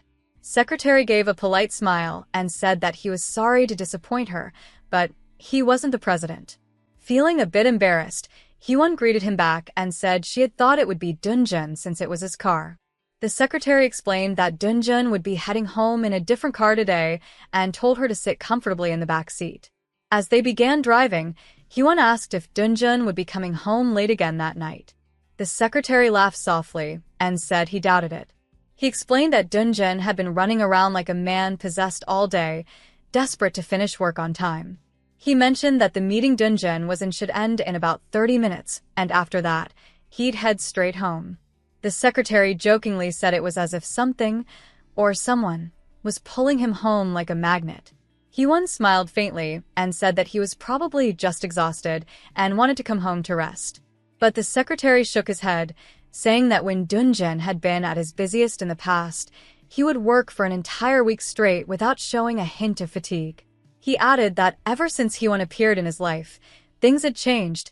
Dunjin left work earlier, his temper had softened, and the staff had noticed how much happier the office had become. Hyewon quickly denied that she had anything to do with it, insisting that he probably just wanted to work comfortably from home. The secretary chuckled and asked if she really thought so. She smiled lightly and said she did. Hyewon remembered a moment from before, one quiet evening when she and Dunjin were sitting together. She had asked him why he was staring at her so much. He had replied that he couldn't concentrate because of her. She had teased him, saying she would leave him alone then, but he told her not to go because that would be even worse. He had leaned closer to her and, before she could react, he had kissed her softly. The memory made her heart flutter. Coming back to the present, she found herself smiling unconsciously, wondering if Dunjin would work from home again. The secretary glanced at her through the mirror and said that she must be thinking about Dunjin. Flustered, she denied it, claiming she had only been thinking about her students. The secretary smiled knowingly, but apologized politely for assuming. After stepping out of the car, Hyewon hoped she wouldn't run into Hain.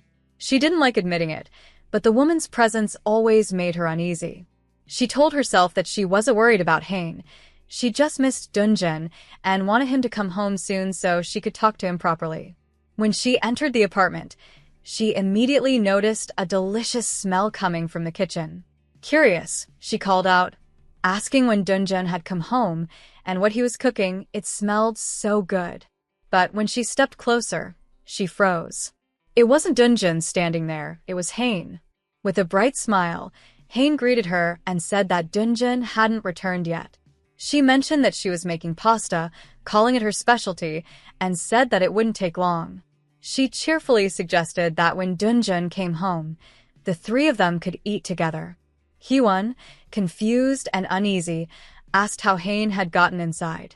Hain, still holding a knife and chopping vegetables, paused and asked what she had just said. Hyewon's uneasiness grew stronger. On top of that, she suddenly caught the sharp scent of pasta, a smell she couldn't stand. Feeling sick, she covered her mouth and ran straight into the bathroom. Hain called after her, asking if she was okay, but Hyewon didn't answer. Inside the washroom, she leaned against the sink, trying to calm down, her mind spinning. Something felt terribly wrong. A few minutes later, Dunjin returned home. As soon as he entered, he saw Hain in the kitchen and immediately asked how she had gotten in. Smiling sweetly, she told him that she remembered he still liked pasta and had gone all out to make it for him. She told him to hurry and wash up for dinner. But Dunjin ignored her words and asked again, firmly, how she had gotten inside.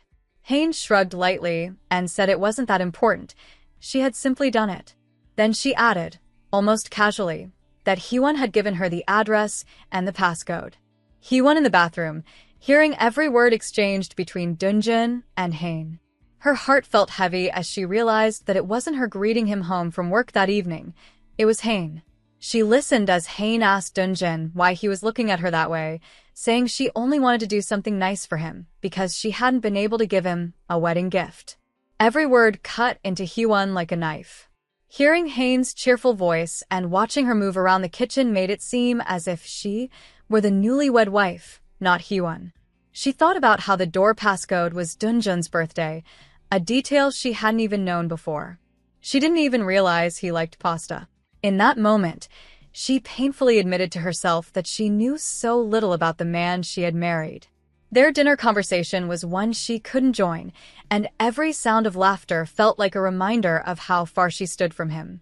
The smell of pasta filled the apartment, but for Hyewon, it was unbearable.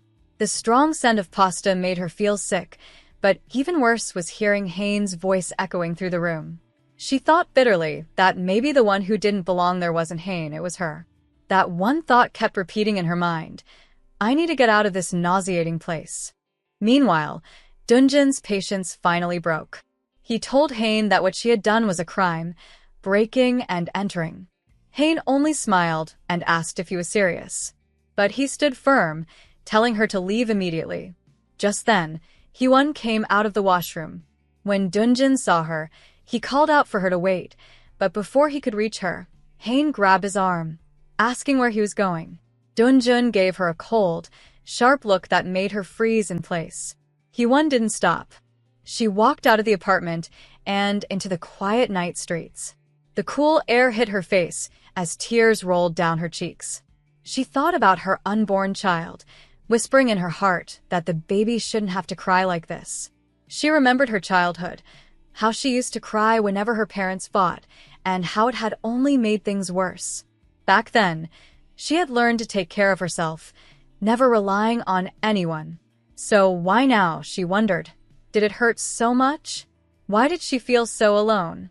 She realized she must have been leaning on Dunjin far more than she ever thought. She expected him to come after her, but he didn't. She imagined he was still at home with Hain.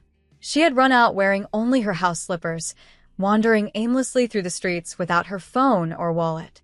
As she walked, she passed a small convenience store and thought about asking to borrow a phone, but then she noticed something. Someone was following her. Her heartbeat quickened. She told herself it might just be someone passing by, but the footsteps behind her grew closer. She wanted to turn back, but her feet refused to move.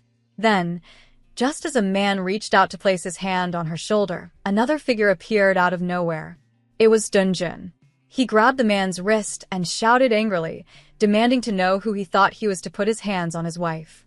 The stranger stepped back, startled, and said he hadn't meant any harm.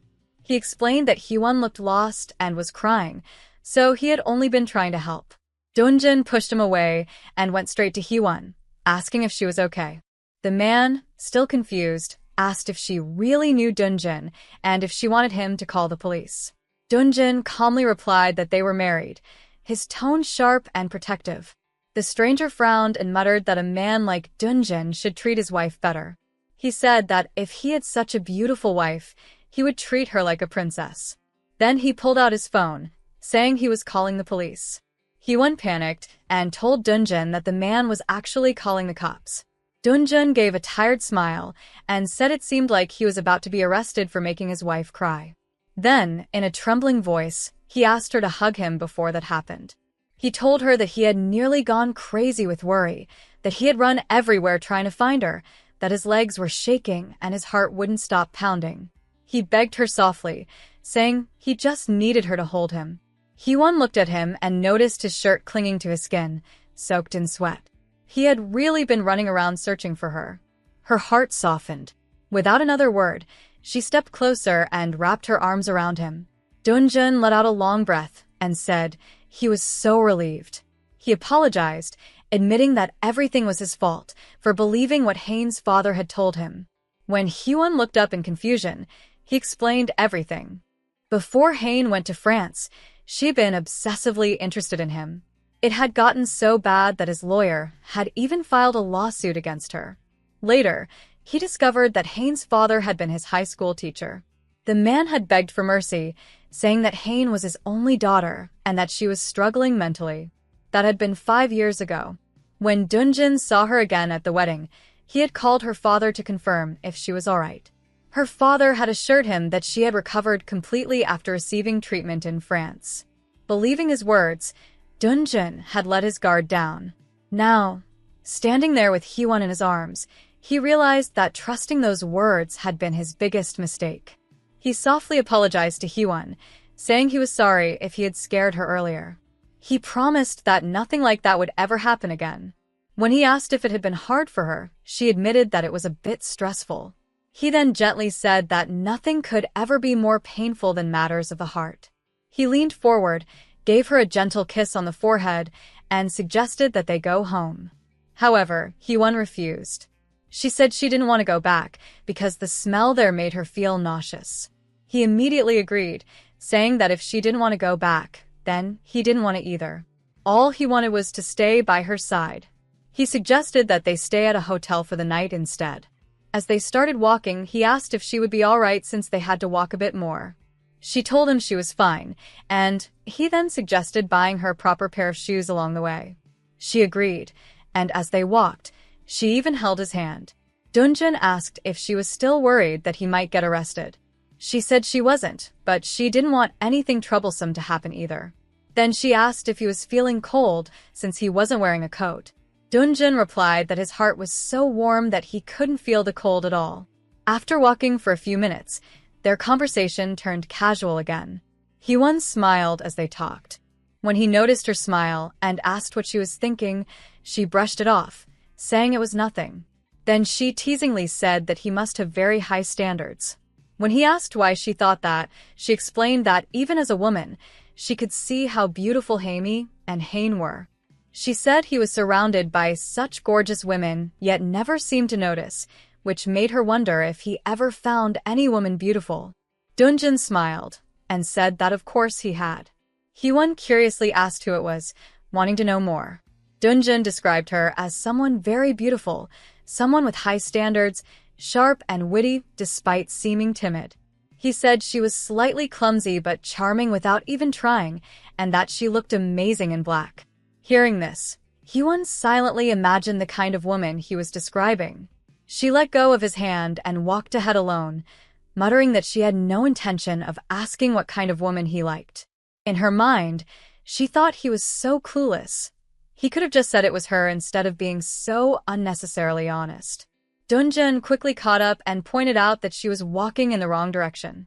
He tried to take her hand again, but she pulled it away and asked why he seemed so cheerful when she wasn't in a good mood. She told him to stop smiling. He teased her by asking what could have possibly put his wife in such a bad mood. She replied that it wasn't pleasant to hear her husband, who claimed not to have much dating experience, talk about other women. Dunjin chuckled and said that she probably felt cheated. She admitted that of course she did. He then playfully said that it was too late now. She couldn't leave him because he couldn't live without her. Hyewon calmly replied that she had no plan to leave anyway. They were responsible for their child, and she intended to stay. Dunjin suddenly smiled and said he had forgotten they even had a child. She looked at him and asked how he could forget such a thing. He said he hadn't really forgotten. He was just teasing. Then he told her that he couldn't believe she had run out without her purse or phone, explaining how worried he'd been. She apologized, saying she had felt sick and didn't have time to think about it. Dunjin looked at her with concern and asked if she was feeling unwell, wondering if it might be morning sickness. She said she wasn't sure, but the smell of pasta earlier had made her nauseous. He apologized again and said he should have been more careful. Hyewon then asked what he planned to do about Hain. Dunjin replied that if it weren't for his teacher, he would have handled everything 5 years ago. He said he wouldn't let Hain get away with it this time. Hyewon, trying to change the tense mood, brought up the earlier topic about the woman in black. She said that he didn't seem to have ended up with that woman after all. Dunjin smiled and said he did. She looked at him in surprise and asked how that was possible when he had claimed to only date Haimi. She asked if he had been lying and whether that woman was another celebrity or a model. Dunjin simply replied that the woman he was talking about was standing right beside him. When she told him not to tease her, he reminded her of the first day they met, how she had been wearing a little black dress back then. He said that her body line that day had taken his breath away. Then, pulling her gently closer, he looked into her eyes with a soft smile. At that moment, the warmth between them grew deeper, wrapping them in a quiet, intimate silence that only love could fill. As Dunjin leaned in and kissed her, an old man happened to walk by. Seeing them, the man muttered that young couples these days had no shame, wondering what the world was coming to, kissing right in the middle of the sidewalk. Embarrassed, Dunjin quickly apologized and said he was sorry, explaining that his wife was so beautiful he had completely forgotten where they were standing. The old man laughed and told him to enjoy his youth, adding that he should get home to his own wife too. After the old man left, Dunjin smiled at Hyewon and said that they should head to the hotel. The next morning, the scene shifted to Taewa's home. He was taking a shower, and after finishing, he stepped out of the bathroom, only to find Seon standing in his room. She had come to call him, but when she saw him like that, her phone slipped from her hand in shock. Startled, she shouted at him to put on some clothes. Taewoo, equally surprised, asked why she was there and why she had come in like that. Seon quickly explained that his mother had told her to come. Then, noticing the situation, she laughed awkwardly and asked what he was doing. Taewoo told her to close her eyes. Seon jokingly replied that there wasn't much to look at anyway and that he could take his time. Offended, Taewoo asked what she had just said and whether she had really seen him properly. Seon instantly regretted her teasing and thought she might have gone too far. She quickly apologized and said she was only joking, admitting that there was actually plenty to look at. She commented that he must work out a lot, admiring his muscles and abs as she lightly touched them. Taewoo was startled and asked what she was doing. Seon stammered, saying she hadn't meant to look, but as she stepped back, she lost her balance. He instinctively caught her, but in the process, both of them fell onto the bed. For a moment, they found themselves extremely close, their faces only inches apart. Feeling flustered, Seon quickly asked him to get off. Taewoo did so immediately and then asked again why she had come. Seon replied that she needed his help with a math problem. He sighed and told her that he was too tired that day and would help her tomorrow instead. She agreed and left quietly, while Taewoo sat there blushing hard. He had even asked her to leave quickly because he didn't want her to notice his red face. Later, Seon told Hee-won everything that had happened. Hee-won was surprised and asked if Seon had really just left without saying anything. Seon explained that she hadn't known what else to do.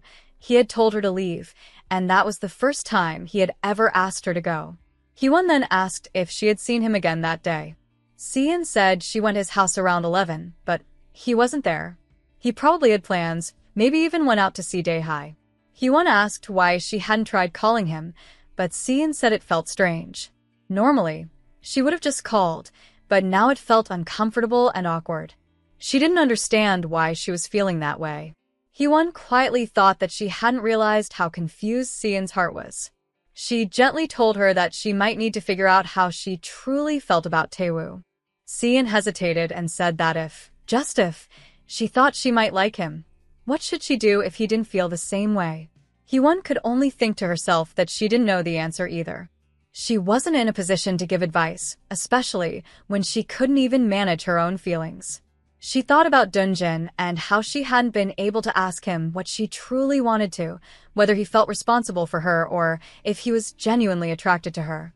She remembered how desperate yesterday he had been when he came looking for her, and yet she still didn't understand why she felt so insecure. Just like Seon, she realized she had fallen in love. She had fallen deeply for Dunjin, but she didn't know what she would do if he didn't feel the same way. The thought scared her. She told herself that if she hadn't gotten pregnant, they might never have been together. Because of that, she felt she didn't have the right to feel this way toward him.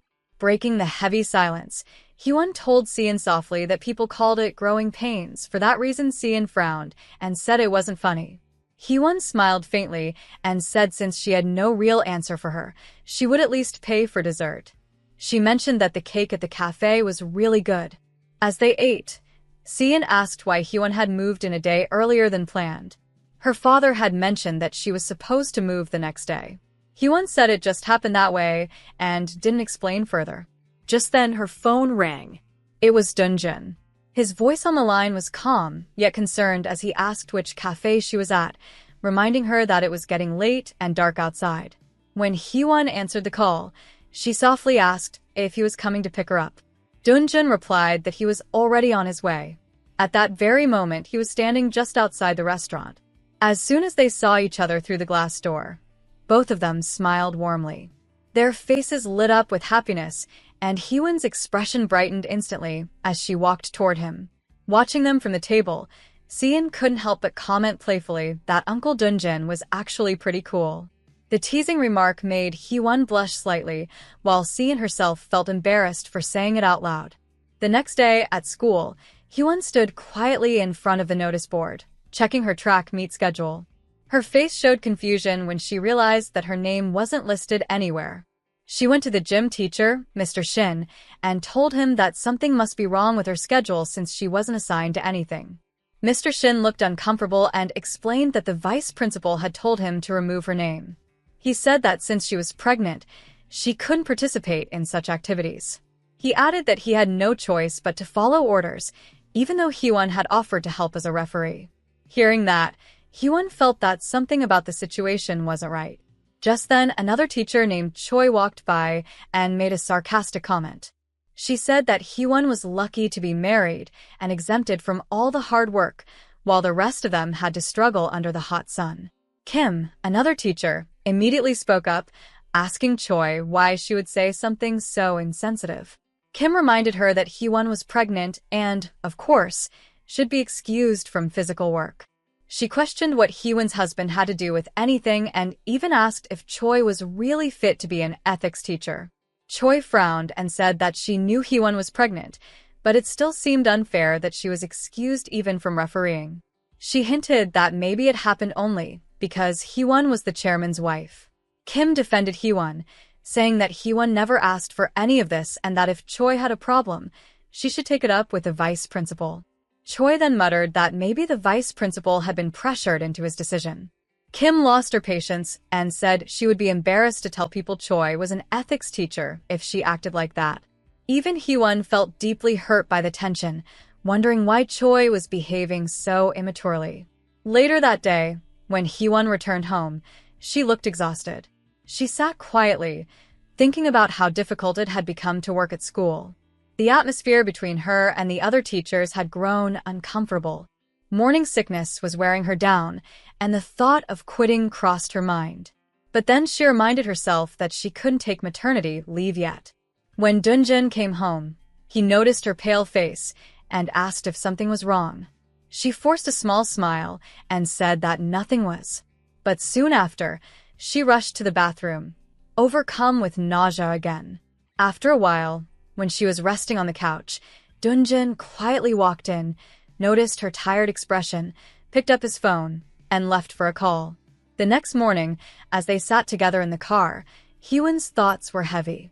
She decided she couldn't give up, no matter how hard things became. She would endure a little longer. Dunjin glanced at her and said she looked as if she were going off to war. She smiled faintly and said that she just didn't want to let things bother her anymore. When he asked what she meant, she brushed it off, saying it was nothing. He looked at her curiously and said it seemed like she didn't plan to tell him what was going on. She replied softly that the school issues were too small to trouble him with. Inside, she felt guilty, as if complaining to him would sound like tattling. He then asked if she had applied sunscreen and she nodded, saying she had used plenty.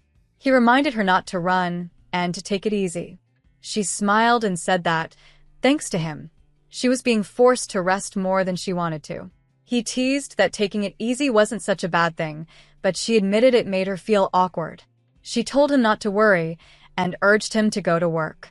Before leaving, Dunjin kissed her and asked if she was craving anything. She said not yet, and he told her to let him know when she did. She smiled and promised she would. As she stepped out of the car, he asked if she had to dress like that. She turned and asked if she looked strange in her class shirt. He quickly said she didn't, and she explained that even though she couldn't participate in the sports activities, she wanted to keep the class spirit alive. He smiled and said that was a good attitude.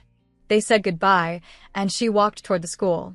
A few moments later, Dunjin noticed a bag in the back seat. At school, it was the day of the track meet. The students were busy playing different sports, and the field was filled with energy and excitement. Hee-won, after pleading with the vice principal, had been allowed to help as a referee. She stood near the tracks, assisting the students and encouraging them with a warm smile. After some time, she returned to the shed to take a short break. Choi was there again and commented that the weather was unusually hot for spring. Hee-won, already tired and frustrated, simply asked her to move her seat. Choi crossed her arms and replied with a sharp tone that Hee-won should apologize. She sarcastically added that it must be wonderful being pregnant, since everyone seemed to bend over backward for her. Hee-won looked at her calmly and asked if she was jealous, suggesting that if Choi really felt that way, she could try getting pregnant herself. Choi gasped and said that she would never do something so inappropriate. She explained that she planned to marry someone she truly loved before thinking about having a child. Hee-won nodded and said that was a good value to have, but then asked if Choi even had someone she loved. Choi confidently replied that she would find someone soon. Hee-won smiled faintly and said she hoped so, though she suspected that Choi's difficult personality might make it hard for her. Choi's expression hardened, and she demanded to know what that was supposed to mean. Hee-won looked her in the eyes and said clearly that it meant exactly what it sounded like. She told Choi that she was cruel, unkind, and often spoke behind people's backs, spreading things like how Hee-won supposedly got married only because she became pregnant, or that she would be kicked out after giving birth. Hyewon said that if Choi had really been concerned about her, she should have come to talk directly instead of gossiping. She ended by saying that Choi should try to be a kinder person. Choi's face turned red with embarrassment and anger. Inside, she fumed, thinking that Hyewon acted as if she were better than everyone else. In frustration, she muttered to herself that she hoped Hyewon would trip and fall. But as fate would have it, Choi's leg accidentally brushed against Hyewon's, causing Hyewon to lose her balance. Before she could hit the ground, a strong hand caught her. When Hyewon looked up, she was shocked. It was Dunjin. She stared at him in disbelief and asked why he was there. He smiled softly and said that he had taken the day off. Surprised, she reminded him that he hadn't mentioned it that morning. He explained that he wanted to surprise her, thinking she would be happier that way. Then he looked into her eyes and asked if she wasn't happy to see him. She quickly assured him that of course she was. He handed her a cap and told her that he had warned her to take it easy, yet she was already looking flushed. His tone turned slightly firm as he glanced toward Choi, telling her to be more careful since Hyewon almost fell because of her. Meanwhile, in his mind, Dunjin recalled what had led him there. He had been worried about Hyewon lately. She seemed stressed and sad, and he had at first assumed it was because of Hain, who had already been arrested for breaking and entering. But when Hyewon didn't mention Hain after their move, he realized her troubles must be at school. The thought had worried him so much that he called his secretary the previous day and asked her to clear his schedule so he could spend the day at the school. He wanted to attend the track meet and see for himself what was troubling her. Now, sitting beside Hyewon and Choi, he finally understood. He had no idea she was facing such unpleasant treatment from her co-workers. Hyewon looked at him curiously and asked if he had really taken the day off. She noticed his shirt and asked where he had gotten it. With a small grin, he said that he had his ally at the school. It was then revealed that Kim had lent him her spare shirt so he could blend in more easily. Choi, now nervous, tried to apologize to Dunjin, but before she could speak, both the principal and vice principal came rushing over, surprised to see him. They greeted him politely, saying they hadn't known he would be attending. Dunjin smiled and explained that since Hyewon was here, he wanted to join and support her, especially since she couldn't participate in the track meet. He apologized for not informing them earlier, saying he hadn't meant to cause any trouble. The principal quickly reassured him that it was no problem at all and that they were honored to have him there. Dunjin thanked them sincerely and said he was grateful for their understanding. Then, with a kind smile, he mentioned that since he was present, he would like to take the entire school staff out for dinner after the track meet, if that was acceptable. The principal's face lit up, saying they would be delighted and that he would make sure everyone knew about it. At that moment, Dunjin turned his gaze toward Choi. He remembered her cruel words about Hyewon, how she had said that Hyewon got married because she was pregnant and would be dismissed after giving birth. Keeping a polite smile, he addressed Hyewon gently, calling her darling, and asked for the name of the teacher standing nearby. Hyewon froze for a second, embarrassed by the sudden term of endearment in front of everyone, and quietly replied that it was Mrs. Choi. Dunjin nodded and, still smiling, asked the principal if Mrs. Choi could inform the other teachers about the dinner plans. Then he turned to Choi and asked calmly if she had any problem with that. Caught off guard, Choi forced a smile and said, "Of course not." For the rest of the day, Dunjin stayed close to Hyewon, constantly checking on her. He kept asking if she was thirsty or if she wanted something to drink. When she told him she was fine, he asked again if she felt hot and wondered if he should turn the fan faster or speed things up. He reminded her to tell him if she needed anything, calling her darling each time. His affectionate tone drew attention from everyone nearby, making the atmosphere a little awkward. The school nurse, who was standing beside Choi, commented with a laugh that Hyewon and the chairman seemed like a very happy couple. She said anyone could see how much he adored her and that their marriage clearly wasn't a forced one. Choi didn't reply, but the nurse teasingly added that she remembered Choi complaining about them before. Choi stayed silent, her face tense, secretly wondering whether Dunjin had overheard the argument she'd had with Hyewon earlier. She could only hope he hadn't. Later, when they were alone, Hyewon looked at Dunjin with an embarrassed smile and asked him to stop calling her darling. She said she was already flustered by his sudden visit, and hearing that word again and again was too much. He chuckled softly and asked what was wrong with it, saying it felt natural to him. She admitted that it made her feel oddly tingly inside. His eyes sparkled mischievously as he smiled and said that it did, didn't it? But he didn't mind that feeling at all. Feeling her cheeks warm, Hyewon quickly stood up. He asked where she was going, and she replied that she needed to get to her class because the jump rope event was about to begin. When she saw him rise as well, she asked if he was leaving. He said no, that he was going to the jump rope event too. She looked startled and asked why he would go there, telling him to sit down if he wasn't leaving. But he only smiled and said he couldn't do that because he was her +1 for the day. She sighed and asked why he was really there. He simply said he had taken the day off because he missed his wife and didn't want to stay home alone. Hyewon looked at him suspiciously, thinking to herself that he was lying. She knew how busy he was with work. Still, she said nothing more, and the rest of the day passed with his quiet presence beside her. By the evening, the track meet was over, and all the teachers gathered for the staff dinner that Dunjin had arranged. Everyone was cheerful, chatting and laughing around the long tables. Several teachers thanked Dunjin for joining the students during the jump rope event and for treating them to dinner. The principal also thanked him warmly, saying they were honored to have him there and also asked if he could sit with them.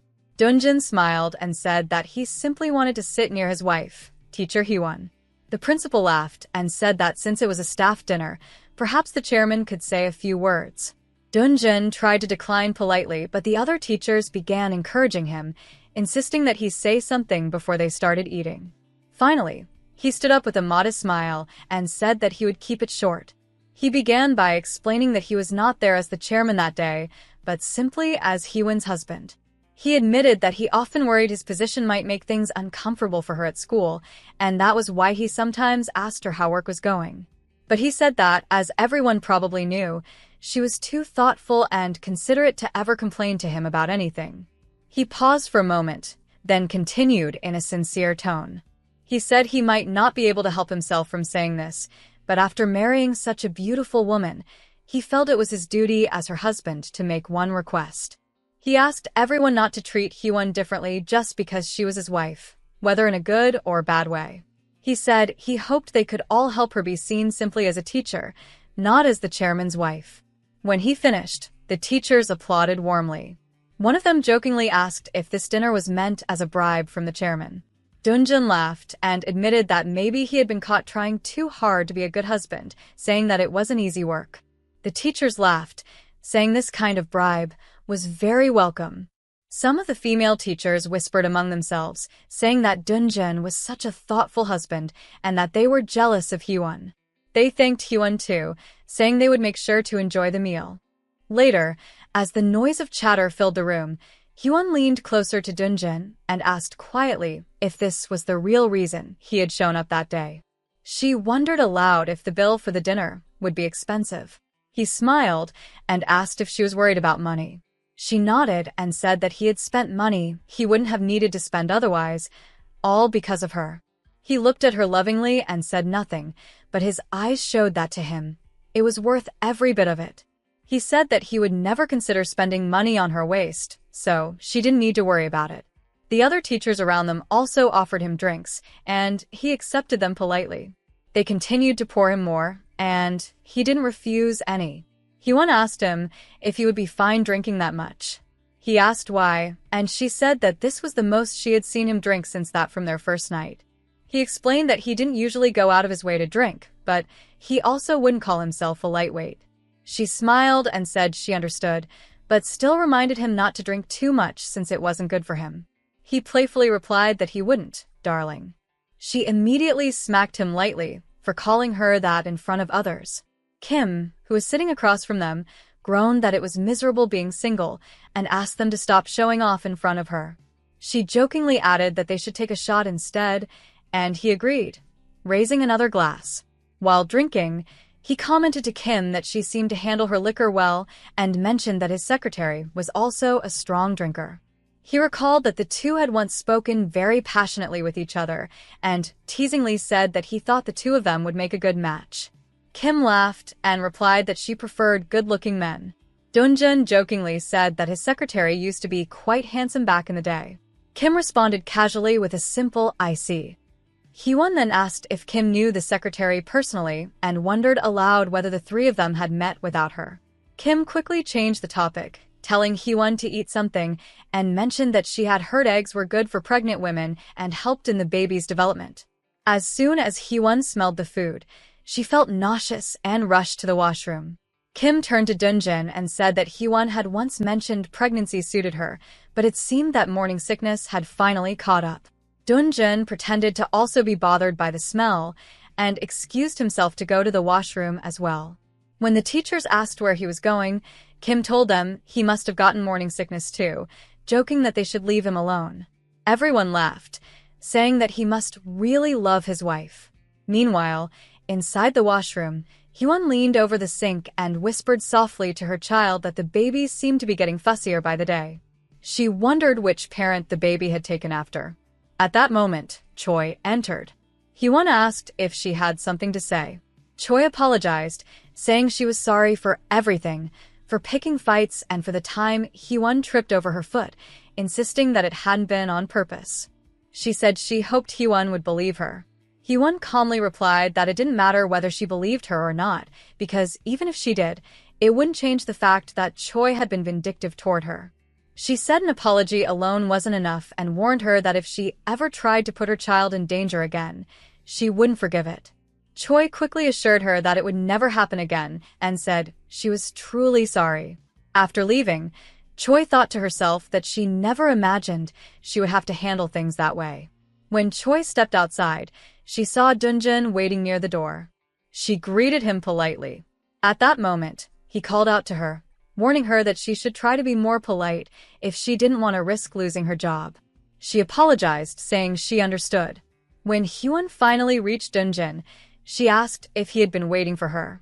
He nodded and asked how her morning sickness was. She told him she felt better after rinsing her mouth. He noticed her flushed cheeks and asked if she was drunk. She replied that she wasn't. Later, the two were shown sitting in the car. Dunjun had fallen asleep beside her. Hyewon quietly looked at him, thinking about how handsome he looked. She had always known he was attractive, but this was the first time she could admire him without hesitation. Her heart fluttered as she watched his relaxed face. Seeing him like this, slightly disheveled and resting, made him look even more charming. She wondered if it was the alcohol or the city light that gave his face that gentle glow. She thought back to how he had taken time out of his busy schedule just for her. Normally, he wore luxury brands and expensive clothing, yet that day, he had shown up wearing their class t-shirt just to make her feel comfortable. Remembering his thoughtfulness filled her with quiet gratitude, especially when she recalled how he had asked the staff to treat her like any other teacher, so she wouldn't feel different from the rest. Hyewon felt tears welling up in her eyes as she reflected on her decision to marry Dunjun. She remembered how, at first, she had feared that she would have to quit being a teacher, even if he hadn't wanted her to. She had worried that his parents, knowing he was the vice president of the school, might expect her to stay home and support him instead of working.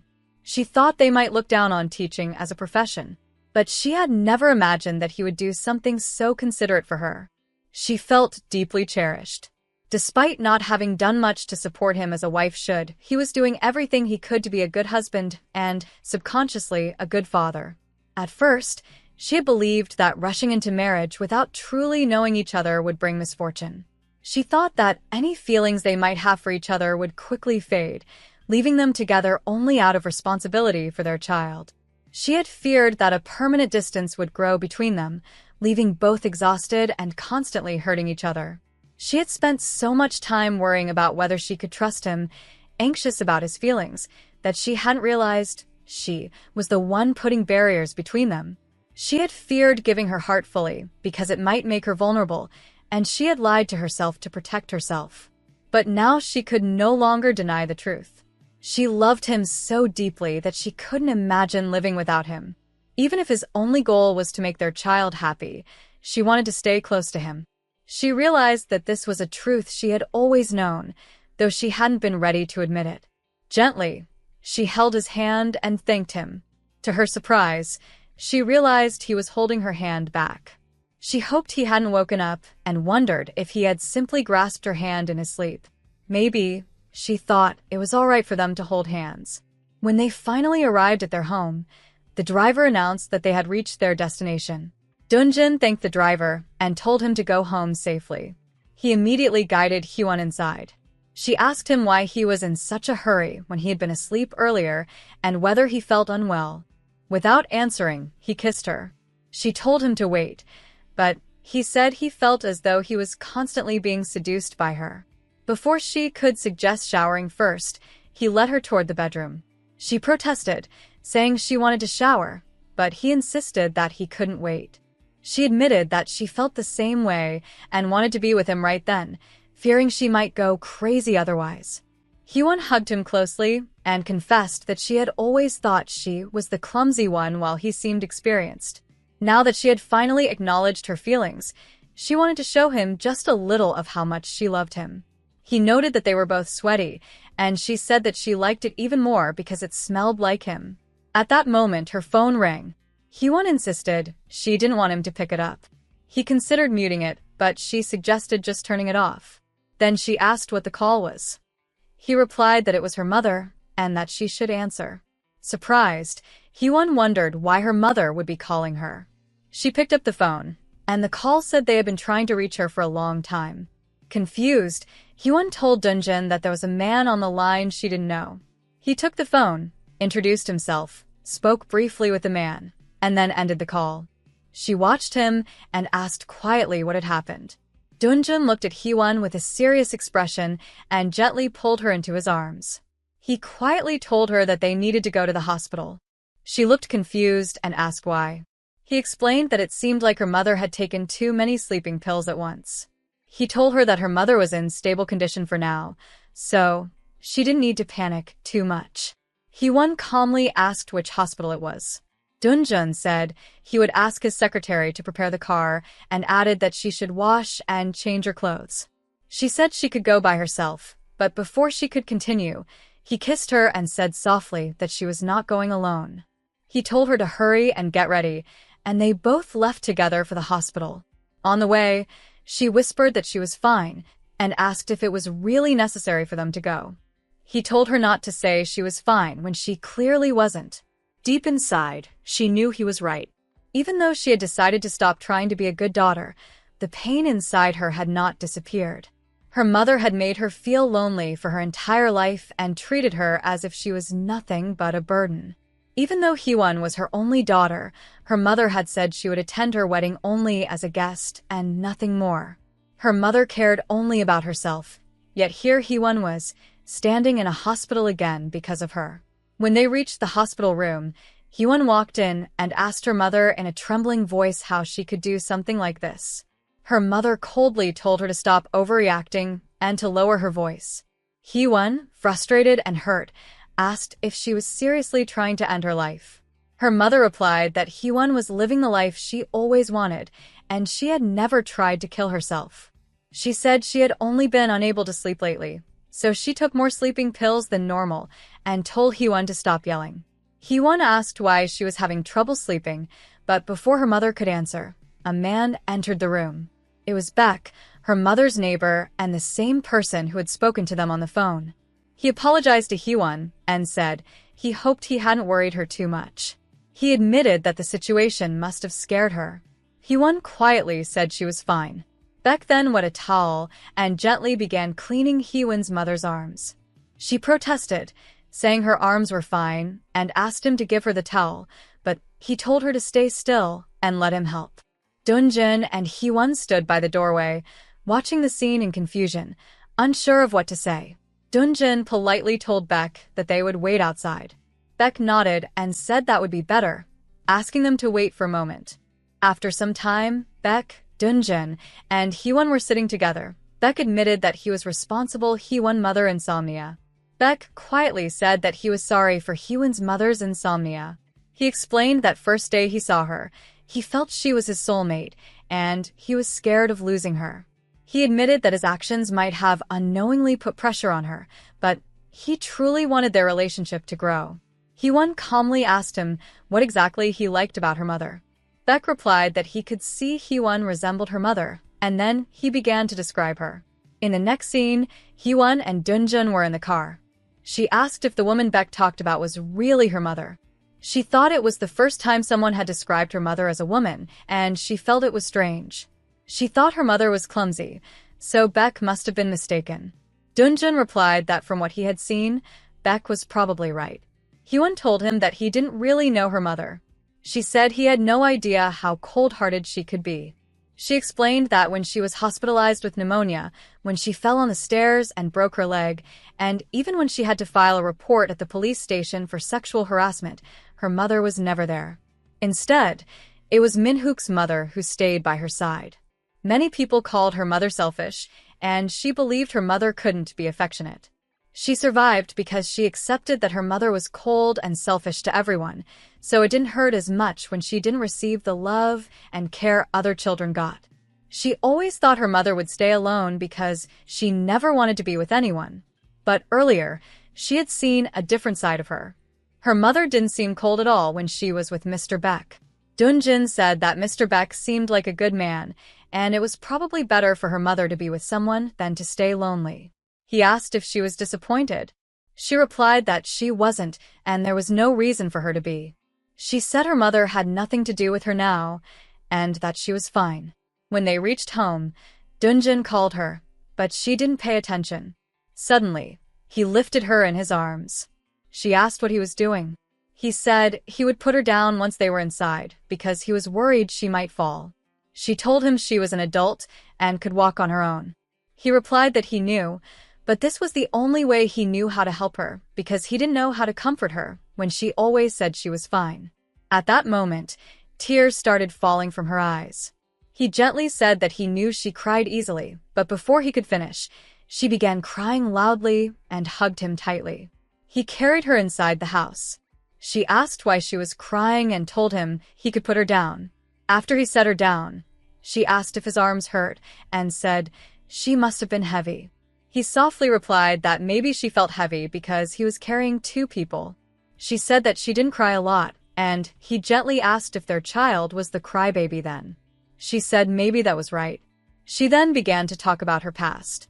She said that when she was around 4 years old, her mother told her she had to go somewhere. Her father was supposed to come home early to take care of her, but came home late after dark. Her parents started fighting as usual. Their shouting scared her, so she burst into tears. Instead of stopping, their fight became louder. After that day, whenever she wanted to cry, she would clench her teeth and hold it in because she knew crying wouldn't change anything. She explained that her parents rushed into marriage when her mother became pregnant with her. During their short marriage, they fought often and eventually divorced. They said it was due to irreconcilable differences, but in reality, they just hated each other. After her father left, it was only her and her mother. She said she wasn't abused, but her mother lived her own life, and she lived hers. Other than feeling very lonely at times, it wasn't too bad. She had Minhook, his mother, and Miran. She said she thought she had stopped hoping for things to be different with her mother. She thought she had stopped caring. But now, she said she would try her best. She admitted she might not be perfect as a mother to their child, but she would work harder and told him not to worry. She added that she might also not be perfect as a wife. Dunjin softly said that he believed Hyewon had never been lacking, even before that phone call. Hyewon looked at him and asked what he meant, reminding him of what they were doing before going to the hospital. He thought she would shout at him, but she said nothing in reply. He expected her to get angry, and when she stayed silent, he asked why she wasn't saying anything. Instead of answering, she leaned forward, kissed him, pushed him gently back onto the couch, and came on top of him. He whispered that they should go to the bed. In her mind, Hyewon felt that something had changed. She thought that nowadays, whenever he touched her, her anxiety disappeared and a calm feeling surrounded her. She had once believed that wanting to depend on him meant she was getting weak, so she tried to hide those feelings. But now, She clearly understood that what she felt was trust and love for Dunjun. She liked that he understood her even when she didn't say anything. She was grateful that he noticed when she wasn't okay, even if she said she was fine. She felt overwhelmed with love for him, for the man who allowed her to cry freely. With those emotions, she told him that she loved him. Dunjun said he loved her too. She was surprised and asked what he had just said. He told her that she must be shocked and probably unsure if it was real. She asked again if he truly said he loved her. He replied that he thought he had shown his love long ago and didn't realize she was so slow to notice it. She told him he had never actually said it out loud and asked how she was supposed to know if he didn't say it. He answered that he wouldn't want to be with her like this so desperately if he didn't love her. She quietly said that they had always been well suited like this. He asked if that was true. She lightly pushed him and said she didn't know.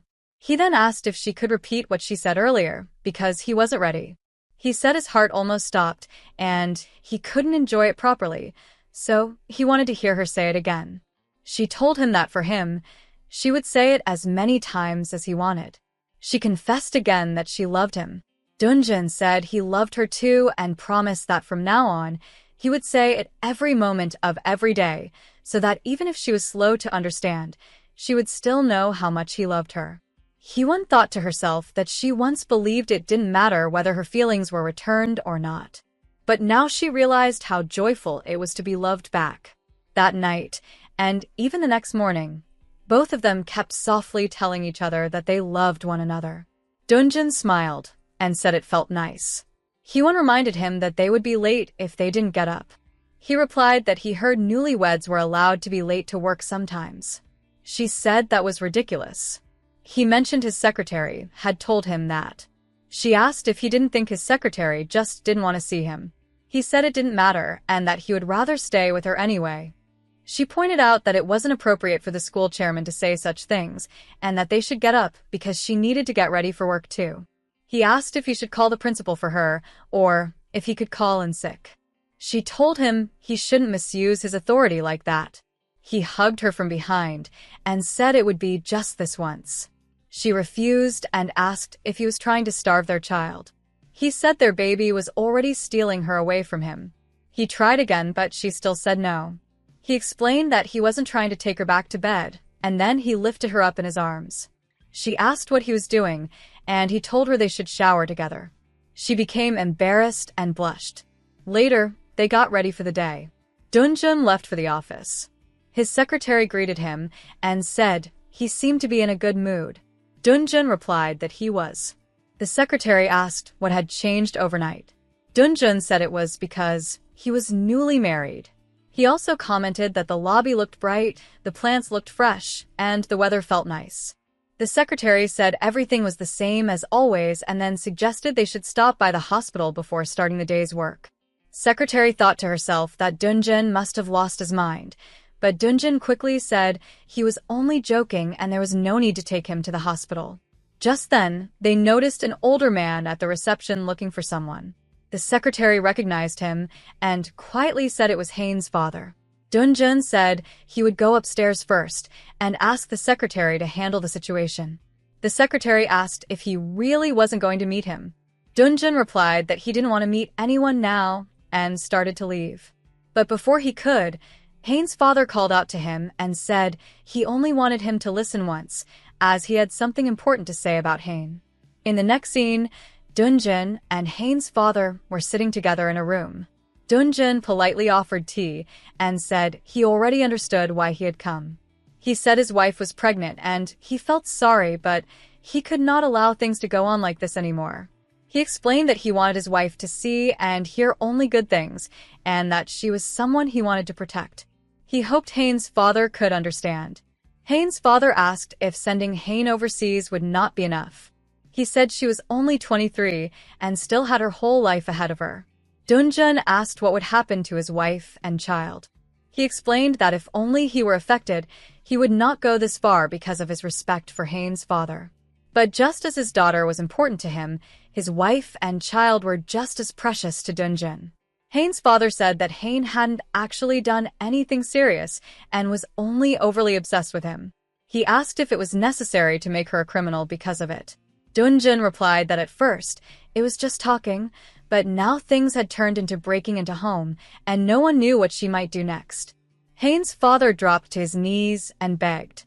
Dunjin told him he didn't need to kneel, but he continued to plead, saying this was the last time he would ever ask for anything. He said Hain had been a miracle to him, born when he was already 55. He begged Dunjin to help her, so she wouldn't become a criminal. He promised to take her to a mental hospital and keep her there for treatment until Dunjin allowed her release. He said he would make sure she got proper help and begged for forgiveness one last time, blaming himself for not raising her well. Dunjin replied that as his former student, this was not how he had wanted to meet him again. He said he would arrange a hospital where Hain could get treatment and that she would not be released without his permission. Hain's father thanked him sincerely. Dunjin said he hoped they wouldn't have to meet again under such painful circumstances. The scene then shifted to the school. Taewoo and Daehye were walking home together. Seon saw them walking in the same direction and thought to herself that she was being foolish again. Just then, another boy from their class called out to her and greeted her. She asked if his home was in that direction too. He said he came that way on purpose to catch up with her. She told him she had asked him earlier if they could talk, but he had left the classroom without saying anything. He said he wanted to talk about the team program for the school festival after school. She agreed, but now she apologized, saying she forgot. He said it was fine since he managed to catch her now. She asked if they were still going to discuss the program. He said yes, but asked if they could talk somewhere else, and asked if she wanted to get ice cream. She said she was sorry, but if it wasn't urgent, she wanted to talk tomorrow because she was tired. He insisted and said they should go get ice cream. She tried to stop him and asked where he was taking her, telling him she didn't like ice cream. At that moment, Taewoo arrived and grabbed her hand. He told the boy to let her go. The boy asked why. Taewoo said she wasn't interested. The situation became very awkward for Seon as both boys refused to let go of her hand. The boy then asked Taewoo if he found it strange to interfere in Seon's matters when he was already dating someone else. Taewoo replied he and Daehye calmly said that they were not dating. Seon was surprised in her mind and wondered if they really weren't together. The other boy didn't believe it and said that they spent so much time together recently, so it was hard to accept they were not a couple. Taewoo replied he didn't care whether he believed it or not. Taewoo firmly asked him to let Seon go. The argument between the two boys continued, and people around them began to whisper, saying both boys were fighting over Seon. Feeling overwhelmed, Seon pulled her hands away from both of them. She told them to let her go, and told the boy they could talk about the school trip tomorrow. She also asked Taewoo to stay out of her personal matters. The boy then admitted that the school trip was only an excuse to talk to her and nervously confessed that he liked her. He asked if they could talk somewhere else in private. Seon thought to herself that he probably watched too many dramas. She found it embarrassing that he confessed in front of everyone. At that moment, Taewoo held her hand again and told her to leave with him. The boy stopped her and said she still hadn't given him an answer. Seon repeated that they should talk tomorrow. Before leaving, Taewoo told her to wait and walked over to the boy. He told him that Seon would not be dating him and that he wanted her to stay by his side. The boy angrily asked who he was to decide that. Taewoo stepped closer and said he was going to be the man in her life, so the boy should leave. Then he returned to Seon. When she asked what they had talked about, he said it was nothing and told her to go with him. As they walked, Seon felt confused. She wondered why she was doing what Taewoo wanted. She questioned if she had gotten used to being ordered around by him. It hadn't been long since she tried to escape his control, so why was she still in this situation? She thought about how he had ignored her recently, yet now he was suddenly acting like this. She stopped, pulled her hand away, and told him to let her go. She asked him who he was to decide whether she dated someone or not. She said it was her life, and she would make her own choices. She asked if he expected her to date someone just because he said so. She explained it wasn't about dating the boy or not. It was about him always interfering in her life and bossing her around. Taewoo replied that she couldn't date him. In fact, she couldn't date anyone else either. Seon asked why he kept trying to control her. Suddenly, Taewoo shouted that if she hated it so much, then she should interfere in his life too. He looked embarrassed after saying that and began to walk ahead. Seon stood confused and asked what he meant. She asked him to stop and explain what he wanted so she could understand. Taewoo stopped, turned back, and said everything was happening too fast. Then he walked back to her and pulled her into his arms. He said that it meant he would let her tell him what to do, so he wanted her to just look at him. He told her again that he and Dae-hi were not dating and they were only friends. He explained that from the beginning, he had told Dae-hi that he liked Seon for a long time. Even that day while walking home, Dae-hi had joked that Seon was following them and that she looked cute and wondered if she was bothering her. He continued and said he told Dae-hi he only wanted to be friends, so they were just spending time together as friends. Seon quietly said she believed him. At that moment, Taewoo held her hand. Seon noticed the way he looked at her and wondered if his eyes had always shined like that. Just then, Hyewon and Dunjin arrived in their car and honked. Hyewon asked what they were doing. Taewoo quickly said that something had gone into Seon's eye, so he was helping her. Hyewon asked if they wanted a ride home, and both Seon and Taewoo got into the car. Hyewon thought to herself that things must have gone well between them. On the way, Dunjin asked if the two of them always went to school and came back home together. Before Seon could answer, Taewoo said they hadn't been doing that lately, but they should start doing it again from now on. Dunjin was about to tell Taewoo that Seon was still too young, but before he could finish, Hyewon quickly changed the topic and asked what they should eat for dinner. Dunjin told her to choose anything she wanted. She happily said there was something she really wanted to eat, and he told her to tell him so he could get it. Then Seon turned to Hyewon and said that before she forgot, she wanted to ask if it was true that the place they were going for the class trip had a swimming pool.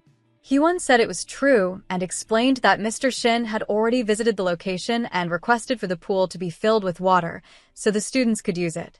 She also mentioned that the students had been complaining that the trip would be boring, but in reality, the girls were excited, especially because their gym teacher was joining them. Hearing this, Taewoo looked unhappy and even Dunjin suddenly stopped the car. Hyewon asked why he had stopped so suddenly. Dunjin asked if Mr. Shin was the same teacher he had seen with her in front of the school earlier. She confirmed it was, and he asked if that meant she would be going on the class trip together with him. She said Mr. Shin was joining as an assistant teacher. Taewoo then turned to Seon and asked if she liked the gym teacher. Seon said she thought he was cool because he was athletic, tall, and good-looking. Taewoo quickly said that he was also athletic and probably taller than him, and he wondered if that was really her idea of someone good-looking. He asked again if she liked Mr. Shin or not. Seon said she didn't like him, but she didn't dislike him either. She explained that she didn't have time to like Mr. Shin because someone else had already asked her to look at him, so she was busy with that. Her words made Taewoo blush slightly. Hyewon noticed the new closeness between Seon and Taewoo, but she also noticed that her husband seemed quietly upset. After dropping off Seon and Taewoo, Hyewon asked Dunjin if he was upset about something. He said he wasn't, but she could sense something was wrong. When they reached home, he quickly got out of the car, and as he was about to walk away, she asked again if something made him angry. He said no, but she still felt uneasy. Then he suddenly asked if she could avoid going on the class trip. She was surprised and said she obviously had to go. He told her that long car rides were not good for her. She reminded him that he was there when the doctor said her pregnancy was stable now. He agreed but said she was still pregnant and shouldn't travel. She asked what would happen to her students if she didn't go. He said other teachers could take over if he requested it from the principal. She became upset and told him not to talk about her work like it was meaningless or easy. He said that wasn't what he meant. She told him not to worry about Dunjil because she was being careful. He said he knew that but still wondered if she really had to go. She answered that she did. He said they were just high school students, so it shouldn't matter who took them. She said that she was their homeroom teacher and she didn't want to leave her students in someone else's care. She added that he seemed fine with the trip before, so she didn't understand why he had changed so suddenly. She said she wanted to make good memories with her students, and it might even be her last chance to do so. He finally said that it wasn't only her students who were going, but something else too. She asked what he meant, but He avoided the question and told her to do whatever she wanted. She said she had already told him she was going. He walked away, and she wondered why he was acting like this. She thought he wanted people to respect her as a teacher, but now he was being different. Even during dinner, when he asked if she wanted some rice, she coldly said she would eat whatever she wanted. He sat quietly, thinking he never meant to make her angry. He wondered if he should apologize or tell her the truth, that he was worried about the gym teacher who had confessed his feelings to her. Dunjin was quietly thinking to himself that he and Hee-won had not even gone on a trip together as a couple, yet she was planning to go on one first with the gym teacher. The thought bothered him deeply, and he felt he could not let that happen. At that moment, Hee-won stood up from the table and said she was done eating. Later that night, both of them lay down on the same bed, but they turned their backs to each other, facing in opposite directions. The silence between them felt heavy. Hee-won lay awake, wondering why he seemed even more upset. She thought that if anyone had a reason to be hurt, it should be her, not him. On the other side, Dunjin was also lost in his thoughts. He wondered why she could not understand how he felt. He questioned whether she cared more about her students than about him. Both of them lay there in the quiet darkness, thinking the same thing in their hearts. They did not understand each other anymore, and both felt deeply disappointed. 2 days later, it was finally the day of the class trip. However, there was still an awkward silence between them. Dunjin kept thinking that if they said goodbye like this, they wouldn't see each other for the next 2 nights and 3 days. He handed Hee-won her bag, and as their hands briefly touched, she held onto his hand tightly. She didn't want to let him go like that. She softly told him that she would see him when she returned. In that moment, Dunjin suddenly pulled her into his arms and apologized, saying he was sorry for getting angry earlier. Hee-won also apologized in return, admitting that she was at fault too. They stood in the middle of the street, hugging each other tightly. Dunjin confessed that he had been selfish and that none of it was his fault. She tried to respond, but he gently stopped her, telling her to forget about it. He said she should go before he weakened and asked her to stay. He wished her a safe trip. She smiled faintly and said she was all right now. If they had just made up, to which Dunjin jokingly replied that he wasn't even sure if what they had could be called a fight. Before leaving, he told her not to worry and to come home safely, promising to wait for her. She looked at him lovingly and told him that no matter what happened in the future, she wanted him to remember that her heart was greedy for him, that she loved him too much. Dunjin smiled, saying he was running late, and promised to call her before he hurried away. Later, the scene shifted to the school trip. Teachers and students were enjoying themselves, taking pictures. Kim was taking photos of Hee-won, playfully telling her to smile for the camera and saying that even the chairman would be sad to see her looking gloomy. Kim added that Hee-won looked beautiful and offered to take another picture. As Hee-won posed, her mind wandered back to what Dunjin had said earlier about being selfish. She wondered what exactly he had meant by that. After some time, while she was casually chatting with her students, she noticed Kim still secretly clicking photos of her. Feeling uneasy, Hee-won turned and asked Kim if they could have a private chat. A little later, the two of them were sitting together at a restaurant. Hee-won calmly asked if it was true that Dunjin had asked Kim to watch her during the trip because he was worried about Mr. Shin being there. Kim laughed and explained that it wasn't like that at all. She said Dunjin was only concerned because Hee-won was pregnant, so he wanted someone to stay by her side. As for Mr. Shin, Kim added that Dunjin was probably just being a little jealous.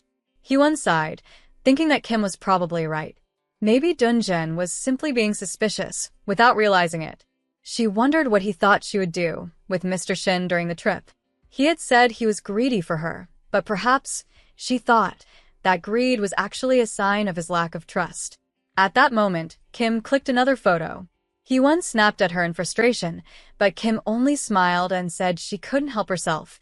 Hee-won looked too beautiful, and the pictures looked like they came straight out of a photo shoot. She teasingly said it would be nice if Hee-won smiled in at least one of them. Annoyed, Hee-won grabbed Kim's phone and discovered that Kim had been updating Dunjin about everything. Anger filled her as she texted him, saying that she was still mad and planned to stay that way, so he should just focus on his own work. Moments later, her phone rang. It was Dunjin calling. When she answered, she asked him why he wasn't working. He replied that he couldn't focus because of her.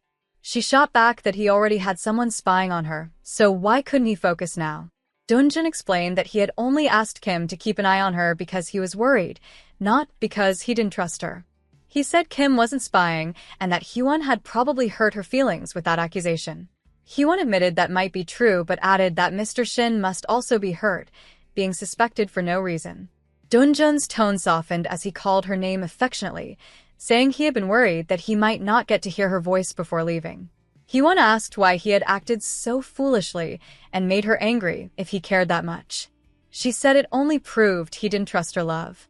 Then, realizing something, she asked if he was going somewhere. Dunjin told her that he had to go on an overseas business trip. Surprised, she asked if it was abroad, and he explained that it was an unexpected situation. There had been an accident at the construction site in Singapore. He assured her that he hadn't done any of this because he was suspicious of her. Hyewon told him that wasn't what mattered right now. She urgently asked when he was leaving and when he would return, and whether the accident had been serious. She wanted to know if anyone had been hurt. Dunjin, hearing the worry in her voice, chuckled softly and told her not to rush, that she could ask one question at a time. Dunjin told Hyewon that he would be leaving at 3 in the afternoon and expected to return by Sunday evening. He explained that there had been an accident at the construction site but reassured her that it wasn't dangerous and that there was no need to worry.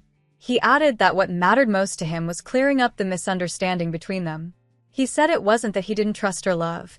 He was simply feeling a bit jealous because they hadn't gone on a trip together yet, and she was now going on one with another teacher. Hearing this, Hyewon felt a pang of regret and thought to herself that she shouldn't have ignored his call earlier. She explained softly that it was just a class trip, and she and Mr. Shin were only going as chaperones for the students. Dunjin replied that he knew that, but he couldn't help being greedy when it came to her. Hyewon sighed, saying they probably shouldn't have postponed their honeymoon and that she sometimes felt their wedding hadn't been as grand as it should have been. Dunjin admitted that he wished he could always be the first and the best in everything for her and apologized, saying he knew he was being a bit too much. Hyewon smiled faintly and said she felt the same way, that he was the best in her eyes. Hearing that, Dunjin suddenly sounded more cheerful, saying that her words gave him energy. He promised to finish his work quickly, so he could come home sooner. Hyewon told him not to rush and reminded him to be careful, saying that every bit of him belonged to her, so he had to take care of himself and return safely. Dunjin laughed softly and told her that he would, and she teasingly added that when she came back, he could check her all over to make sure she was in one piece.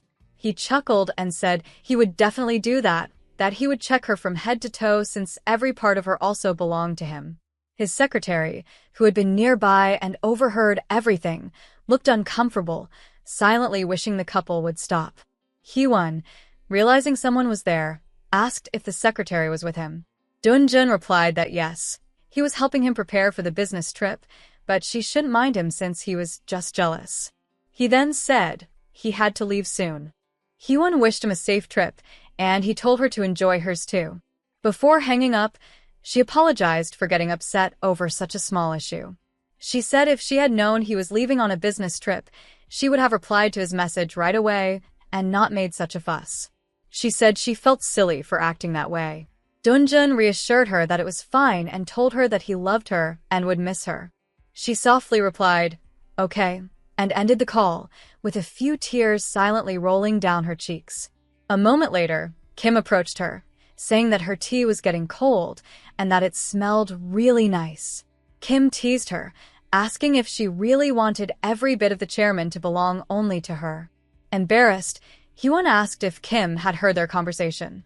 Kim quickly said she hadn't meant to eavesdrop. Hyewon, still upset, asked what Dunjin had promised Kim in return for all this, for keeping an eye on her during the trip. Kim looked confused and asked what she meant. Hyewon thanked her for helping but added that she wondered if Dunjin had offered her something in exchange. Kim smiled and told her not to worry, saying that the chairman had already taken care of everything. She explained that she would be going on vacation across the Balkan Peninsula during the summer break and added that Hyewon shouldn't misunderstand. It wasn't anything suspicious, just a gesture of care between them. Hyewon calmly said that if Kim truly wanted to enjoy her vacation in the Balkans, she should stop taking pictures of her. Kim laughed and agreed, saying she would stop since Dunjin had already messaged her anyway. Meanwhile, the scene shifted to the mental hospital, where Hain. She looked around eagerly, expecting Dunjin to be there waiting for her, but instead, she saw her father. Disappointed, she asked why he had come alone, and where Dunjin was. Her father gently asked how she was feeling that day. Hain frowned and reminded him that he had promised to bring Dunjin this time. Her father sighed and said he had planned to, but something urgent had come up at Dunjin's work. Hain glared at him, accusing him of lying and saying it was because of that woman that she was keeping Dunjin away from her again. Her father looked at her sadly and told her that Dunjin was married now and had nothing to do with her anymore. Hearing that, Hain became furious and shouted, asking why her father was taking that woman's side. She insisted that Hyewon had tricked Dunjin, that she had gotten pregnant with another man's child and deceived him into marrying her. Her father pleaded with her to stop, saying she knew that wasn't true. He told her she needed to let go and find someone who truly loved her. But Hain refused to listen. In anger, she screamed that he was wrong and hurled a chair across the room, declaring that she only needed one thing, and that was Dunjin. Hain insisted to her father that she was the only one who could make Dunjin truly happy. She begged him to help her get out of the hospital, saying all she wanted was to talk to Dunjin in person. She was certain that Hyewon was lying to him and believed that he missed her as much as she missed him. Her father tried to reason with her, asking her to stop and questioning why she was behaving this way over Dunjin. Hain ignored him, continuing to insist that if it weren't for Hyewon, Dunjin would be hers. Her father had no response to her determined words. Meanwhile, Hyewon returned from her class trip, accompanied by Miran. The two of them were looking at the news about the construction site where Dunjin had gone. The report said that 4 workers were injured but in stable condition, and the site had been closed temporarily, which would result in a huge financial loss for Dunjin's company. Miran asked if Hyewon had managed to contact Dunjin, but she admitted he wasn't answering. He must be very busy. Miran reassured her, telling her not to worry and to enjoy showing her house to her instead. As they walked through the house, Miran commented on how beautiful it was and how much effort it must take to maintain it. She asked to see the bridge Hyewon had mentioned earlier. Hyewon replied that they would go after Minhook came over for dinner. Miran was surprised that Minhook would be joining, and Hyewon explained that since they had made up recently, Minhook seemed eager to come. She then teased Miran, asking if she had fought with him again. Miran laughed and said that wasn't the case. Hyewon asked if Miran had gone on another blind date, but Miran said she had stopped doing those, and that wasn't why they had argued. Curious, Hyewon asked what had happened. Miran explained that she had introduced Minhook to her father. Hyewon asked if Minhook had not liked it or asked her to break up with him, but Miran reassured her that it was nothing like that. When Minhook had mentioned his business, Miran's father had expressed interest in investing. Hyewon was thrilled to hear the news, but Miran added that Minhook had flat out refused the offer, stubbornly refusing any help. Hyewon noted how difficult he was, being unwilling to accept support. At that moment, the little girl named Yun arrived at the house. Miran found her adorable and commented on how cute she was. Hyewon asked why she had come, and Yun shyly offered her a candy for Dunjol. Hyewon smiled and said she would give it to Dunjol.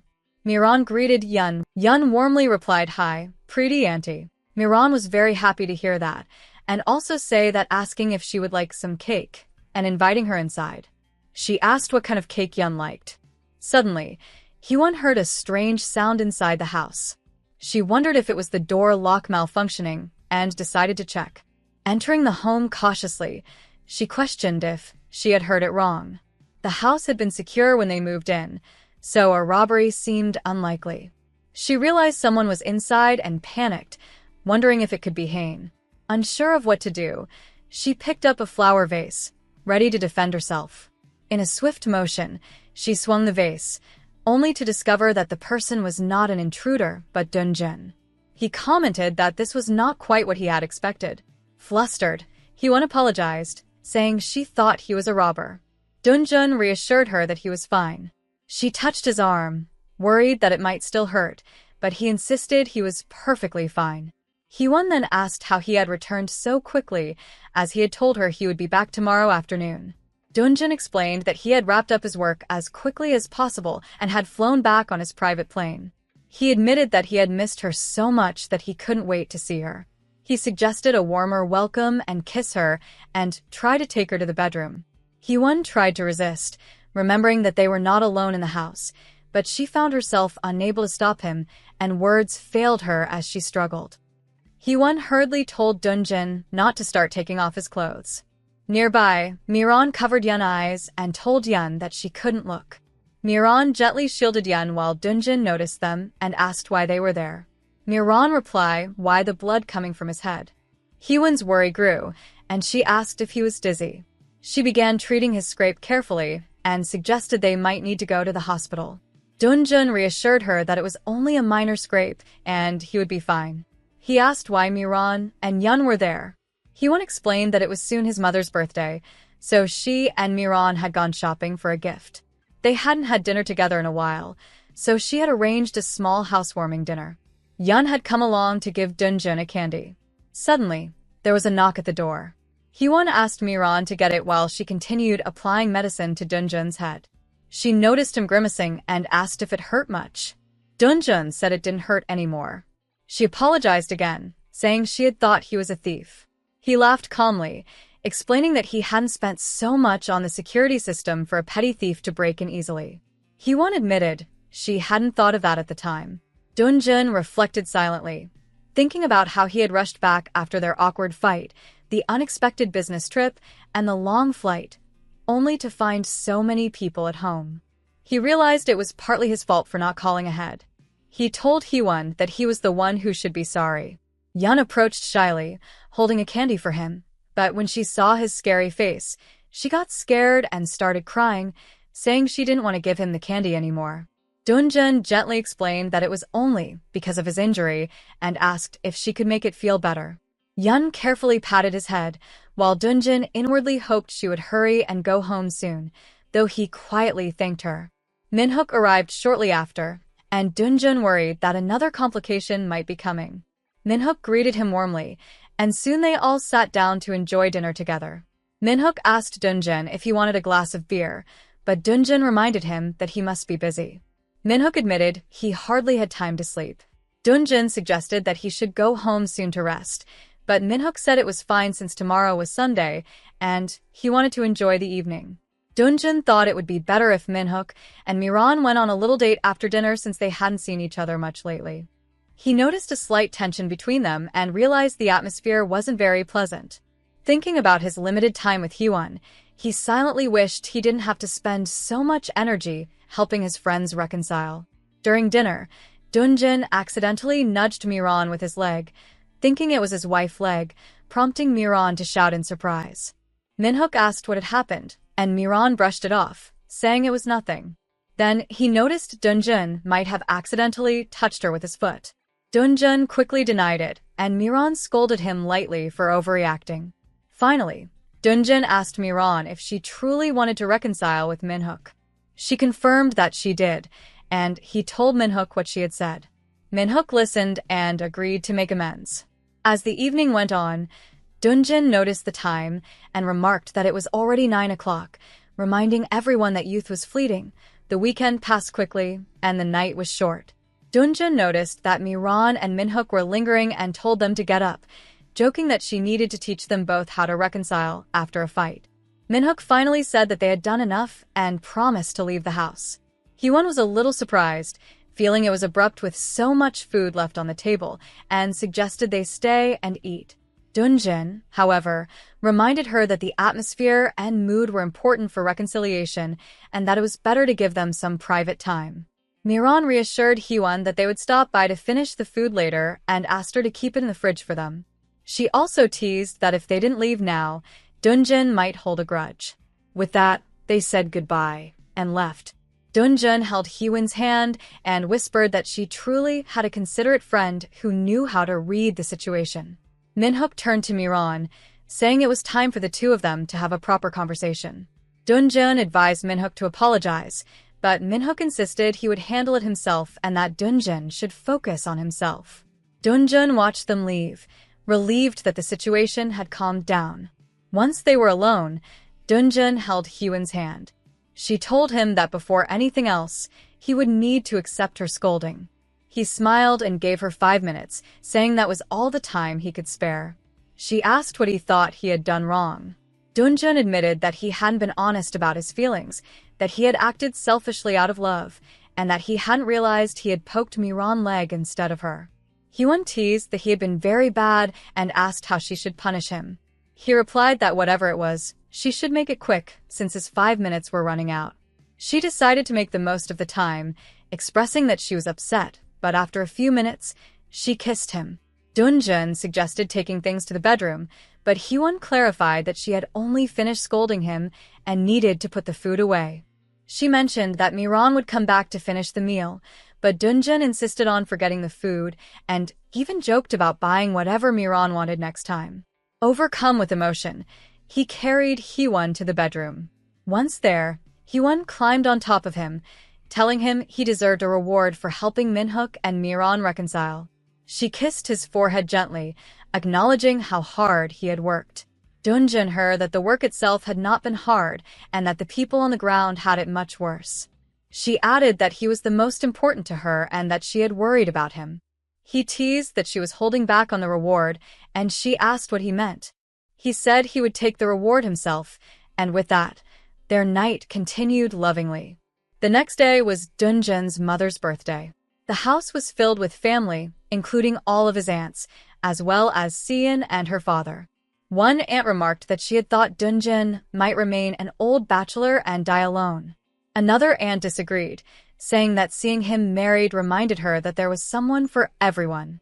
Yet another aunt teased, recalling the horror stories of his blind dates. Hyun listened quietly, smiling, knowing there was nothing wrong with Dunjin despite their teasing.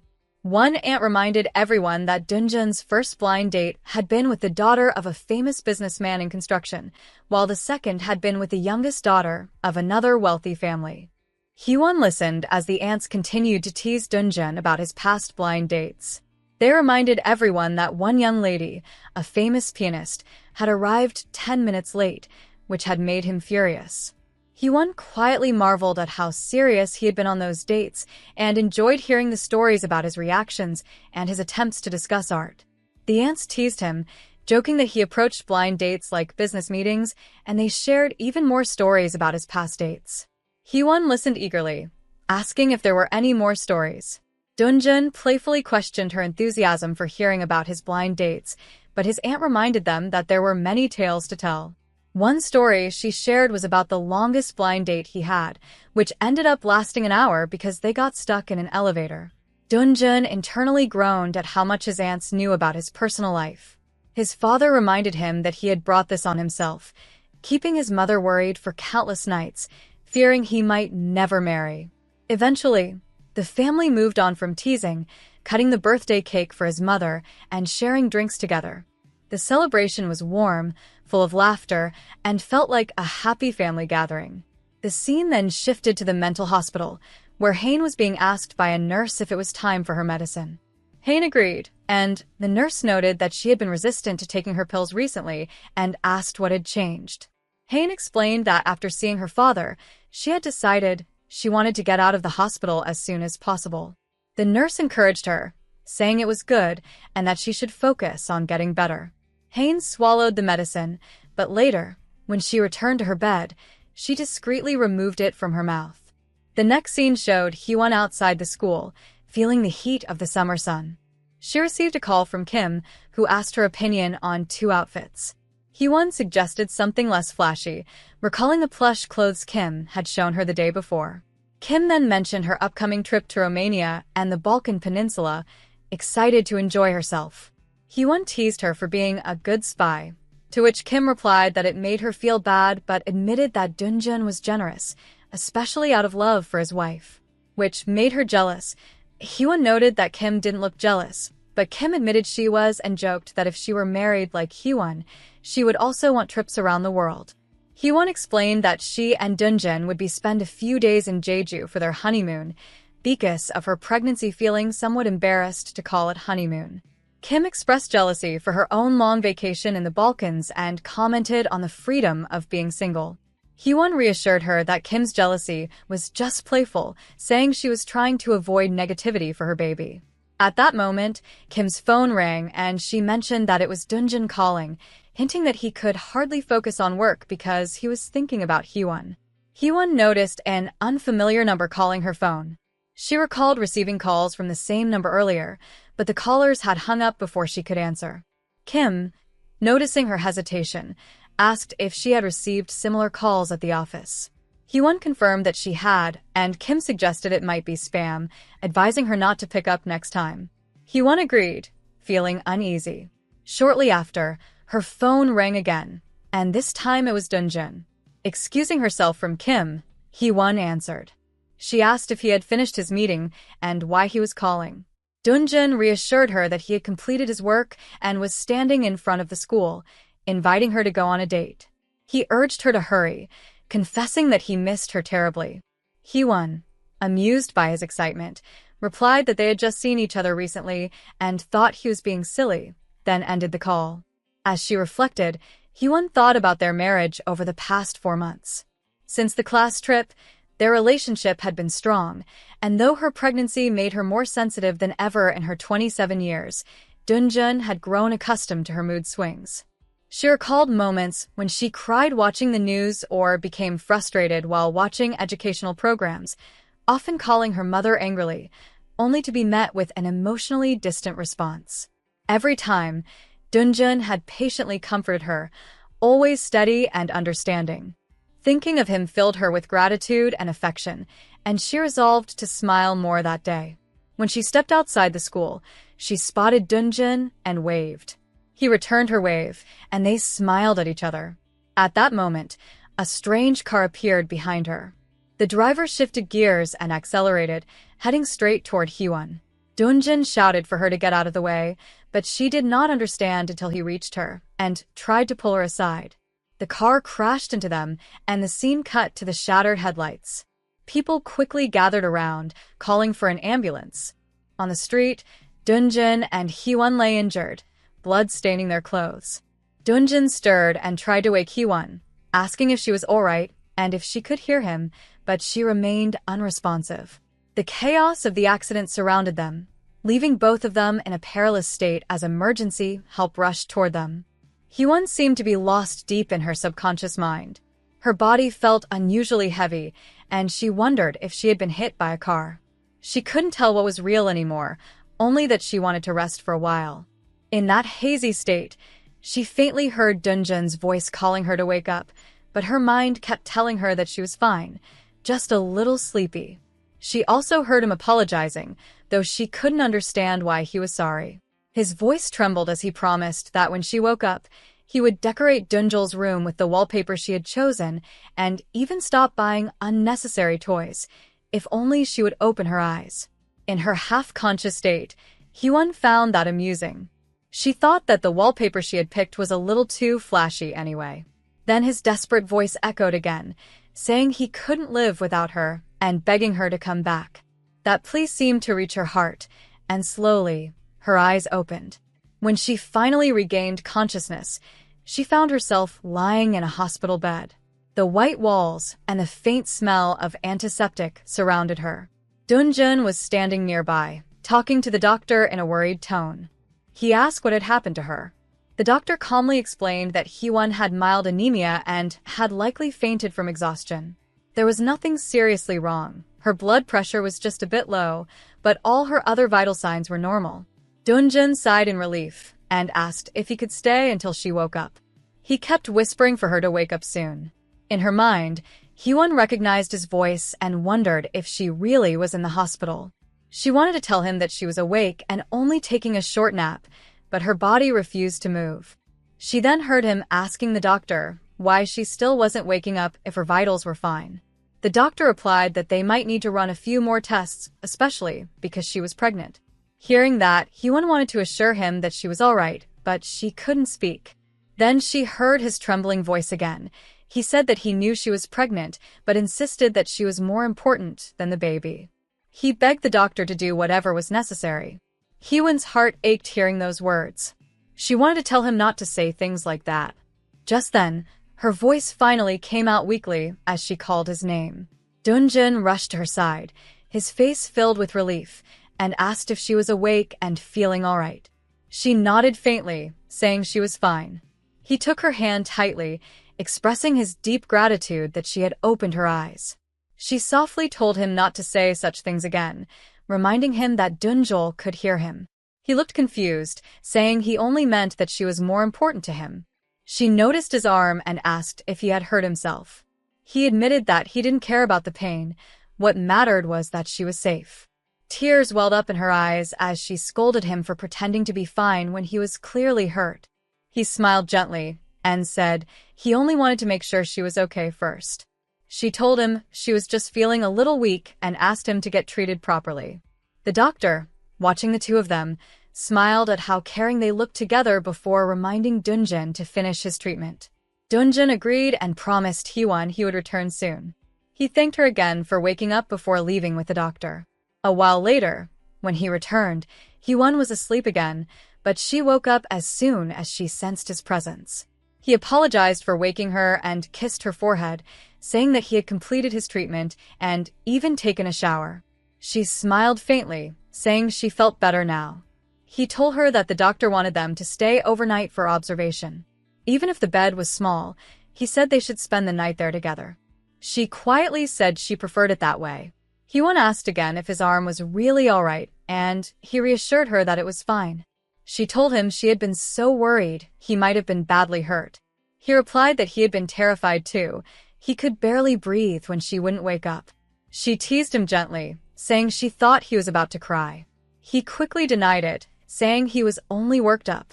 She smiled softly, telling him that when he said he couldn't live without her, she was deeply touched, even if he hadn't cried.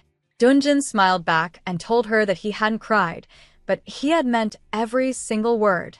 Hyewon smiled faintly and told Dunjin that they would pretend he hadn't cried, but reminded him to keep his promise about letting her choose the wallpaper and stopping his habit of buying too many toys. Dunjin quickly insisted there was no pretending. He truly hadn't cried, even though everything that happened had hurt deeply. Before he could continue, Hyewon softly admitted that she had tried to respond to him earlier, but it felt like she was underwater, unable to move. She apologized for worrying him. Dunjin shook his head and said that she didn't need to apologize. It was him who should be sorry. Confused, Hyewon asked why he would apologize, saying that the whole incident had been an unfortunate accident. But then her tone changed as she questioned how he could have said that she was more important than their baby.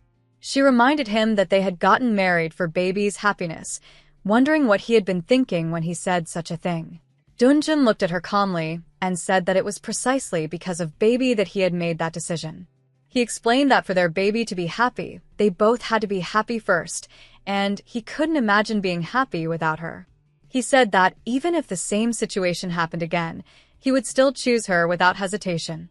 Hearing those words, tears filled Hyewon's eyes. She threw her arms around him, hugging him tightly and saying that he would be a good father. Overwhelmed with emotion, she kissed him gently. Just then, she thought she heard a noise at the door and mentioned it, but Dunjin dismissed it, saying that it was probably nothing. He had already instructed secretary not to let anyone disturb them. Moments later, there was a knock on the door. The secretary spoke from outside, saying that he was very sorry to interrupt, but that Hane's father had come to meet Dunjin. The secretary repeated that he hadn't wanted to disturb him, but thought it was important. Dunjin sighed and went outside briefly. When he returned, Hyewon immediately asked who it was. He said it was no one she needed to worry about. She looked at him closely and pointed out that even if it wasn't someone she should worry about, he clearly seemed troubled. She asked if something was wrong. He insisted he wasn't angry, but she could tell he was holding something back. When she pressed again, he finally admitted that it had been his old high school teacher. Surprised, she asked why his teacher would visit him in the hospital. Dunjin explained that the man was actually Hane's father. Shocked, Hyewon asked why Hane's father would come there. Dunjin then revealed that Hane had escaped from the mental hospital after security had relaxed their supervision. Although she had been cooperating with her treatment, she had managed to slip away. Her father had found out that she had broken up with him, but Dunjun hadn't been answering his calls at the time. Hyewon nervously asked what had happened next. Dunjun told her that Hain had crashed into the school gate and had been badly injured. She had undergone emergency surgery, but hadn't regained consciousness yet. Once she recovered, she would have to face the consequences of her actions. He assured Hyewon that he would make sure something like this would never happen again, telling her not to worry. Hyewon said she wasn't worried, but admitted she felt a bit uneasy. Dunjun gently told her that after almost losing her, he couldn't let things slide anymore. Even if he had wanted to forgive, which he didn't, there was no way out for Hain after what she had done. In her heart, Hyewon thought that Dunjun could have shown more understanding toward Hain's father. It must have been heartbreaking for a parent to watch their child face punishment, even for a crime. But she also knew that Dunjun had already shown as much mercy as he could. She felt that perhaps this painful chapter in their lives was finally coming to an end. Later, Dunjun met with Hain's father in another room. They sat across from each other in heavy silence until the older man finally spoke, asking first about Hyewon's condition. Dunjun replied that she was fine, thankfully.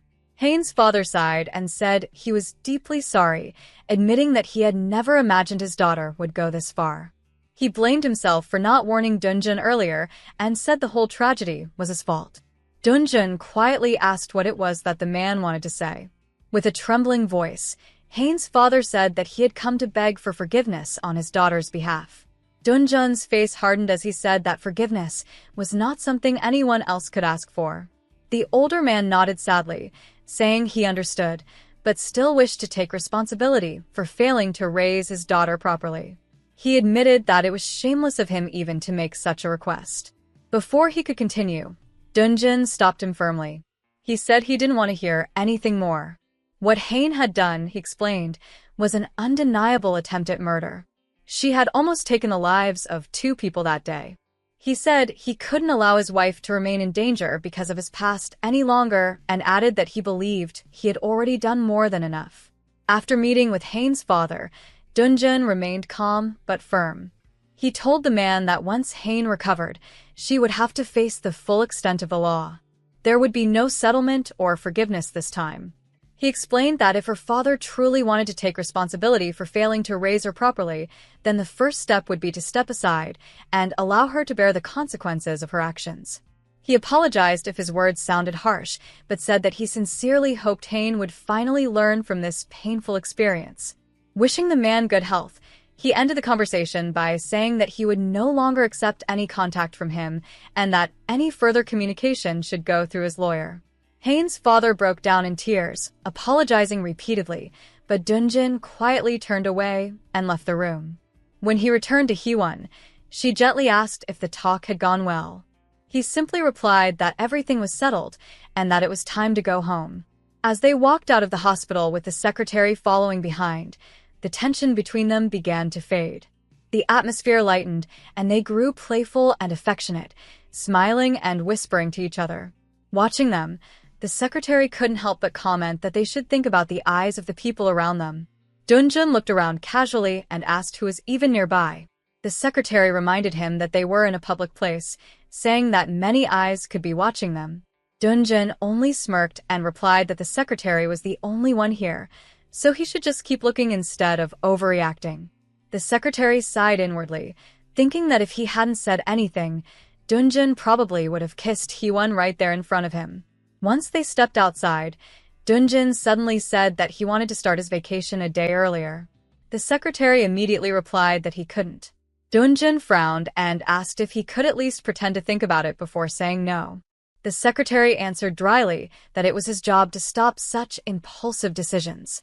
He added that he wished the old Dunjun, the one who used to live and die by his schedule, would come back. Dunjun laughed and told him that he seemed stressed lately. He suggested that the secretary should take some time off too, maybe travel to the Balkans and not worry about the cost. He told him to relax and have fun.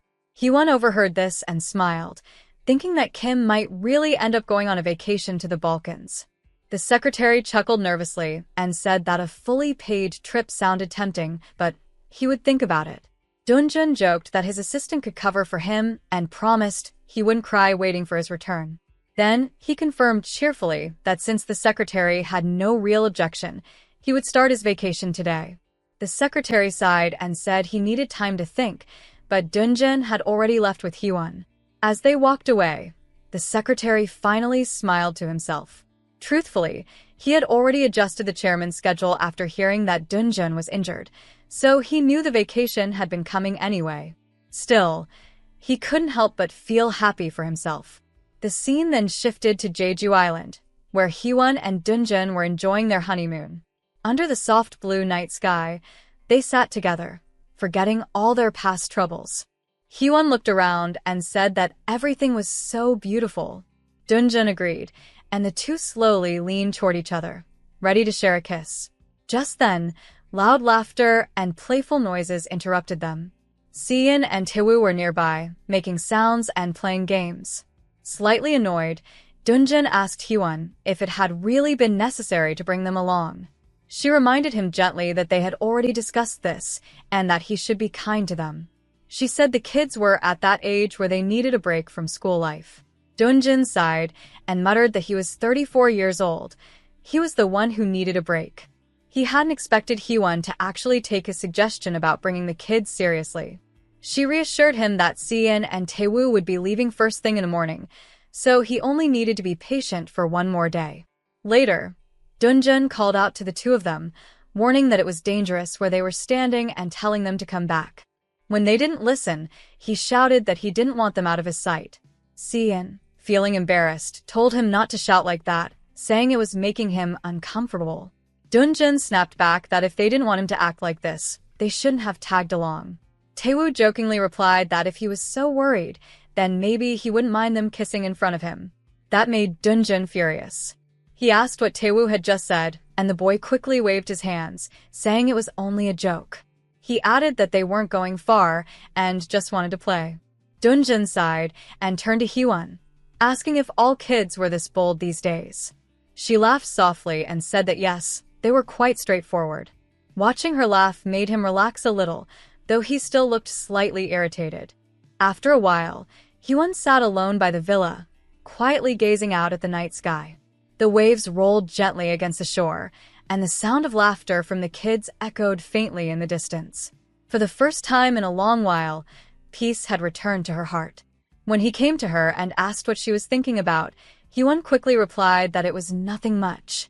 He noticed the children sleeping nearby and teasingly told her not to ask questions like that, saying it made him feel as if he were there with her thoughts.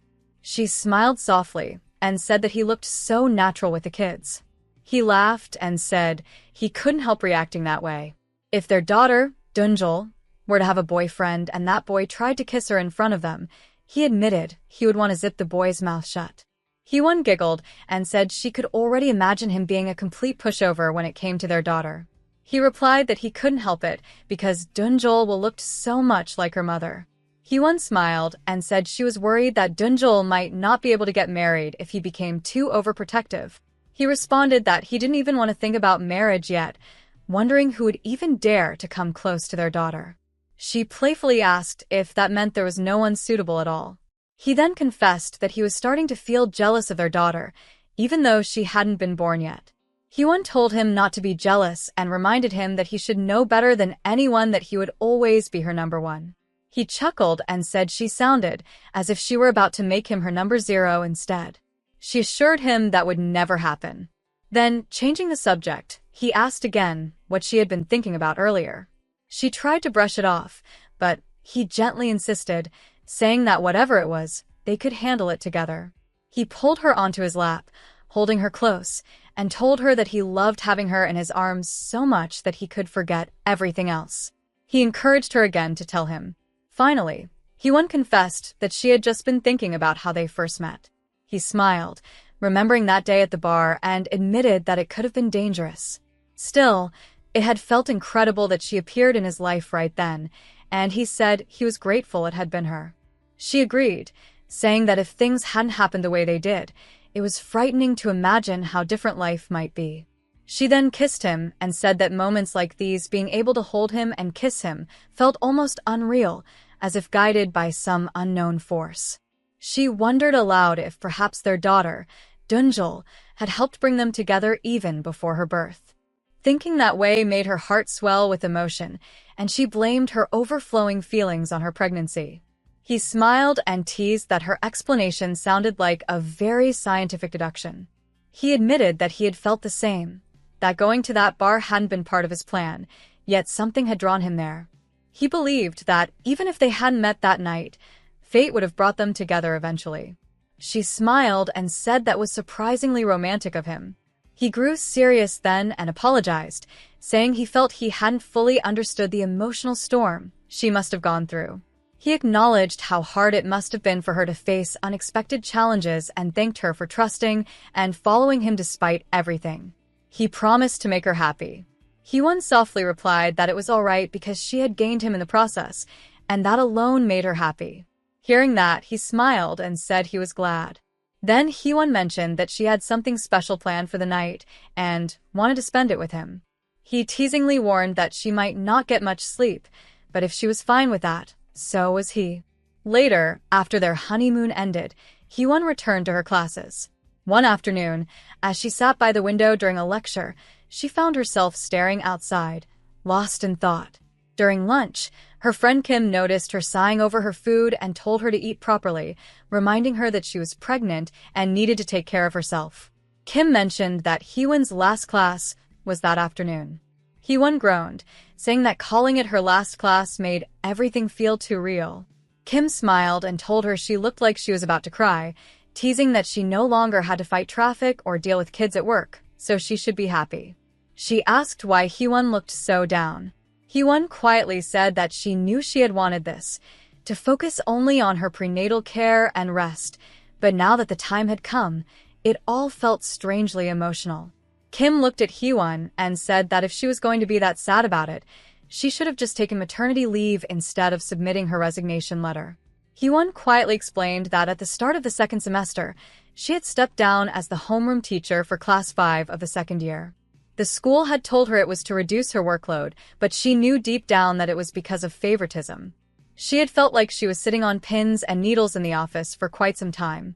Without her usual homeroom responsibilities, she felt pressured to take on other teachers' work, and as time went on, the situation only grew more uncomfortable. Even though Dunjun's request had been well-intentioned, it was still a request coming directly from the school chairman, which made things worse for her. She admitted to Kim that she couldn't even look the other teachers in the eye anymore. It didn't feel right to think only about herself when everyone around her felt uneasy. Kim tried to comfort her, saying that it wasn't her fault. She reminded Hyewon that she had worked hard to get where she was, and just because she married the school chairman didn't mean she had done anything wrong. But Hyewon sighed and said that the situation was still uncomfortable for everyone, and she was the reason behind it. She remembered what had happened to the science teacher last year. That teacher hadn't received any special treatment despite being pregnant. In fact, the principal had pressured her to stay since she taught such an important subject. The poor woman had barely taken maternity leave, leaving just 20 days before her due date. Hyewon said that if her husband hadn't been the chairman, she would have faced the same thing. Instead, she was being treated differently only because of who she had married. Kim frowned in anger, saying that this was exactly what was wrong with their country. She complained that people expected women to have children when there was no proper system in place for pregnant employees. She said women should be able to take maternity leave without feeling guilty, and more people needed to speak up about it. Hyewon smiled faintly and said they should stop talking about her. Then she turned to Kim and asked if there was something Kim wanted to tell her. Kim looked confused and asked what she meant. Hyewon teased that she was talking about Kim's summer vacation trip to the Balkans with the secretary. Kim groaned and told her to stop bringing that up again, insisting there was nothing to talk about. Hyewon laughed and said that Kim was definitely acting like something had happened but wanted her to pretend not to notice. Kim quickly said it was true. Nothing had happened, and they had only run into each other by coincidence. Hyewon then mentioned that Dunjun had promised to take her out for something delicious that evening, and she invited Kim to join them if she was free. Kim hesitated and asked what they were planning to eat, wondering if it would be all right for her to tag along. She joked that the chairman might not like her third wheeling on their date. Hyewon reassured her, saying that of course, it would be fine. The more, the merrier. Even the secretary would be there. Kim paused, then suddenly said she had just remembered something important. Her mother had told her to come home early that evening. Hyewon playfully told her not to leave her alone. Kim smiled shyly and admitted that she was actually getting married the next day. Hyewon laughed and said she didn't believe her, that even if Kim made excuses, she still wouldn't be convinced. Finally, Kim gave in and said she would go with them. After all, it was just a meal. What could possibly go wrong? Then she quickly added that actually something bad could happen, but she changed the topic and asked if Hyewon was really resigning. Hyewon replied that she wasn't sure yet. She was thinking about maybe joining back to school later, but for now, she just wanted to focus on her baby. Kim nodded, saying she was sad to see her leave, but she knew Hyewon must have thought deeply about it before deciding. She said she had always admired Hyewon's passion for her students and that it was a real loss for everyone. Hyewon smiled softly and asked Kim not to call it her last class. Kim laughed and said fine, she wouldn't. She told Hyewon to just get through her class happily and asked jokingly if she thought she might cry. Hyewon laughed, pretending to be offended, and asked why she would cry, wondering if she really looked that silly. But later, as she stood outside the classroom door for her final lesson before leave, she thought to herself that she probably shouldn't have spoken so confidently earlier. When she finally entered, she realized that her last class happened to be with Class 5 of the second years, the same students who had been her homeroom during the first semester. Hyewon was no longer the homeroom teacher for that class this semester, but she still couldn't help feeling deeply attached to her students. So, when she was asked to write a self-introduction letter for an assignment, she decided to include a short, personal message for each of the 28 students. She made sure that every note was unique. Not a single one was repeated. Instead of the usual generic advice about school, she wrote about their shared memories and expressed her heartfelt emotions. She knew school life was hard and demanding, but that had become the norm. She didn't want her final words to them to sound like just another routine message. Even though some of the students jokingly complained that her notes were too sentimental, she didn't mind. With only 5 minutes left in the class, she calmly said the words she had prepared for that day. All she had to do was finish gracefully and make her exit. But before she could, Ronnie suddenly raised her hand and asked if they could take a picture together since it was Hyewon's last day. Soon, the entire class joined in, asking the same thing. They shouted that they wanted a photo and asked if she was really quitting. Some stood up, saying she shouldn't leave them, while others begged her to come back one day. Then one of the students came forward holding a bouquet of flowers and several small notes written by them. They told her it wasn't much, but they had collected some money together to do something special for her. They said they hadn't been able to say goodbye properly after the first semester, so they wanted to thank her for everything. They told her how much they would miss her. Hearing their words, Hyewon couldn't hold back her tears. Trying to compose herself, she smiled and told them that she wasn't crying, then asked them to come up so they could take the picture together. They called another teacher from a nearby classroom to take the photos. The teacher snapped a few pictures of Hyewon surrounded by her students, all smiling through tears. One of the kids reminded her to post a picture of the baby once she gave birth, and Hyewon promised she would. Before leaving, Ronnie told her to come back for the school festival, or at least visit them sometime, and she apologized again for the trouble she had caused during the pregnancy reveal incident. Hyewon gently told her that everything was in the past now, and that she would miss all of them dearly. She thanked them sincerely, saying their gesture meant a lot to her. After leaving the classroom, she looked at the pictures on her phone and began to cry again, this time even louder than before. Dunjin, who was sitting beside her, noticed her tears and told her softly that if she stayed sad, their unborn daughter, Dunjul, would feel sad too. Hyewon wiped her eyes and said that her students were just too precious. She felt she hadn't even done that much for them as a teacher. Dunjin smiled and said that she must have been a wonderful teacher for them to care that much. She asked how he knew that, and he replied that her swollen eyes made it quite obvious she had been crying. He asked if she was still up for dinner, but she teasingly reminded him that they were still at school. He smiled and said he knew, but she told him he was standing too close and asked if he was trying to kiss her. Embarrassed, he quickly apologized. As she looked at him, Hyun remembered how he had always been like that, always a bit touchy and affectionate whenever she was near. He had a habit of reaching for her, whether to stroke her hair, touch her ear, or wrap an arm around her waist. Even when she told him to stop, he would still rest his hand somewhere near her, like on her foot. Once, she had asked him if he had always liked physical contact that much. He had said yes. When she asked why, he told her he didn't really know. Then he asked if she disliked it. She had admitted that she didn't dislike it, but sometimes it felt like too much. He had smiled and said that to him. It never felt like enough, then kissed her softly.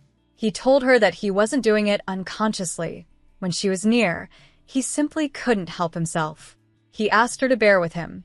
Back in the present, Dunjun told her gently that he had only been trying to comfort her, not do anything else. She smiled through her tears and said she had her doubts, but thanked him anyway, saying she had stopped crying because of him. Then she looked and pointed toward the cherry blossom tree outside. She said it looked beautiful. Dunjun nodded and agreed. She softly explained that for countless springs, that tree had bloomed with the most beautiful flowers. It had focused all its strength on helping those blossoms bloom, so much that it had forgotten to take care of itself. That, she thought, was why the trunk of the tree had turned so dark. He replied that he understood her feelings. She admitted that it was a bit sentimental, but it made her look back and reflect on what kind of teacher she had been. She wondered if she had focused too much on helping her students grow and bloom, to the point that she had forgotten to take care of herself. She reminded herself that nobody is perfect, and that is why people must keep trying. Now, she wanted to focus on becoming a great mother first, and then later return to her path as a teacher. She believed it wouldn't be too late for that. He assured her that of course it wouldn't be. He told her she had the talent, and that he knew she had thought carefully before making any decision. But he also admitted that he didn't want her to sacrifice too much just because she was going to be a mother. He reminded her that this was their first baby, and she wasn't alone in this journey.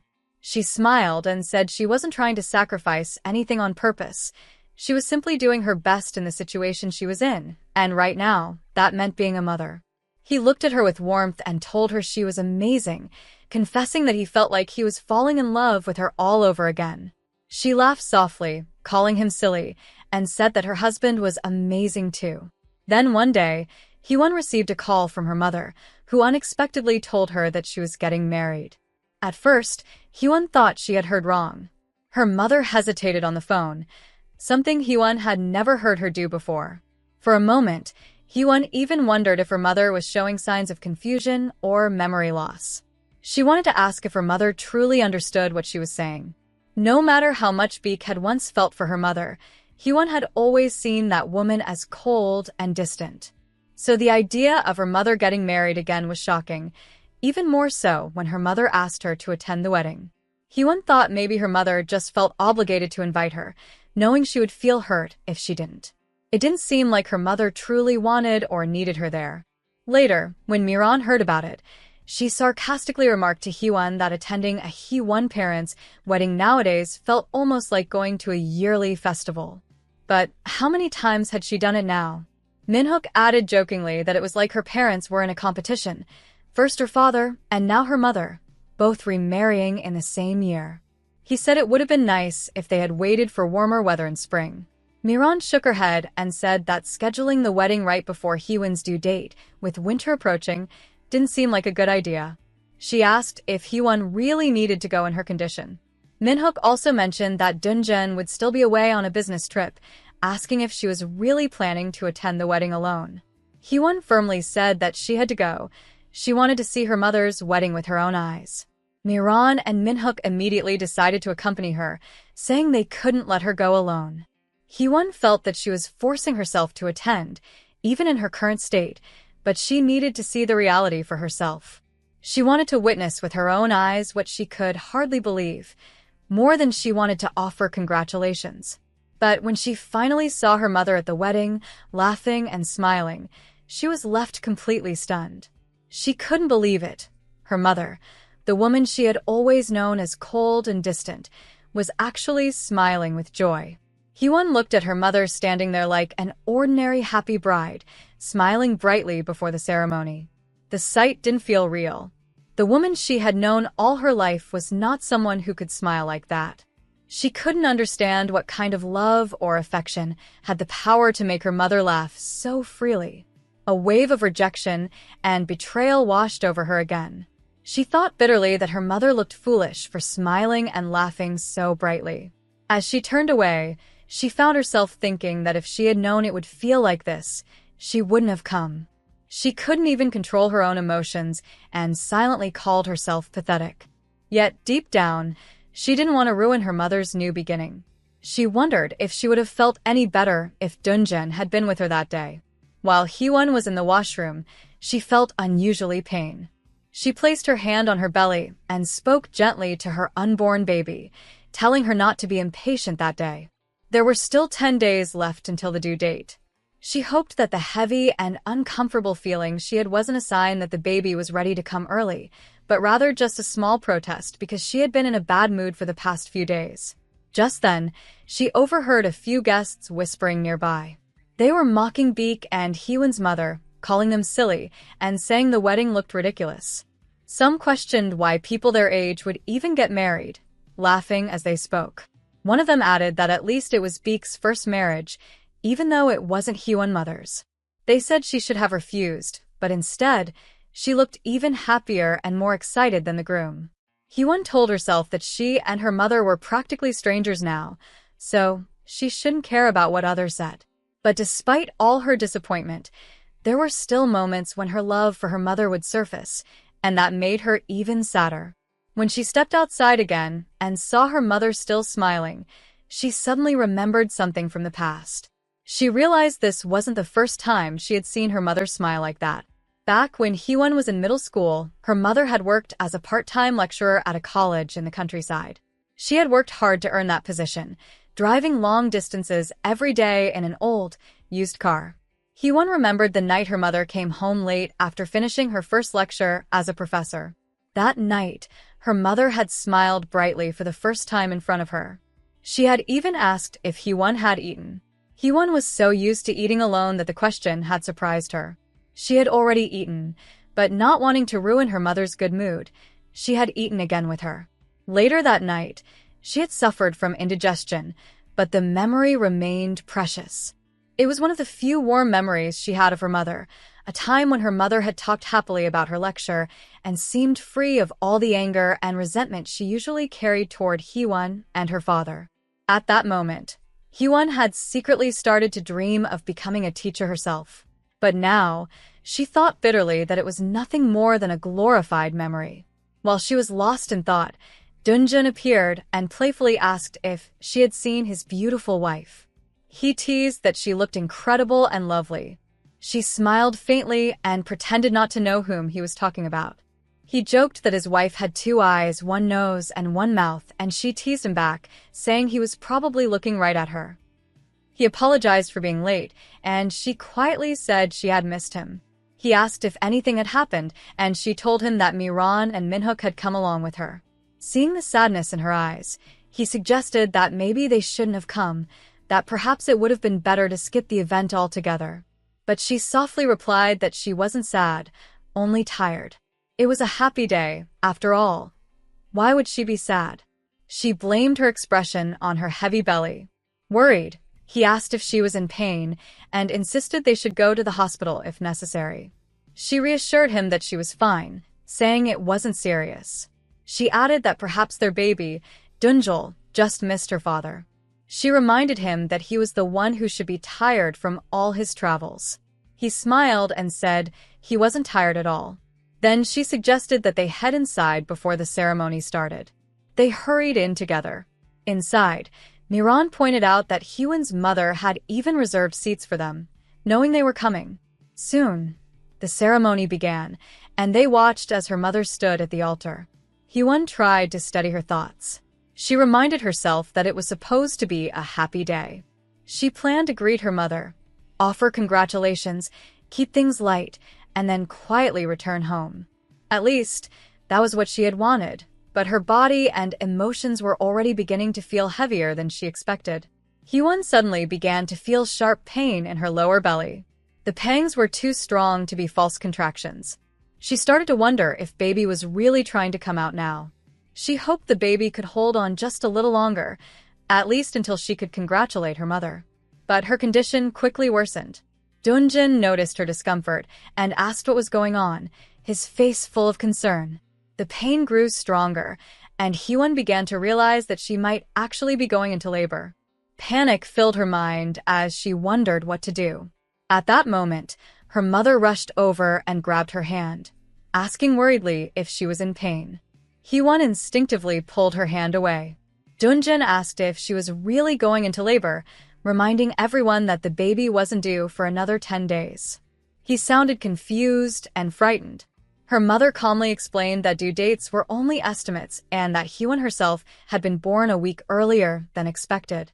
Hearing that, Dunjin became flustered and said he would call for help, a police car or maybe a fire truck or an ambulance. Her mother firmly told him to calm down and pull himself together. She said they would get to the hospital faster if he just drove. Then, turning to Hyewon, her mother asked if she could walk. Hyewon, despite her pain, replied that this wasn't like her mother at all and that she should just enjoy her wedding reception instead of worrying about her. But her mother shook her head and said the wedding wasn't important right now. There was no time to waste. Ignoring Hyewon's protest, her mother and Dunjin helped her walk out. As they hurried, Hyewon couldn't understand what was happening. She wondered why her mother was acting like this, caring, protective like a real mother. She had never seen her behave this way before.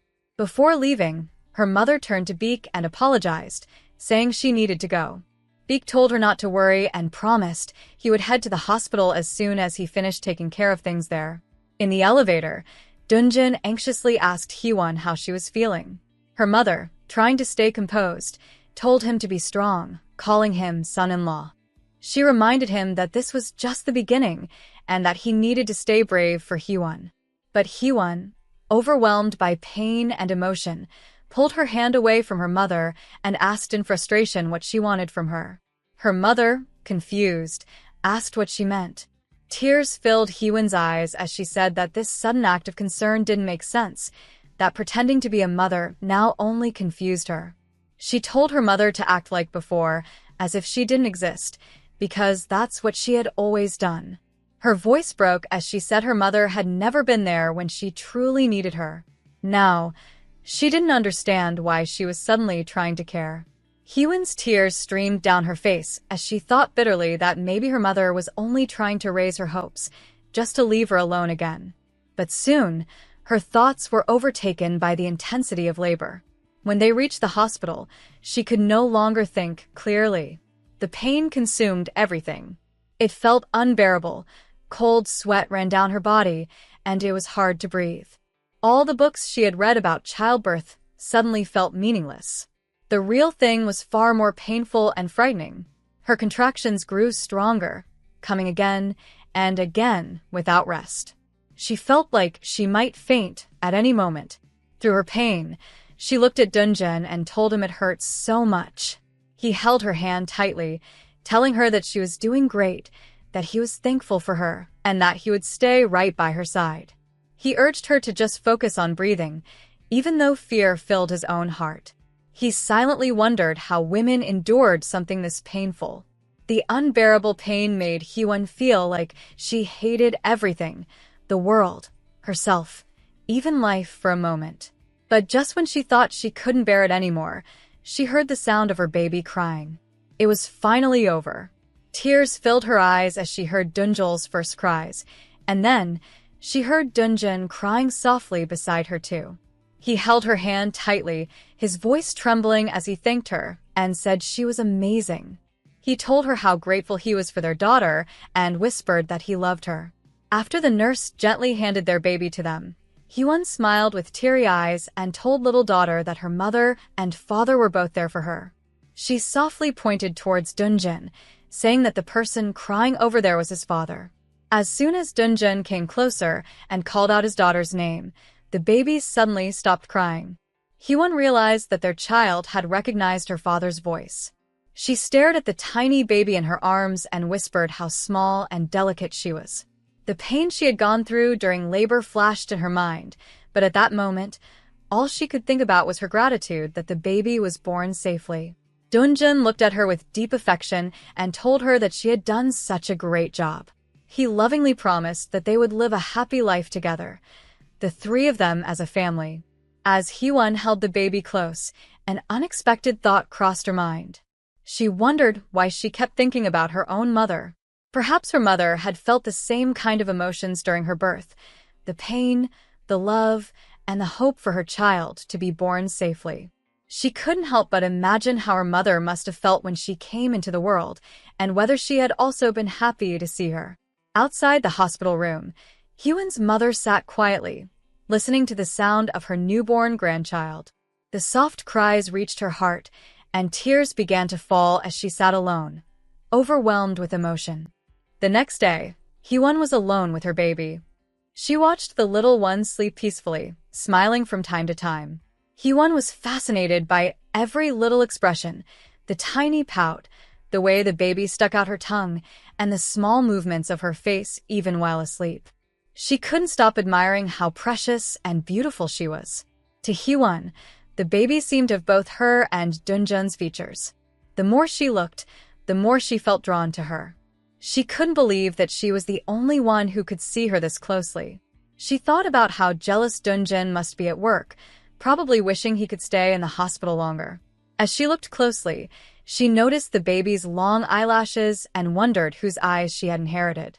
She stopped herself from moving too much, afraid of waking her.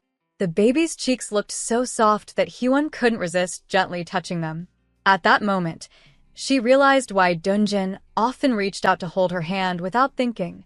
The warmth and comfort were impossible to resist. While she was lost in those tender thoughts, someone knocked on the door. It was her mother. Her mother asked how she was feeling. Hyewon was surprised and asked why she had come. Her mother said that since her daughter had just given birth, she wanted to see her. Hyewon was quietly touched but confused at the same time. She asked if her mother wasn't supposed to be on her honeymoon after the wedding. Her mother explained that she and her husband had decided to stay at the hotel for an extra day and would leave the next morning. Her mother asked whether Hyewon had gotten any sleep or if she wanted something to eat. Hyewon replied that she was fine, but inside, she felt awkward. They hadn't talked properly in a long time, and now that they were face to face, she didn't know what to say. Seeing her mother after becoming a mother herself felt strange. It made her realize what her mother must have gone through to bring her into the world. Her mother suddenly apologized, saying that she was sorry for not being there. She explained that she knew Hyewon's due date was close, but thought it would still be all right to make a short trip. She admitted it was careless of her and said she was simply relieved that both Hyewon and the baby were safe. Then her mother spoke more softly, saying that she had never really known how to be a good mother.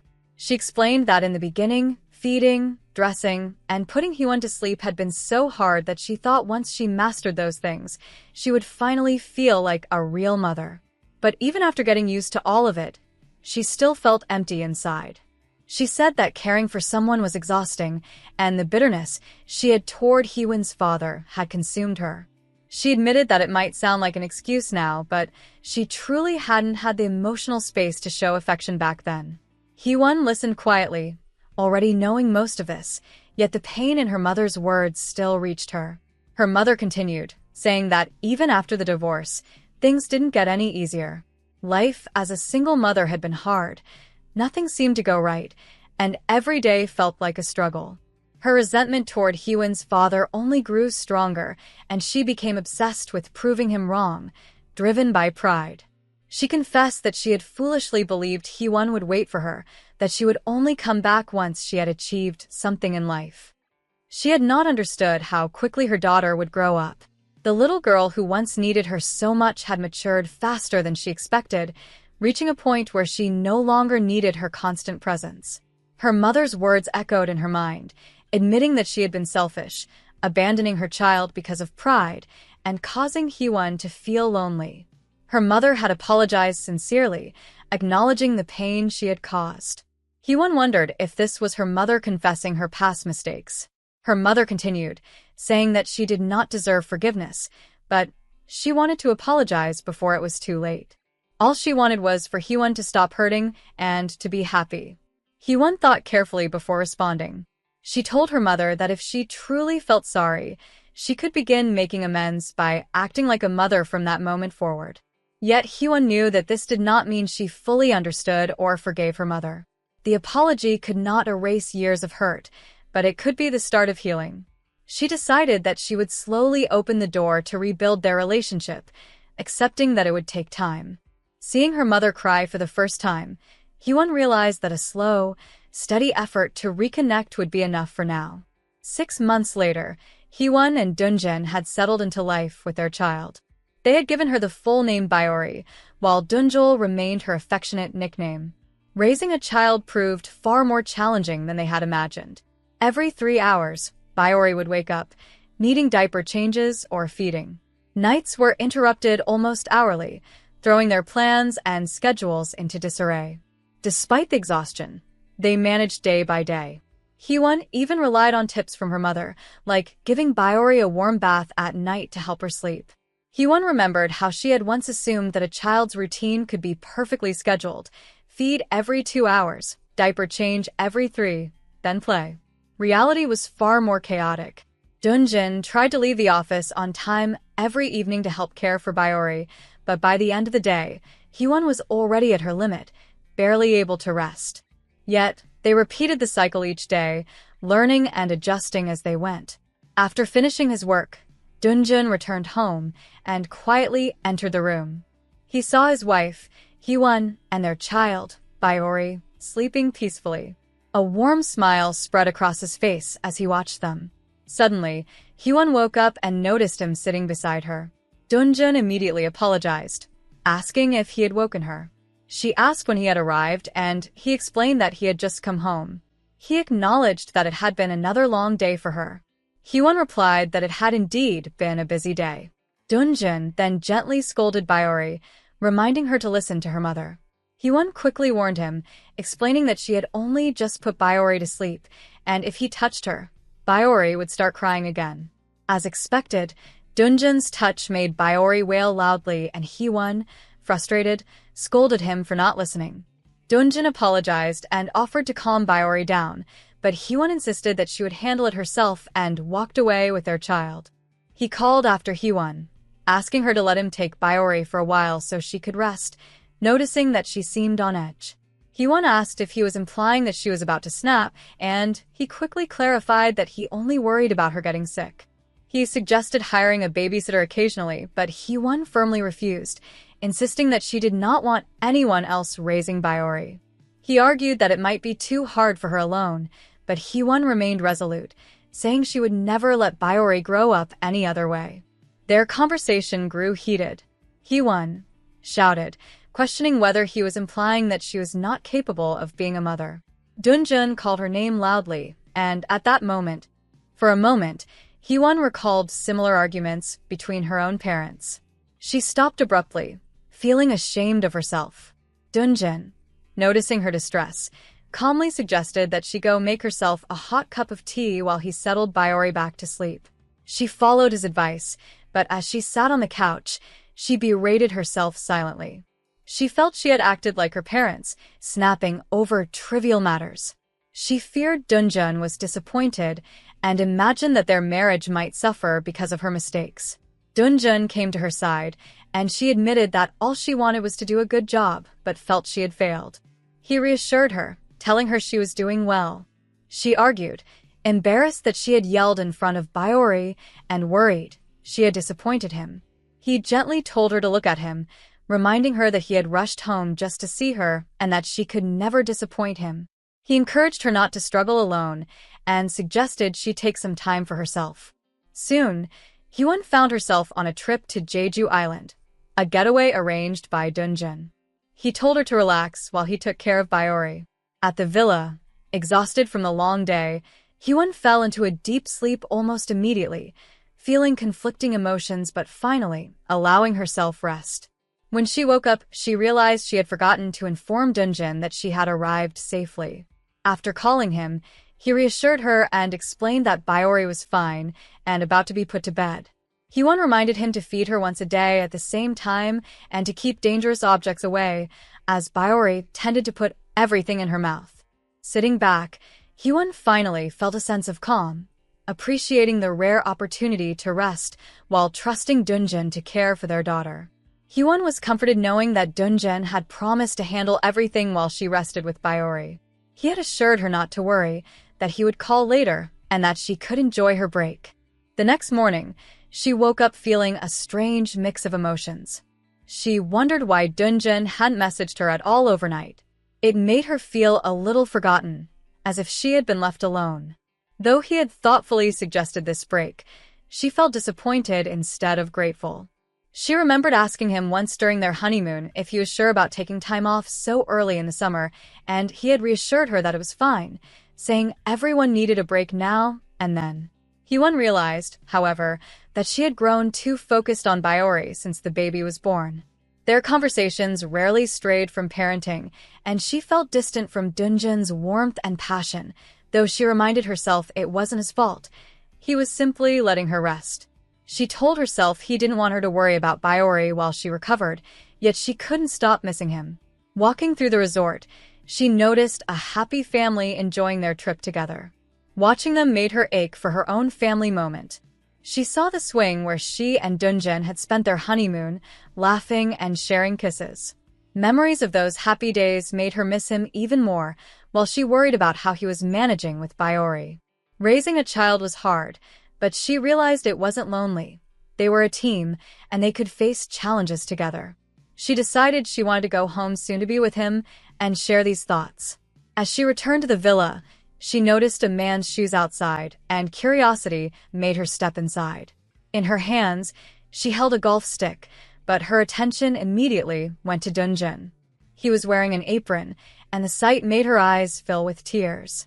Overwhelmed, she dropped the golf stick and ran to him, wrapping her arms around him tightly. Through her tears, she whispered how much she had missed him. He once said to Dunjin that it had been restless all day. All she could think about was him. She couldn't enjoy the beautiful view or even the delicious food around her. Her heart ached with longing, and she felt as if she might break down from missing him so much. When she finally saw him, emotions overflowed. She told him that she couldn't stop thinking about him, that she missed him terribly, and that she would try to do better if only he would stay with her. Dunjin gently told her to calm down, but Hyewon, still in disbelief, looked at him in confusion. She noticed the apron he was wearing and wondered if what she was seeing was even real. For a moment, she thought she might be imagining everything, yet his presence felt so warm and alive. Seeing how shaken she was, Dunjin carefully guided her to sit down, handed her a glass of water, and softly asked if she felt calmer. She nodded and said yes. After taking a deep breath, she asked why he hadn't called before coming home. She admitted that she thought someone might have broken into the house.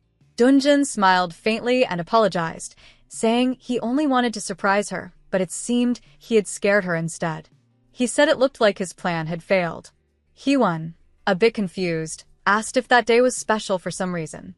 Dunjin seemed surprised that she didn't remember. He teased her not to tell him she had forgotten. She tried to recall, but her mind went blank. Then he reminded her that it was their wedding anniversary. Shock spread across her face. She confessed that she had remembered until a few days ago, but somehow forgot after that. He looked at her gently and said she must feel sorry for forgetting. She nodded and apologized sincerely, asking how she could make it up to him. Dunjin smiled and told her he could show her how. He then held her face softly and leaned closer. But before he could do anything, she suddenly remembered and asked where Byeori was. Panic rose in her voice as she realized their daughter wasn't there. She asked if he had brought her along, worried that she might wake up scared in an unfamiliar place. Dunjin reassured her that Byeori hadn't come with him. He explained that her mother had offered to watch Byeori for the night because she thought Hyewon needed some rest. But Hyewon was shocked to hear that. She remembered how her mother had told him that she would watch the baby only if he went to see Hyewon, not leave her alone. He now realized how wrong his decision had been. He apologized for leaving her alone, saying that he only wanted to make her happy but had ended up worrying her instead. Still concerned, Hyewon asked if Byori would be alright. Dunjun comforted her and told her that she was trying to handle too much by herself. He said that as parents, they couldn't be perfect all the time and that their main duty was simply to guide Byori as she grew up. He reminded her that for Byori to truly be happy, they both needed to be happy too. He told her that lately she hadn't seemed happy, always anxious, even when resting, and so exhausted that she would fall asleep out of pure fatigue. He asked who she was trying so hard to please and why she kept pushing herself to the edge. Hearing his words, Hyewon broke down in tears and hugged him tightly. She admitted that she thought she had been doing well, but now realized she might not have been. She felt clumsy and unsure as a mother and a wife. Dunjun held her gently and told her that nobody was perfect at the beginning. He said she was already doing well and didn't have to be perfect all the time. He told her to rest and take time for herself, especially today. He pulled her closer and whispered that for today, they should focus only on each other. He wanted her to think only about him. She smiled softly and agreed, saying she would. He told her not to think about anything else, not even Byori. All he wanted was for them to enjoy the dinner he had prepared, share a glass of wine, and for her to just be his happy wife for one evening. Feeling his warmth, Hyewon kissed him gently and asked if she was doing it right. He smiled and kissed her back, and soon the dinner was forgotten as they went to the bedroom together. When she tried to stop and said she wanted to wash up first, he lifted her in his arms and teasingly said they could wash up together, carrying her to the bathroom. The next morning, they woke up side by side in bed. Sunlight streamed into the room as Hyewon realized it had been a long time since they had shared such a peaceful morning together. Dunjun looked at her lovingly and told her that he loved her. She smiled and said she loved him too. It was their first time in a long while exchanging such warm words. As they lay there, Dunjun jokingly told her that he knew what she wanted, but it was still too early in the morning. He suggested they should sleep a little longer. She laughed and said that his voice was too handsome for her to fall asleep again. He chuckled softly, realizing that she had no intention of going back to sleep at all. Hyewon had been about to go back to sleep, thinking it was already too late to rest again, when Dunjun suddenly climbed on top of her and began teasing her playfully early in the morning. Their laughter filled the quiet room, and after a few moments, she found herself gazing at the ring on her finger, the one Dunjun had given her as a wedding anniversary gift. For the first time in a long while, she truly admired it. Since the day before, everything felt different, as if they had gone back to their honeymoon phase. With their daughter Byori becoming the center of their world, their relationship had often taken a back seat.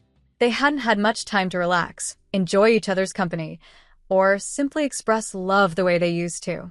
Hyewon reflected on how Byori's birth had been a blessing, yet the pressure she had placed on herself to be a perfect mother had taken away her own joy. She realized that Dunjun had been right. She didn't need to be perfect or do everything on her own. He had seen how tired she was and understood that what she truly needed was a pause, a break to breathe, just like a comma in a long sentence. His care and understanding made her fall even more deeply in love with him. Thinking back, she realized how quickly time had passed since they had been alone together.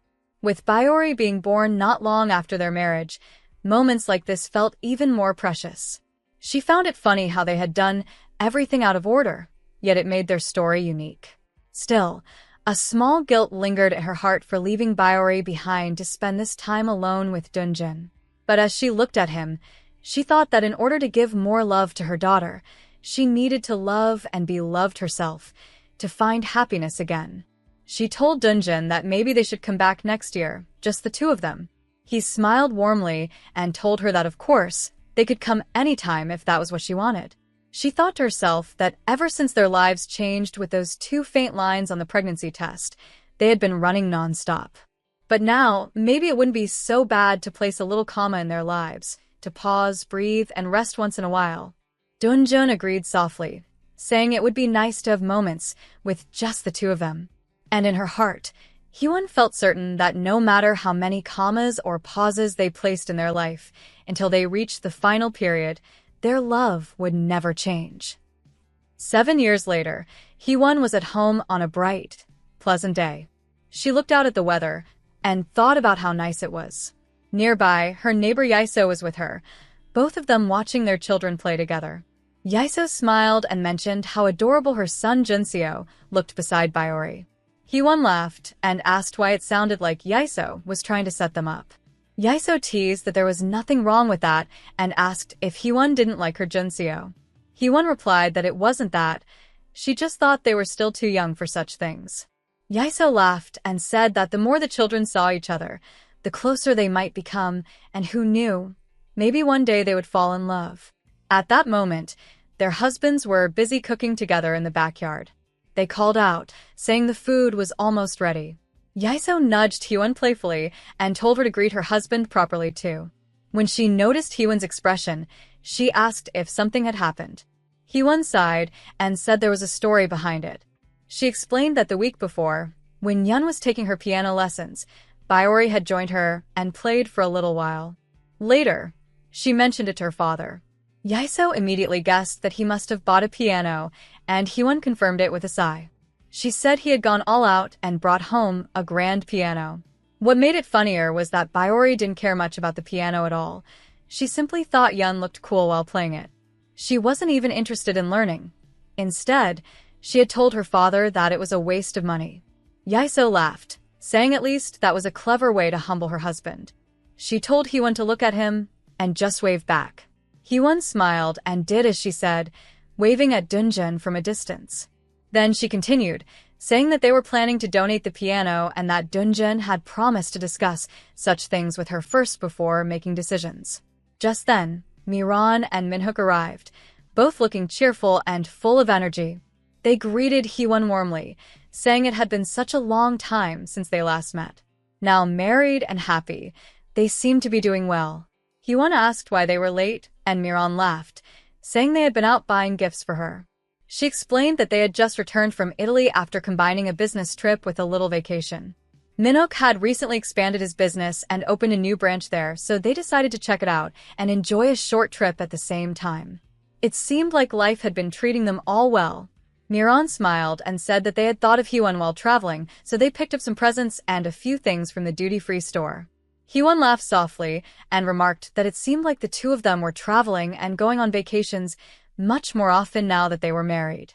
She teasingly asked why, if they got along this well, they had fought and broken up so many times before.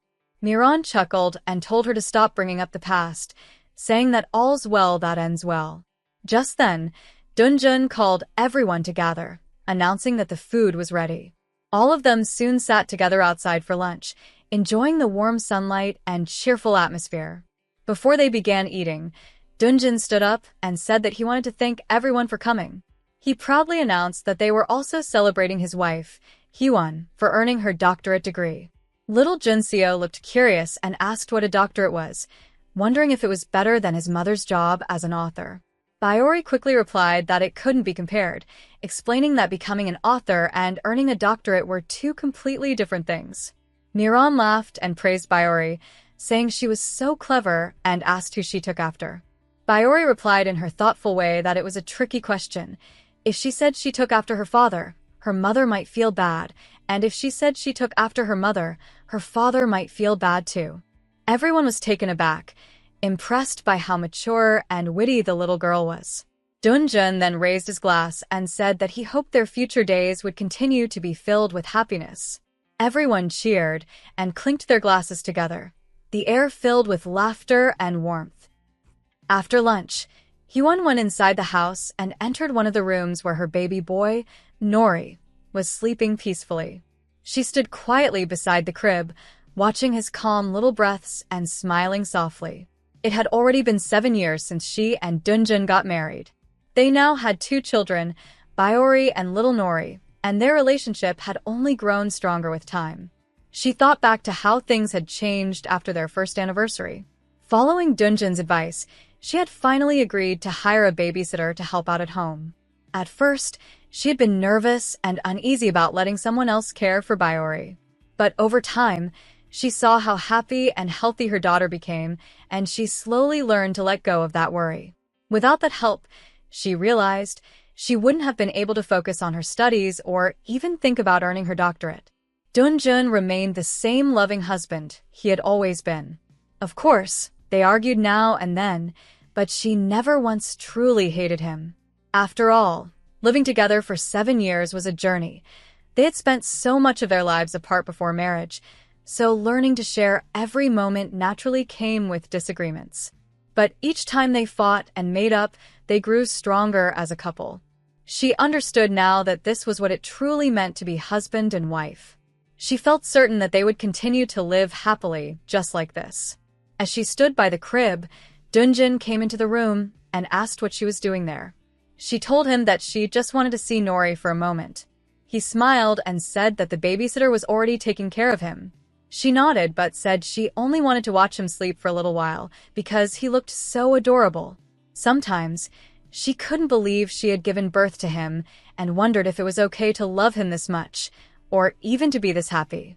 Dun wrapped his arms around her gently and said that he felt the same. Sometimes, he wondered if it was really all right for him to have such a beautiful wife and to be this lucky. He said that her kindness made her even more lovable, and he was often so happy that he didn't know what to do with himself. Hyewon laughed and told him that he was becoming cheesier day by day. He smiled and said it was just a side effect of living with such a gorgeous wife, something that was incurable. Then, playfully, he called her Dr. Hyewon and asked if she might spare him a kiss despite being so busy. She replied that she still had to clean up and didn't have much time. He grinned and said he would try not to steal too much of her time. She smiled and said that maybe a little kiss wouldn't hurt. As they shared a soft kiss, Hyewon's thoughts echoed warmly. Their love was still ongoing, stronger than ever. She felt proud of the life they had built together. Herself as a doctor, Dun as a successful businessman, and their 2 beautiful children, their 7-year-old daughter Byeori and their 3-year-old son Nori. Their home was full of love, laughter, and peace, a picture of the happiness they had once only dreamed of. This made them a beautiful and happy family, and with that, the story comes to an end, and I hope you enjoyed this video. Please share your feedback and let me know whether you liked it or not. Also, if you have any recommendations for the next manhwa, feel free to suggest them in the comments. And I really want to thank all of you. I've just reached 1K subscribers. You've helped me so much in achieving this goal, and I'm truly grateful. Until next time, take care of yourselves, and I'll see you in the next video.